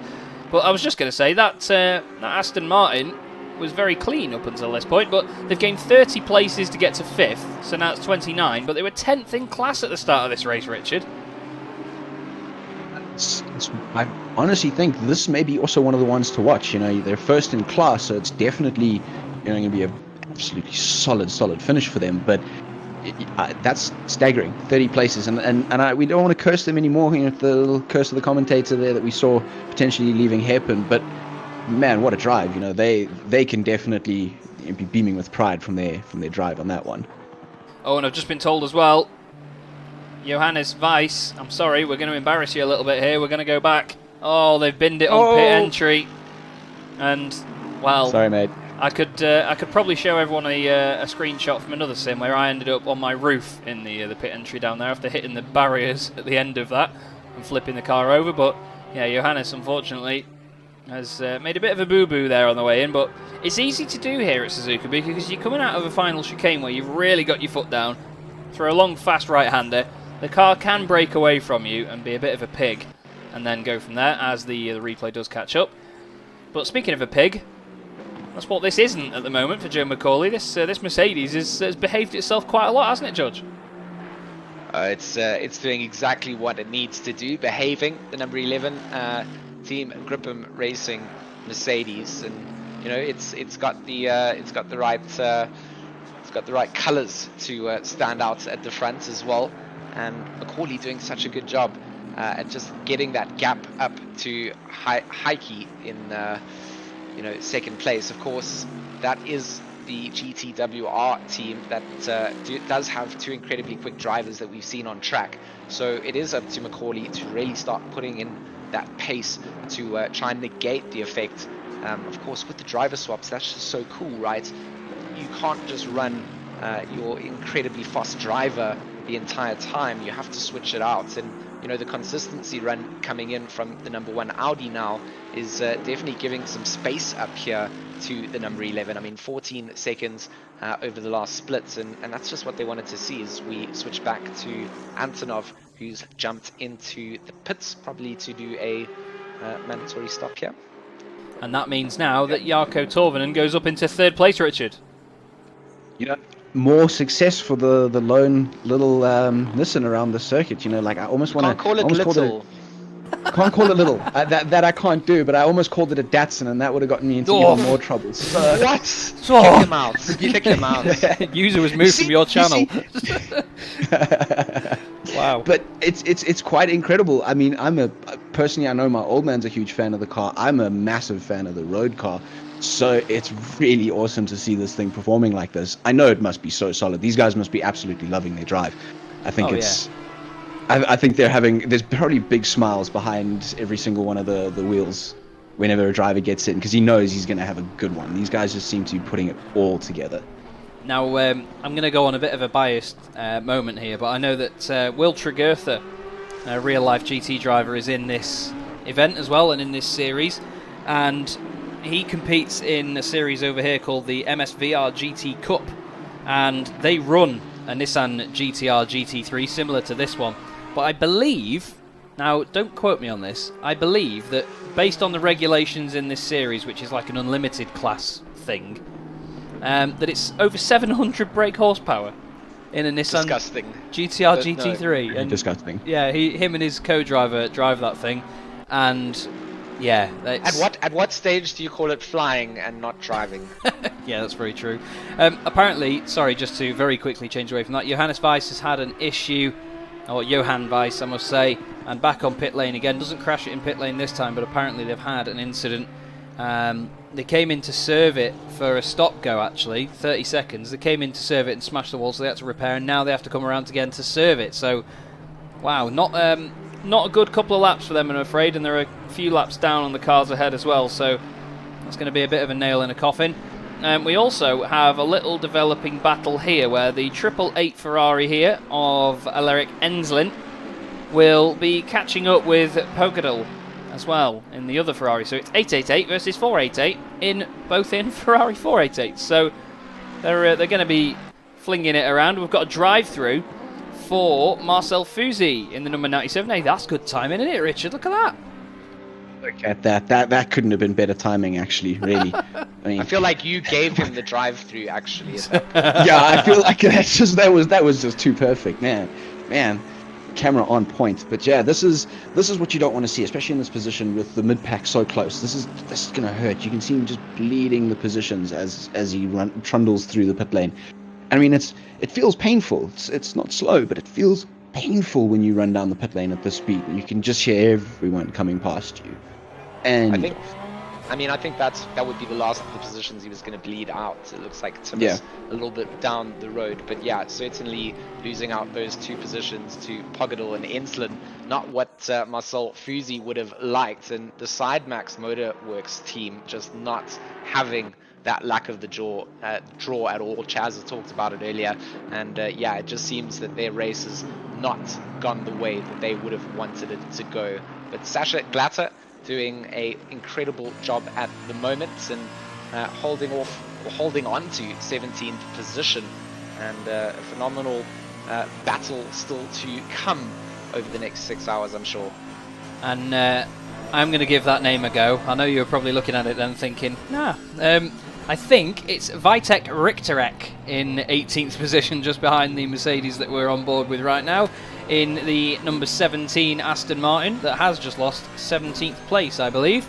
But the Mercedes, the Good Smile Racing and Tight Moon Racing car, was right up the order earlier on, but seems to have dropped off a bit now, and I think maybe just out of sync with the pit stops. But yeah, I know they might have had a drive-through or a penalty earlier, so hopefully for their sake they can recover and get back up to where they were before, because they were well inside the top 10 early on in this race. And it's just another example, isn't it, Richard, of how quickly this can switch around and someone can end up further down the order. Seeing the fortunes can shift so unbelievably quickly, and it can be something as small as spending a little bit of time on the grass. You know, something can really, really hurt you in the grand scheme of things. You pick up enough, dirt on your tires, it's going to hurt you 2 or 3 corners down the road. If the guy behind you or in front of you is particularly on it, they're going to capitalize. And we see it over a longer stint, like we were talking about earlier, a slower driver versus a faster driver. It all just compounds. It's like we were saying, it's all the huge juggling act that these guys all have to perform. Yeah, that's it. You can see. Sorry, go on, mate. Sorry. Yeah, I was going to say, these two drivers for position, Richter putting pressure onto Glatter is starting to make Glatter fold a little bit in some of his corners. His Degner exits didn't look as clean, his hairpin didn't look as clean. So, even though you are on track, you know that there's plenty of time. As soon as a car for position is in your mirrors, that driver mentality comes in where you have to try and defend it. You know that they're going to have the slip advantage. And down the back stretch, Glatter just going to try and, keep his inside line for as long as possible.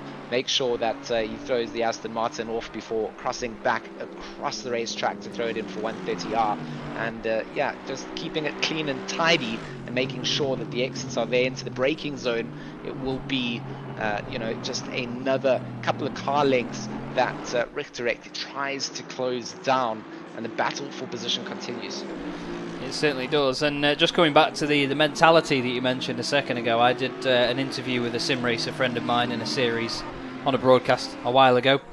And to be quite honest with you, I asked him how the sort of level-headed mentality that he always seems to have would last, how long it would last into a race meeting, and he said probably till I get to the end of the pit lane. And we see that a lot. It's actually the same guy that dropped the truth bomb on me as well in the endurance race. But you can speak to all these drivers beforehand and say, how do you feel going into this? They say, yeah, we're just going to trundle around and we're just going to manage our tyres and play it safe and just see what happens at the end.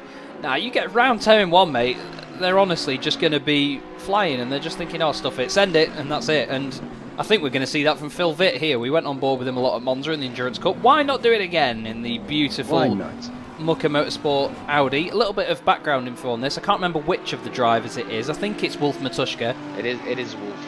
I know what you're going to tell us. Yeah, I mentioned that it looks like the BWT sort of livery that we see on a lot of motorsport sort of broadcasts these days, loads of cars, and he's actually an employee of that company, isn't he? Yeah, correct. Yeah, he works on the race team. Correct. That's very cool. Smashing stuff, and it looks the part as well. And it's, to be fair, I like pink on that Audi. It looks very good indeed. They've got the 137 Porsche just between them there. That is Alexandra Seibel at the moment, and I think, to be honest, Phil Vitt's not going to be too put off by him at the moment because he seems to be on a similar pace to Yannick Hamer, and maybe putting Yannick under a little bit of pressure in front there, George, because I think it's going to be... Oh, no, never mind, he's got out of the way, so shut up, Chaz. Yeah, no, I mean, Saber did look like he was going to let both of them through. I think just incredible racecraft and patience from Phil Vitt to know that through the S's there's no ways that someone can let you through without compromising themselves, and just waited it out, and immediately back on the inside trying to have a little look onto Hamer, knowing that if there's one small mistake that's made, that position will be his. So Phil Vitt definitely showing some good racecraft out on track, and definitely matching it up with the pace to be in the position that he is, and of course wanting to better it, wanting to get into that top 10 through Spoon. It's all about that exit, and just look how much climb he closes down, has to get onto the anchors to stop himself from colliding with the back of that Mercedes, and that's going to compromise his exit onto the back stretch now. But again, you just have to complement the racecraft there to not just keep the pedal floored and make a contact with the back of Hamer, send him spinning and pick yourself up penalties. So, it's all about that racecraft, and now that Porsche is, of course, carrying a lot more speed through, and it will be Phil Vitt to just manage that process from behind. But once he's got things back under control, it will all be good to go. Will indeed. And agree more. Sorry, go on, mate. After you. No, I mean, I really just wanted to echo G's sentiment there. It's really something that's kind of been evident in this race, is the racecraft has been second to none, bar one or two. I mean, I genuinely feel mistakes. I can't say anything here has been overly stupid or malicious on the behalf of the drivers, and it shows. This has been a really clean, solid race, and the racecraft really is second to none. I mean, every single team is bringing it 100%. They really have. It's been a nice level-headed performance from most of them. We're an hour away from the halfway point in this race, everybody, and Michael has given us a wonderful little platinum nugget of information here. Main key development is that your race leader Macaulay took the race lead in the pit stops from Heike, and the gap was half a second when they came out of the pit lane. Joe Macaulay now leads this race by over 19 seconds. What a stint this guy's putting in for the race leading car. They got it back in the pits, and now they are back out in front. We are coming up to, well, we've gone past the hour mark now, so what we'll do very soon for you is another little race update with Michael Hamlet, who will join us in just a moment for that. But we need to go on board with a car here, guys, and to be honest, actually, Michael, just if you want to jump in just beforehand, pick a car, any car, mate. Pick a car, any car. He's typing though, so I'm going to wait. I think he's just going to... he says he's not going to... he wasn't going to do it until the pit stops are done, but he says Honda, so we'll wait for his update in a little bit. Then we'll give it a bit more time, but we'll just enjoy watching the race leader for a moment, Joe Macaulay. Smashing job. Although, I say that, never mind, scrap that, because 7th and 8th are within half a second of each other. This is Victor Galan, and behind him is Andrzej Dedicek. We've not seen too much of him other than that little punt before, have we? No, absolutely not. I mean, like, he's featured, he's been in the background of camera shots here and there, but apart from that cheeky little punt, that's unfortunately, I think, a bit of his feature. So it would be great to see him feature a little bit more. It looks like he's really closing down the door on this Mercedes in front of him. Closing down the gap. Dedicek is putting so much pressure onto the back of Victor Galan and into the S's. It's not a place that you want to have that pressure coming out. You want to be able to really get that run down through Dunlop, and there's just no space here for Galan being given out by Dedicek, and through the Degners they will throw it, and horrendously close if an error from either driver gets made, and it's just that complete comfort that you put in to knowing that the driver in front is pushing for the absolute perfection down to the hairpin. They're going to throw things down, and Dedicek is just looking to try and find some sort of space past, but Galan doing such a good job to just defend, and every defensive move that he makes has really forced Dedicek to back out a little bit and given those couple of car lengths of breathing room. And it looks good, that Aston, I must say. It reminds me of the Beach Dean AMR Aston Martin that runs in a lot of series that we see. It usually runs in the British GT Championship at least. I know if you've not seen the Beach Dean AMR Aston Martin, then I very, very strongly recommend that you go and Google it right now. Don't close the stream, do it on another tab, you lazy sausage. But have a look at it. Victor Galan, though, he's putting in a... well, I was going to say a gallant effort, but it's a valiant effort, isn't it? At the moment, I've used gallant as a real word, but you know, I think like it is a real word. I'm going to go out there and say it. But not for what we wanted it for. Well, I'm a fan I'm a fan of a Mitsubishi Gallant. I must admit, that's a hell of a car. But he comes into the pit lane. Probably heard me say Mitsubishi and just thought, oh yeah, reliability, yeah. But Dedicek then continues on up into 7th place, second in silver class. But Slavomir Twardowski at the moment, easy for me to say, is still chasing down Nick Babin in this Porsche. This is never ending, this one, is it? Yeah, I think these two are going to be on each other for a spell, potentially until we see a pit stop. So it's going to be interesting to see which one of them blinks first. What do you think, George? Because I think you definitely rooting for this portion with that. I know you are. I want to hear your thoughts. I don't like that you expose me on the internet to all the viewers, but yeah, I want the Porsche to hold off the Aston Martin for a little bit longer. Babin going to run wide through the Exeter Spoon, but Twardowski, of course, dialed in as always. 15 seconds, of course, to the 125 Aston down at the back stretch. That means that they have to get past Babin and then up the road. I mean, we've seen how long it's taken Macaulay to pull an 18-second gap, so 15 seconds worth of penalties onto the SRJ Motorsports Aston Martin. That's a big one to think about with still such a long period of racing remaining. 5 hours and 54 minutes, 54 minutes on the clock remain. So, you know, if anything else goes wrong, you pick up any more of those kind of penalties and you really can compromise where your finishing position is. Even if you cross the line up the road, those penalties start to stack up. Interesting thing to note, sorry gentlemen, while I go between your Porsche appreciation, the front two cars have pitted. So Joe McCauley has pitted, and so has the number 1 Audi, and now Mikhail Statsenko, Dirty. I should say.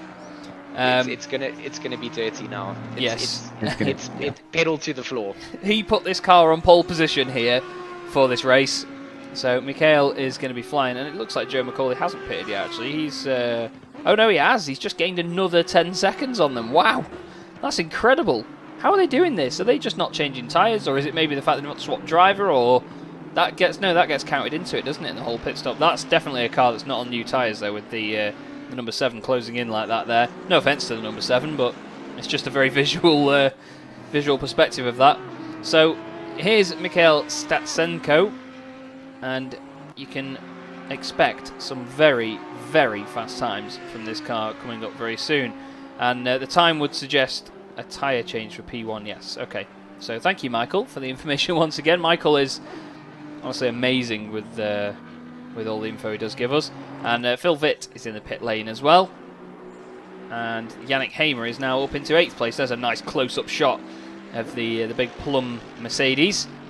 And where is... I'm looking, the 995 Philip Kalachi in the Aston has dropped down quite a lot.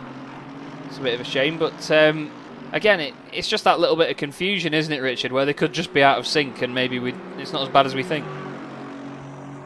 I like to think that I'm holding a nice solid candle for these plum cars. You've sold me on this team, so I'm definitely hoping that it's not as bad as we think.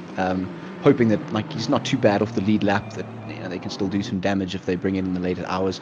Still a long race, 5 hours 52 minutes. I mean, it's by no means nearly over. So they just have to keep cracking on, just keep doing what they're doing. Because 19th, they can bring it back if they. To a reasonable level, should we call it? A respectable, as he jumps someone who's in the pit lane. Looks like he jumped Diaz in the 5.5 Ferrari. So, yeah, I mean, just keep on cracking on. Keep taking people in the pits if you need to. It's a pass. In my book, it's a legitimate pass. Yeah, that's it. If it still contributes to the actual position gains, then why not? Why not? You're going to enjoy it. We've got Twardowski in the pits. That car looks fantastic from that angle, doesn't it? Look at that. What a beautiful bit of kit. Oh, hello. Sorry, I'm getting excited. Oh, there's dust there as the Porsche goes through. I think that was the number 17. That's an odd visual effect on that curb at the top, isn't it? It's a bit of a strange one. But this is Nick Babin in the Porsche, now up to 3rd position. The gap for lead, 27 seconds now, Richard. That's bonkers. I would really like to see what Statsenko can do in this with that gap between him, because if he was able to do the pole sitter thing, that was assumedly done on a lighter fuel load. Now, seeing as they've come out with a fresh stint, I'm gonna go ahead and hazard a guess that this Audi's running a little bit heavier, so we might not see that same kind of raw, blistering lap time that we saw. We very well might. He could just say stuff it and completely send it and surprise us all, but that's a big gap to close down in just one stint. So he's really going to have to turn it up, especially to try catch a driver who put that kind of gap in place to begin with. So I think it's a quite a hill this car has to climb here, personally. I don't 100% agree, Richard, with the hill here. I think this is a little moderate molehill for Statsenko. I think that everything is in place here. Their drivers have put their car in a good position, and it's really just like you said, put your head down. We know that those final laps of quali where that pole position was almost snatched away. That kind of pressure is what Statsenko can handle, and exactly what he needs to really prove out today. So I think that it's for the capabilities of this kind of driver, it's not something that's unmanageable in the space of time. I'm not going to argue that for a second. I just, looking at it from someone who maybe hasn't seen Statsenko drive nearly as much as you, I'm going to go ahead and put the emphasis on it's really up to the Mercedes to lose. It's this Audi can chase as much as he wants. I do think that the team in first is going to be keeping that same kind of level head as, you know, this number one Audi. Let me put into perspective Please do. Macaulay's last lap that he did with 204.101. So the Senko did a 201.4. No, so, man. you know, just finding 3 seconds quickly off of... No, I mean, it's not the best lap from Macaulay at all, but Yes. the Senko just in that last little gap would have found himself a couple of, 3 seconds. So those kind of mistakes come out from the number 11, and this number 1 is right up there, ready to party, ready to lock and load. You know, that's a damn good point, actually. You know, just in what we're seeing with lap time, because you got to wonder. I mean, the number 1 car obviously did its relevant stuff, but I mean, could driver fatigue play a part as he runs a little bit deep through the chicane there? That might have hurt him coming down onto the main straight. But do you think driver fatigue for the number 11 car could be playing a factor in what's happening right now? I mean, we have no idea what they've done with their tires either. He did a 208.7 his previous laps. The Senko does a 201.7 again. So the pace advantage is coming out. Now we see it's only a 19-second gap for him to close down to the likes of Macaulay. So yeah, Mikhail Stasenko really finding the right gear that he needs to chase down the gap and give us that fight out towards the front of the grid. Yeah, I think you're calling it quite on the money there, hey dude. From what you're showing, I mean, you can see that delta closing in. This is a man who is on an absolute mission right now, and we're seeing it. We're seeing it with lap times like you're giving us. We're seeing it with delta time coming down. So, man, I'm looking forward to seeing what this Audi can do in the next couple of, next 40 minutes or so for his stint. It's going to be fantastic. Chaz, what do you think? I mean, do you think George and I are onto something here? I'd say so, yeah, definitely. And he's just coming up to the back of this traffic in front of him now, and that is the. Oh no, it's not the 137. Apologies, I got the wrong car number there. That's a good bit of effort by Chaz, isn't it? But yes, the Audi, we've seen all along that this number 1 Audi is really on it at the moment. The pace has been incredible, and now even with these back markers in front, I don't think they're going to slow it down that much, in all honesty. That's Matt Beavis in the Honda there just in front, and he is, I don't think, in a battle with any of these cars ahead for position. So you'll see him getting out of the way. Here comes the Audi. It's going to scream its way on by down towards 130R. Sounds fantastic. Not that you two will know, but just to clarify, by the way, the George and Richard aren't getting the same audio as me in the chat, I'm afraid, because I'm streaming it directly to him. Oh, it was the 037, not the 137. I'm going to let myself off a little bit there. That's fine. But yeah, you can see though, Statsenko making his way through the traffic straight away, and there is now the 14th place car, number 8, Victor Gallen. That car was actually battling for position with them early on in the race. So once again, another sign of how quickly things can change. Hello, that was close, wasn't it, with the 68 Ferrari closing in there on the brakes. We do have Michael Hamlet back with us again here, so he will be joining us for a quick sort of mid-race review in just a second, and once again we will go to an advert break where we have a very quick VT from Thrustmaster and from Coach Dave, and then we will do our final immersion break of this segment. So just give me 2 seconds, we'll mute that, and here come the breaks.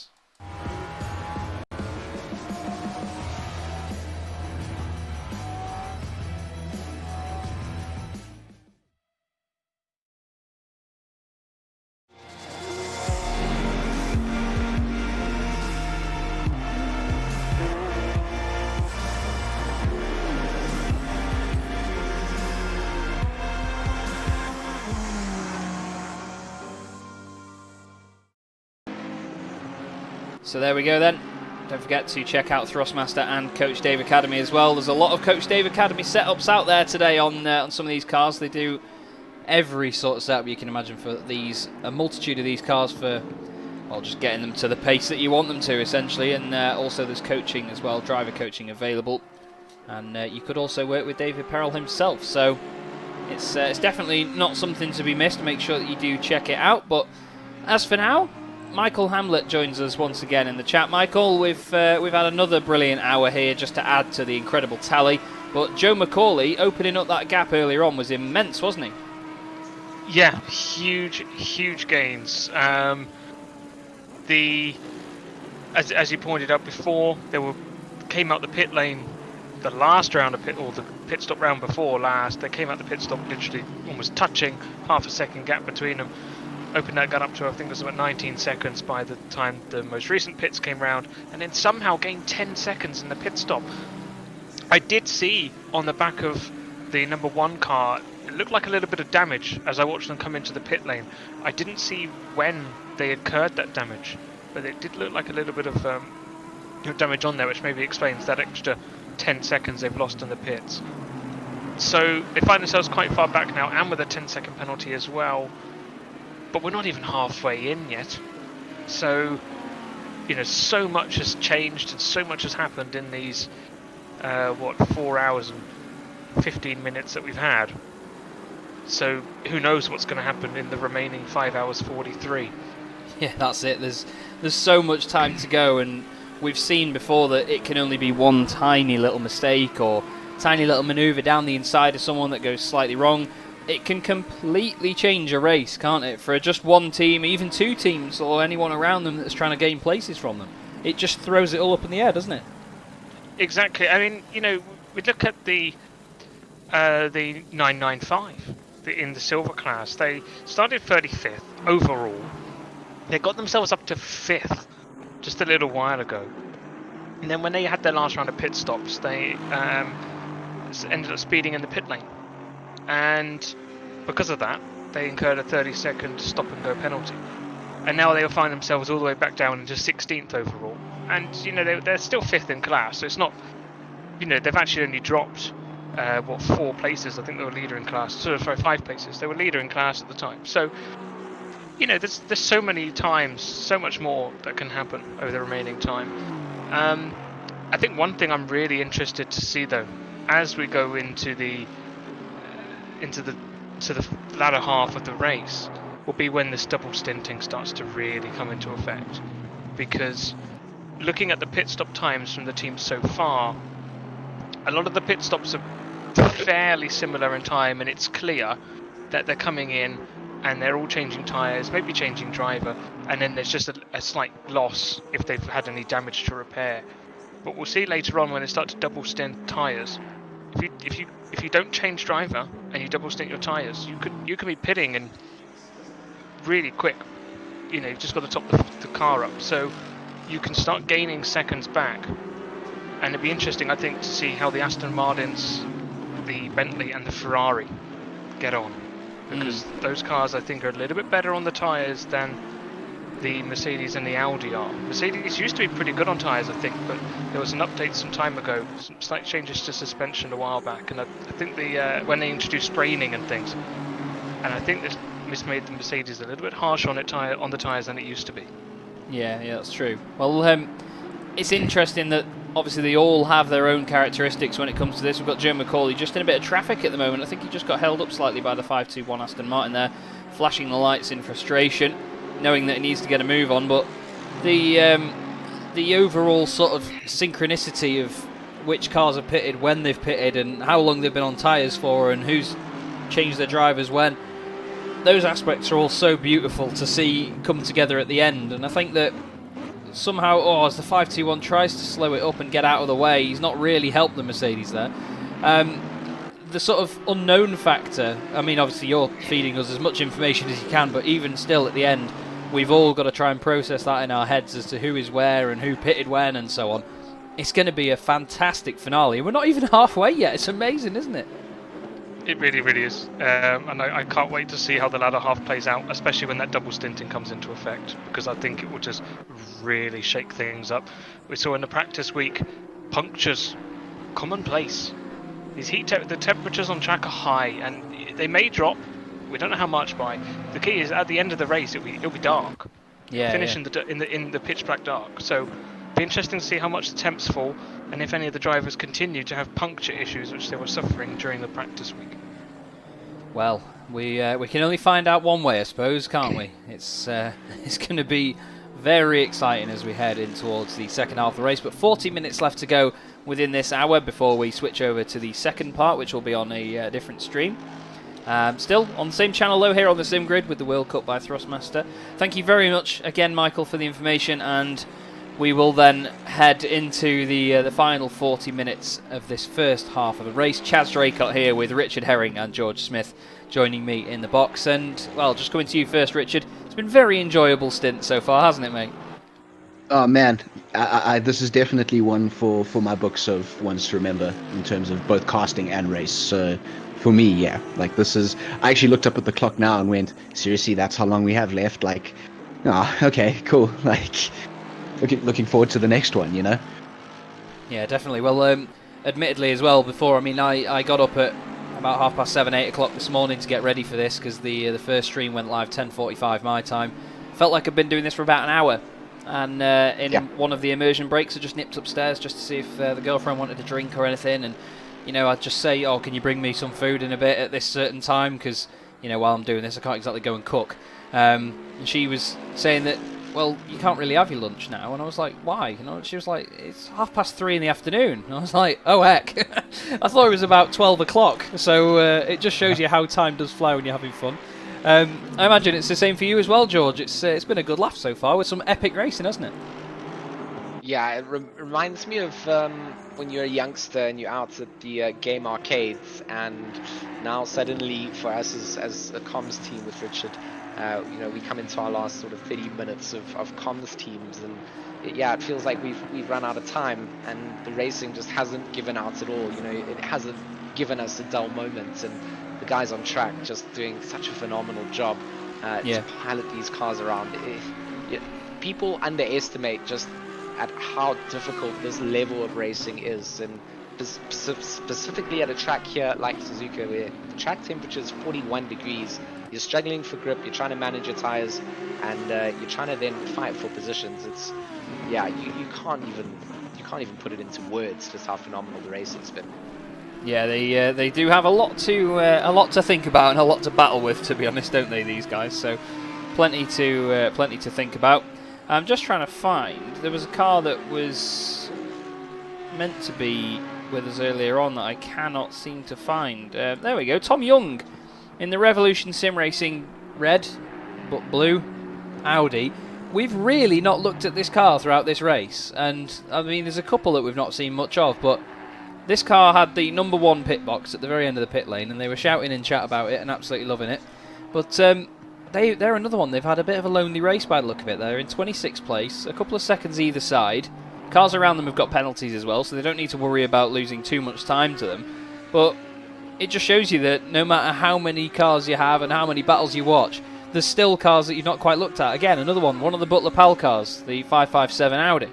Another car we've not really looked at that much over the course of this race, and the 44, we've seen a little bit from them, but there's so many great stories going on, isn't there, Richard, with every single car in this pack, that it's easy to lose yourself in it. As, like you say, we narrate the story as commentators, and the drivers write it by driving around, and it's just a beautiful thing, isn't it, with so many cars on track?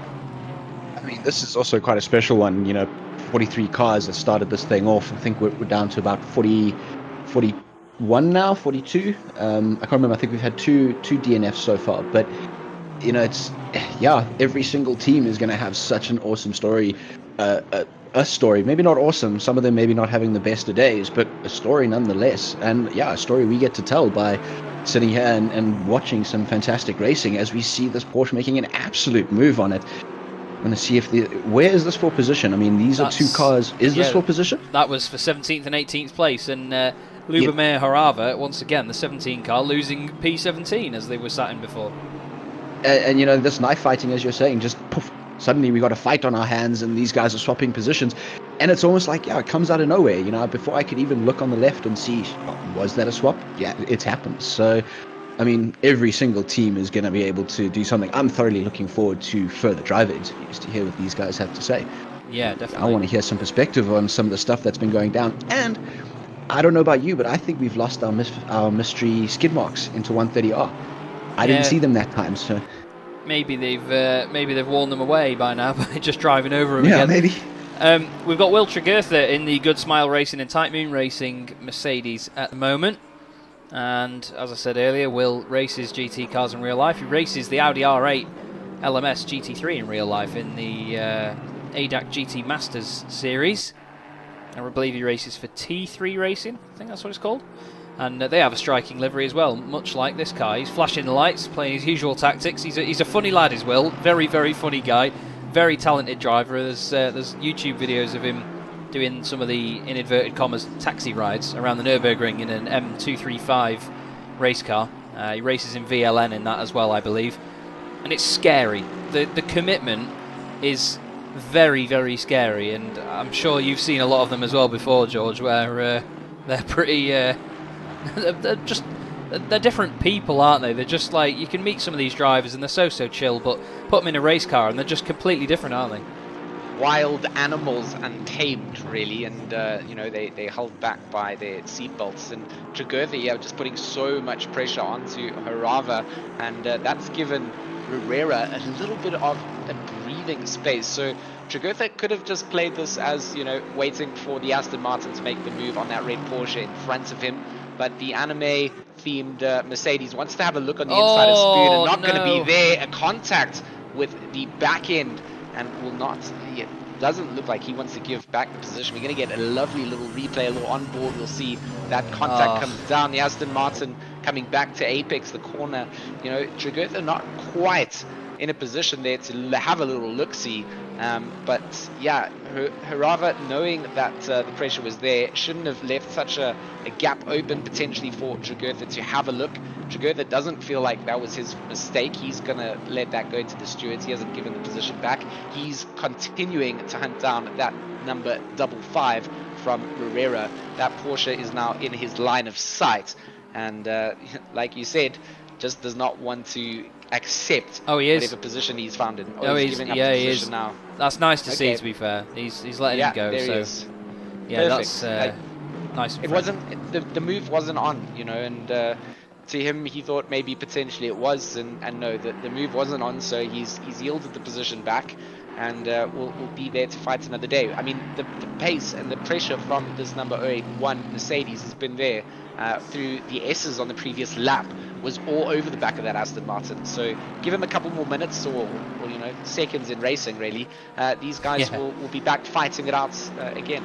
They will indeed. And to be fair, I'm sure that he'll be giving it another go very soon. We're just going to have a look at the 888 Coach Dave Academy Ferrari. Gregor Schill currently behind the wheel at the moment, but joining us in the commentary box for a quick interview is Alaric Enslin.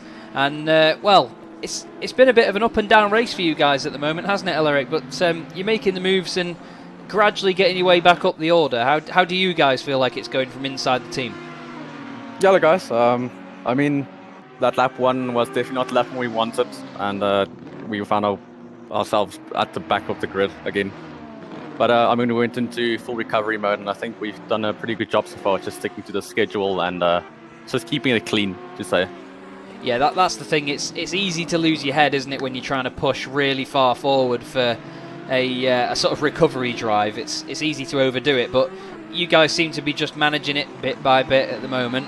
Just ahead of you at the moment as well, there's the battle for the race lead, but ideally you'd want to be right up there involved in it rather than just trying to up and lap yourself, wouldn't you?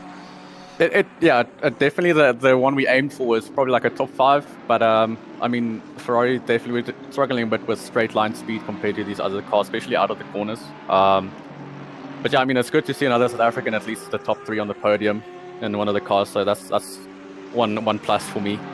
Yeah, definitely. Jordan, them doing a great job in the Audi. Yeah, but yeah, it's been a tough race, but it's still a good one. Still a long time ago. It's like not even halfway yet.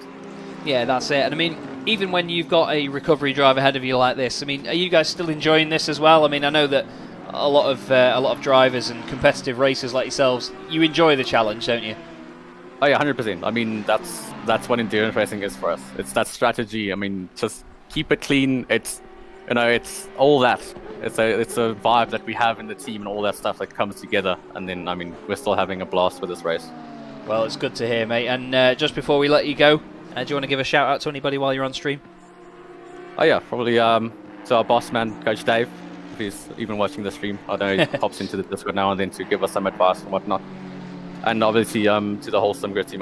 I know Michael and the team is doing a great job so far. They're busy from night and day. I don't know, they are just mega people. And also all the competitors. It's crazy to see so many cars on one track again. really, really massive talent pool here. So to all the people competing. Smashing. Well said, mate. Thank you very much for joining us, and good luck for the rest of the race and to the team. So cheers, guys. Cheers.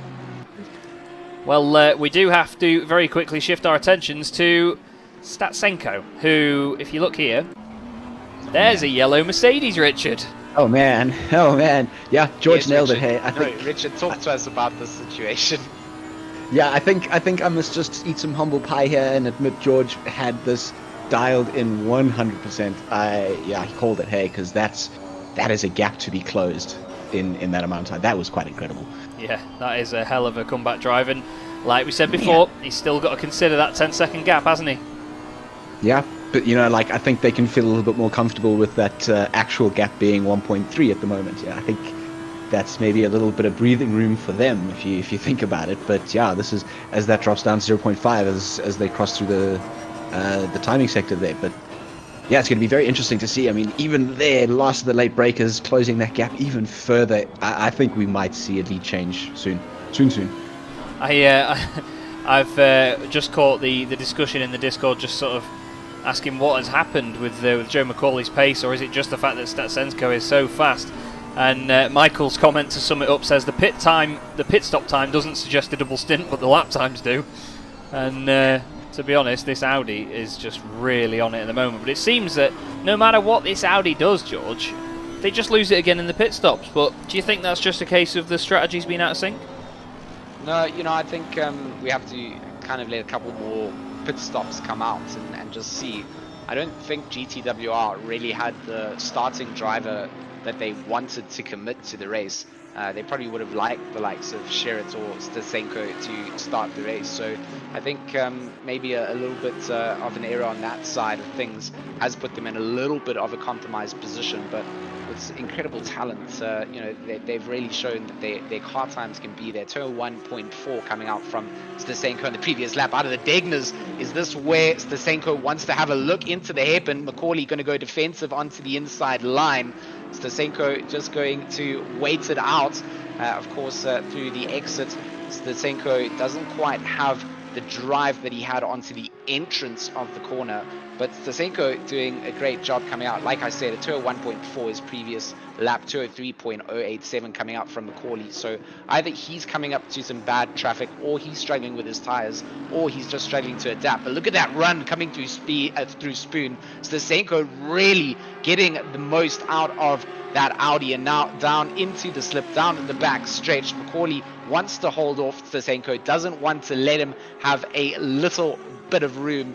And Statsenko will again just humbly wait it out. He knows that he can catch up, but catching a car is one thing, passing is a completely different storybook. Yeah, it doesn't look like he's pushing too hard at the moment. He's just sort of trying to identify the right opportunity, isn't he, and not kill his tyres in doing it. That's the thing, because he could have all this pace that he's got right now, and then get right up to McCauley, overtake him, but kill his tyres doing it, and then not have a means to run away with and continue that pace that he had beforehand. So great to see the chase up now. And well, George, do you think he's going to just wait it out and see about where he's quicker over the course of a lap or so, or do you think he's just going to take his opportunity and go for it? No, I think at this point, I think with the 10-second penalty, they can't really afford to pick up anything from the stewards again. So I think at this point, Statsenko really needs to force McCauley into making that error. And it's so easy to do here. The pressure is just mounting corner by corner, apex by apex. The number 1 hunting down the number 11.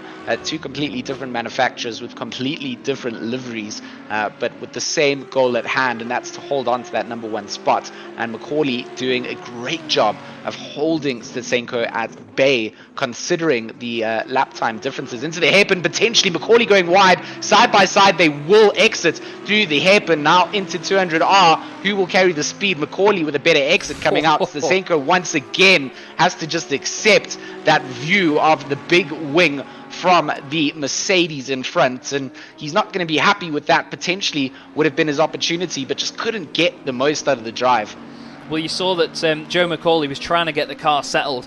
He was just going to try, he straight lined it slightly towards the hairpin just to make sure he put the car in the middle of the road. He didn't give Statsenko anywhere to go, and then he just overdid it a little bit on the brakes, just getting it turned in. The initial turn in, the car just didn't pinch as he wanted it to, and he had to wait till the mid-corner. And Stetsenko, to be fair to him, sounded he sounded like he was very, very on it from the very get-go. As soon as he just dipped it down the inside, he saw that gap open up, he thought, yes, let's get on it and let's go for that gap. Fine. And not quite done it yet, though, has he? No, he hasn't. I think this is where the number 11 is going to now make his car not only as wide as possible, but just truly, like you said earlier, you know, if he's going to now way up, is he going to punish his tires to get past him? And this is where the number 11 could make him just work unnecessarily hard to let him past. And once he gets past you, like you said, I mean, could he have the rubber to run away with it? And, you know, if you're going to have to work super hard on a track like Suzuka, you've got to ask questions about how long those tires will last. And isn't this just brilliant, everyone, by the way? Just like the fact that we're nearly 5 hours into a race and the two race leaders are right together on track in an epic battle. It's just amazing, isn't it? Chaz, it's so important here for what Macaulay's doing. Holding Stetsenko up is all the work that they need to do right now, because, you know, based on those lap time deltas coming down, that Audi is losing a lot of time having to sit behind this Mercedes, and knowing that they've got that penalty to them, the number 11 Mercedes will just know that they're just costing them and their ability to run away later on. So with 5 hours and 23 minutes, it's a lot of time, but it's all, you know, the groundwork and the foundation work that you do leading up to the last 10 minutes that really counts. So this is that ground phase that Macaulay is doing so well. Holding Stetsenko back is just, yeah, it's doing all the work for his team right now. And he's costing Stetsenko and the GTWR team a 1.5 second deficit a lap at this point. Michael's just let us know, and he says himself it could be a really pivotal moment, and that's very true, because come the later stages of this race, if they have a driver in, I mean, they're going to have Dondi in a little bit as he goes round the outside. We've seen him try this before, doesn't quite make it work now. Joe is wise to that, manages to hold it off, but we've seen, no disrespect to Dondi, because he's still quicker than any of us lot in the box, I'm sure, but he's not as quick as the other drivers in that team, and he has to get back into that car at some point. So, to be honest, I think that if they do have to put him in next, the leaders in this race will know that they could probably still get away if he goes back in that car. So we have to see. But Michael's made another point. It's like a game of Uno. This is he looks down the inside, doesn't quite work there through the S's. It's not a place to overtake, Sunshine. Seb Handler is yet. He's there. Oh yeah, he's just showing his nose. But Seb Handler's got to go back in this 11 yet, and he's their slowest driver apparently, but still quicker than pretty much most people in the field. So it's like I say, it's one massive game of Uno. Yeah, it's that chess, not checkers game that all these drivers have to play at the same time.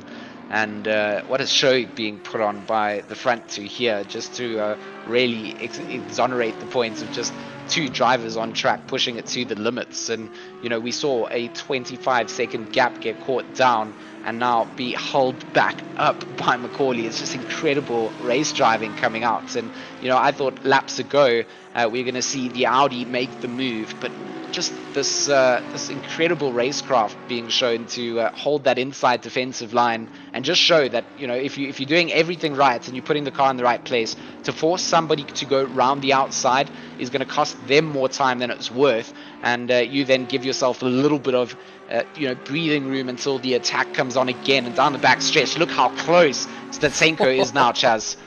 He's pushing him along, but the thing is, he wasn't far enough back coming out of Spoon Curve to get a real slingshot through the slipstream. He's going to try and go round the outside again into the chicane. Late on the brakes, he's going to have the inside for the second part of the corner. He's hung it round this time. He's going to go down the inside, and what a move that is for the race lead by Mikhail Stetsenko. That is how you take the lead of a race, everybody.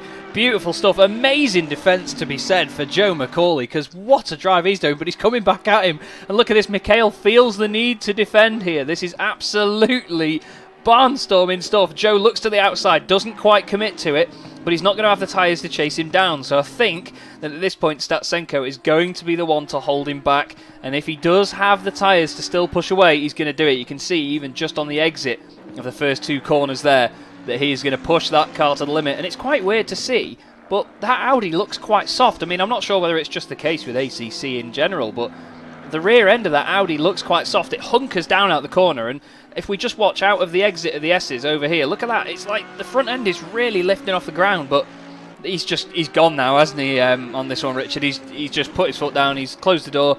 Bye, Joe. Yeah, bye, Joe. I think it's now time for Statsenko to just kind of, do what Macaulay did earlier, just open a gap, just push. We're almost a second now, and we're only going through hairpin now, so, Statsenko can really put down the hammer and really just do this team some real favors here before their next pit stop, because we might be due for something with either of these teams soon, considering that this Mercedes tyres might not just be the happiest of rubbers at the moment. Yeah, that's it. Oh, P8, apparently Michael's going mad at me, saying, look at it, Chaz. And oh my god, look at it. This is absolutely mental. This is Jarko Torvinen. Behind him is Mikołaj Zuzak, and then it's Wolf Matuszka. And then, is that Niels van der Kokelt for position? It is. This is all for position, these four together. I swear that this was only meant to happen in the first hour, but we're here once again, George.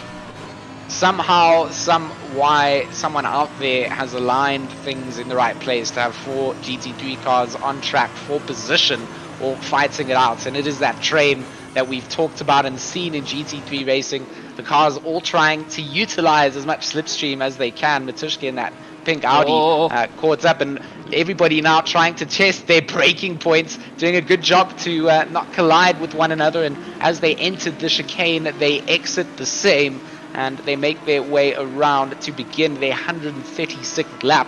But definitely a little move looking out like it's going to happen between the JLO team on the Muka Motorsports team, as the inside potentially opens up into turn 1. Wide goes Matuszka, and potentially it's not going to be there. What a move coming out. So squeezes way by, maybe makes it 2 as well. 2 for 1 special out here at Suzuka, and what a great bit of driving coming out. And can Matuszka try and capitalize on maybe a little bit of insult to injury?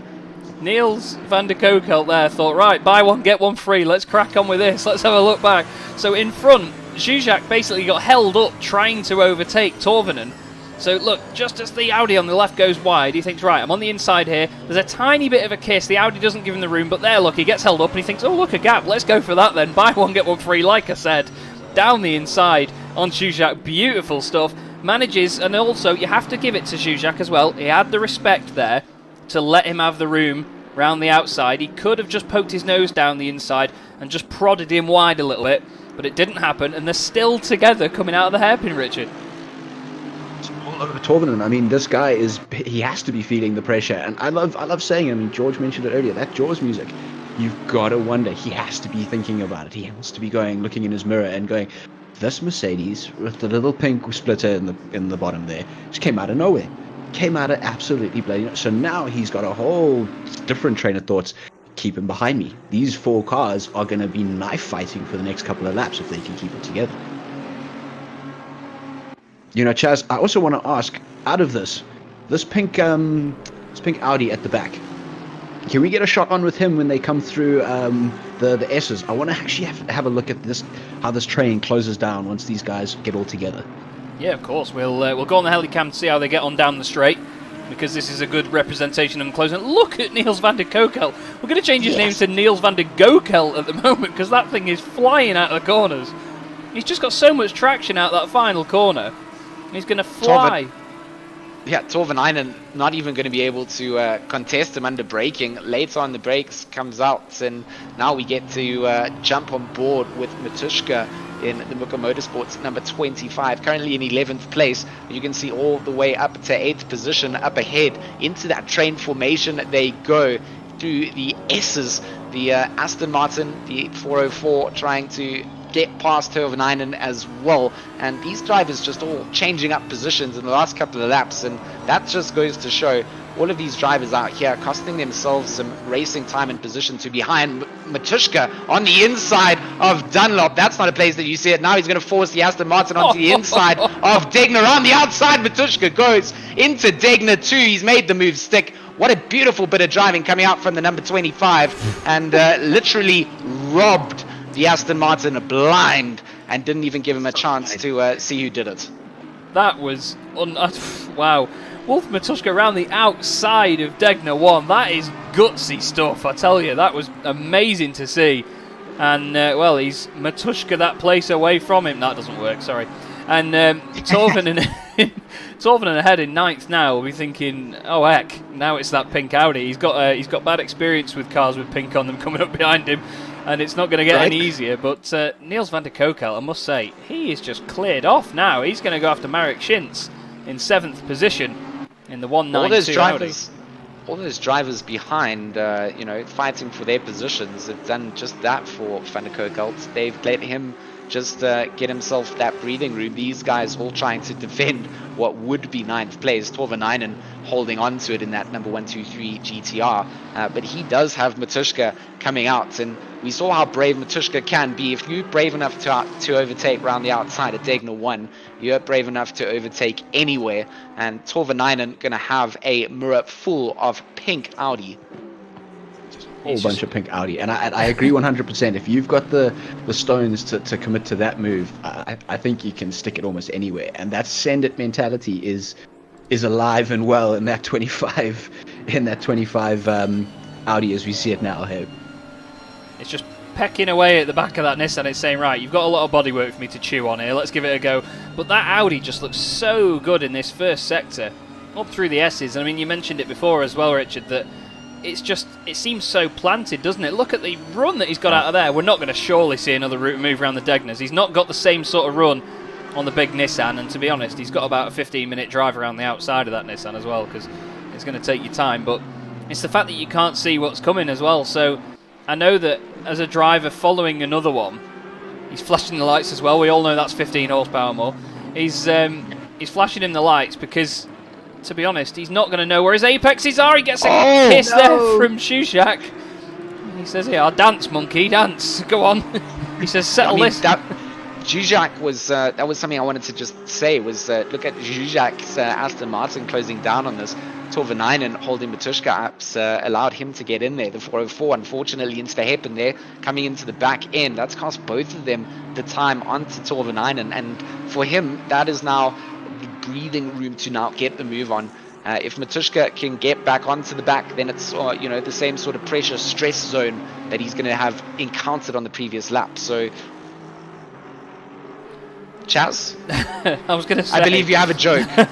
I was going to say, I imagine when that little touch happened there, Wolf Matuszka, rather than seeing his life flash before his eyes, he saw HTTP error 404. Oh, it's terrible. Absolutely. I mean, terrible. I like the nerd side of it. I will give you 3 out of 10. Okay, I'll take that. I don't deserve any higher than that. By the way, Chris Hoker now thinks, oh, this looks fun. Let's get involved in this. He's now closed in between, well, less than a second away from Zuzak. You know, it's just adds to this poof where some racing formed. Because while these three are now having a nice little knife fight, and this Audi might just be hanging back a little bit, just giving some guys some space under braking, but it's doing is allowing this 49 Audi just close it down, and look where he's sitting now. It's just going to get more interesting as we get out of the S's and we can start having some moves. We might just see another Degner. Oh, nearly. Nearly showed that nose and then thought better of it. Yeah, he has. And Matuszka now, he's another one that's clearing off now that he has cleared Torvinen in that first sector, which happened slightly under the radar, I won't lie. But Chris Hoker is holding on to the back of this battle now. And I think before long, he's already put his nose down the inside. Never mind that. He's going to drive around the outside of him. That's not going to work. Is he going to go for a cutback? No, not quite this time, nope. George. He doesn't have the drive, but he certainly gave it the beans to keep this competitive. And Zuzak is going to struggle to come into the spoon corners uncontested here. And late on the brakes comes Chris Hoker on the 49, a little bit too late himself, may have outbraked himself, but it's the track limits that will govern him. If he has exceeded it there, the sim will give him the adequate penalty, but manages to hold it off, get down onto the back stretch and begin to potentially take one off Torvinen, who haven't seemed to have too much luck in the last space of the couple of laps that we followed along. Had a couple of cars taking him for position, and most certainly will now have to defend against the likes of the number 49. And look at the drive coming out from the number 49 there. He seems to have done a good job there. I thought I heard a bit of sand there, and I imagine that the 997 Audi has... well, I think Igor Baranski is in need of an overalls change after that one, because that was a bit of a moment to say through 130R. But anyone who knows 130R, anyone who knows 130R well enough knows that he might need an underwear change. Yeah, like a factor 10. Torvinen at the moment is just about holding on to this from Zuzak, and Jarko's been doing a good job in this Nissan at the moment, but it seems that it's starting to fade away a little bit. Zuzak all over the back of him, climbing up the hill. Look at that. Looks like Torvinen's not really got an answer. It looks like the GTR's got bags under its eyes. It's tired. It wants to just go to bed. Tired. Could we be seeing some old tires from this Nissan? I mean, could we just be seeing him struggling with the canvas, or are we potentially seeing something else at play here? No, I think you might have actually not been too far off there. I think based on pace and speed alone, I think the GTR is definitely trying to use some of the tire sets out there, and it's then just a conservative game again, trying to hold up the positions as long as you can, try and cost people that are getting by on newer sets, try and force them to burn out some more rubber. But yeah, it's a struggle to do, and Torvinen doing a good job to kind of be a little bit of a cork in the bottle for the cars that are catching up to him. If it is a tire battle at hand, there's not too much else, unless there's severe damage that we can't see on the car, that would indicate something like that with a pace drop like that. 41 degrees on track temperature, if you're on old tires, it's going to be like an adventure roller coaster that really is unpredictable, really. Just going to go back on board with the Aston. Sorry, just to listen to this thing roar its way down the straight, because enjoy. I'm thinking that Zuzak is probably going to have one over on Torvinen in this first sector, but that Nissan looks good in a straight line. There's a little bit of lag, just making it move slightly back and forth there, a bit unnaturally, but look at this now. Zuzak on the attack. He puts his nose down the inside. Torvinen misses the apex, but I think Torvinen may be just thinking better of it and thinking, let's not defend this and lose loads of time. Let's just let Zuzak go, because otherwise it could end up being something a bit overly ambitious. So the very pretty Aston Martin of Connection Lost Racing certainly hasn't lost its connection. That's why it's funny. I've understood it now, because it's error 404, connection lost. I get it. Your joke is now much funnier. My joke actually did make sense at the time, more than I thought it was, but yeah, sorry, I've just broken a key off my keyboard doing that. To be honest, I thought that is what you were making the joke for. I thought you had... No, I didn't realise. That's how much attention I pay. Great commentator, Chaz. Wonderful. Also, sorry. Ryan Yee has yeeted his Aston Martin to the front of the silver class once again for SRJ Motorsport, the 125 machine. It's not got a 125 engine in it, don't worry. He's a few places clear, to say the least, of Mikołaj Zuzak in the second place in that class. And that's the thing these guys have to think about now, is that if, for example, Zielinski in 6th place does catch up to them and try to overtake, they don't want to defend it too much, because they're in a different class and they just want to make sure they get more points than every other silver driver. It's as simple as that, really, isn't it? Yeah, I really do think that's what it comes down to. And I mean, what a performance from the silver rated team. I mean, 5th position overall, like you said earlier, it comes down largely to overall bragging rights. And man, what a performance that these guys have shown. Indeed, and unbelievably, gentlemen, it has come to that point now where we're going to have to start the new stream very soon, I'm afraid. We've got to 5 PM in British time, and very, very shortly we're going to be getting on Rene and Luke to join me very soon. Just before we round out this section though, gents, there's not really many words that we can sort of condense it down to, is there really, if I'm honest, George? Because it's been epic, this section, hasn't it? In my head, I was thinking of the word epic, and then you said epic, and Now I'm trying to think of more epic words, but yeah, it's just been a mega race and a mega little section to be a part of.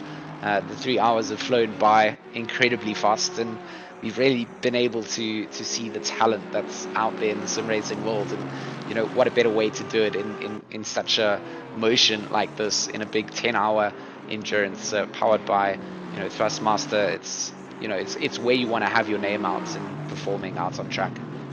Definitely, and it's been a lot of fun as well commentating with you gents as well. Thank you very much. Richard, just some final thoughts on you, mate, before we start to round up this segment. Word for you, George. It has been a stupendous race because, man, from the outset, from even when I was watching at the start, it has been a nail biter of notes. So, I mean, this for me has been an absolute pleasure, absolute treat, and absolute pleasure. It really has indeed. And well, what we're going to do, guys, is we'll have an advert break, and we will actually, I tell you what, for the last 3 and a bit minutes, we'll have another immersion break, and we'll go on board with our race leader. Actually, we've already been on board with them. We'll go on board with Joe McCauley in the Mercedes, and what we'll do is just round out this part of the stream. There will be another stream up in a few minutes' time, and well, it just gives me great pleasure to say from me, Chaz Draycott, from Richard Herring, George Smith, Michael Hamlet as well in the background, has been doing all of our information and providing us with everything that's going on and keeping us in check and stopping us from being silly boys, has done an epic job. Richard, George, thank you so much. It's been an absolute pleasure to commentate with you for the first time, and I believe we'll be... Oh no, we will not be reunited later. That's a shame. I thought we were. Unfortunately not. I do have some family duties, but I'm itching for more of these. So man, yeah, Definitely. You sign me up for more and more. You just keep on. Cracking stuff. Well, everybody, awesome. I will just pop some adverts on for you all. Then we'll come back and ride on board with the Mercedes. Thank you though to Richard and George. We will be seeing them in another stream very soon, I'm sure. As for me, I will be back with you to continue for the next 5 hours in just a few minutes. So we'll pop the adverts on, and we'll be back in just a moment for a bit more immersion before we go.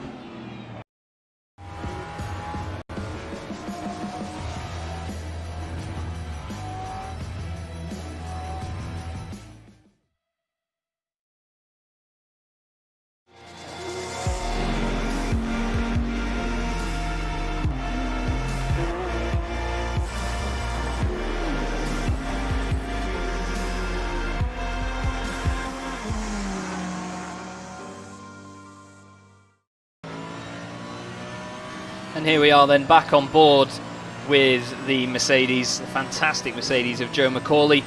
This will be the end of this part of the stream. We're just going to get the volume turned up so you guys can enjoy the sound of the big brutal V8 in the front of this machine.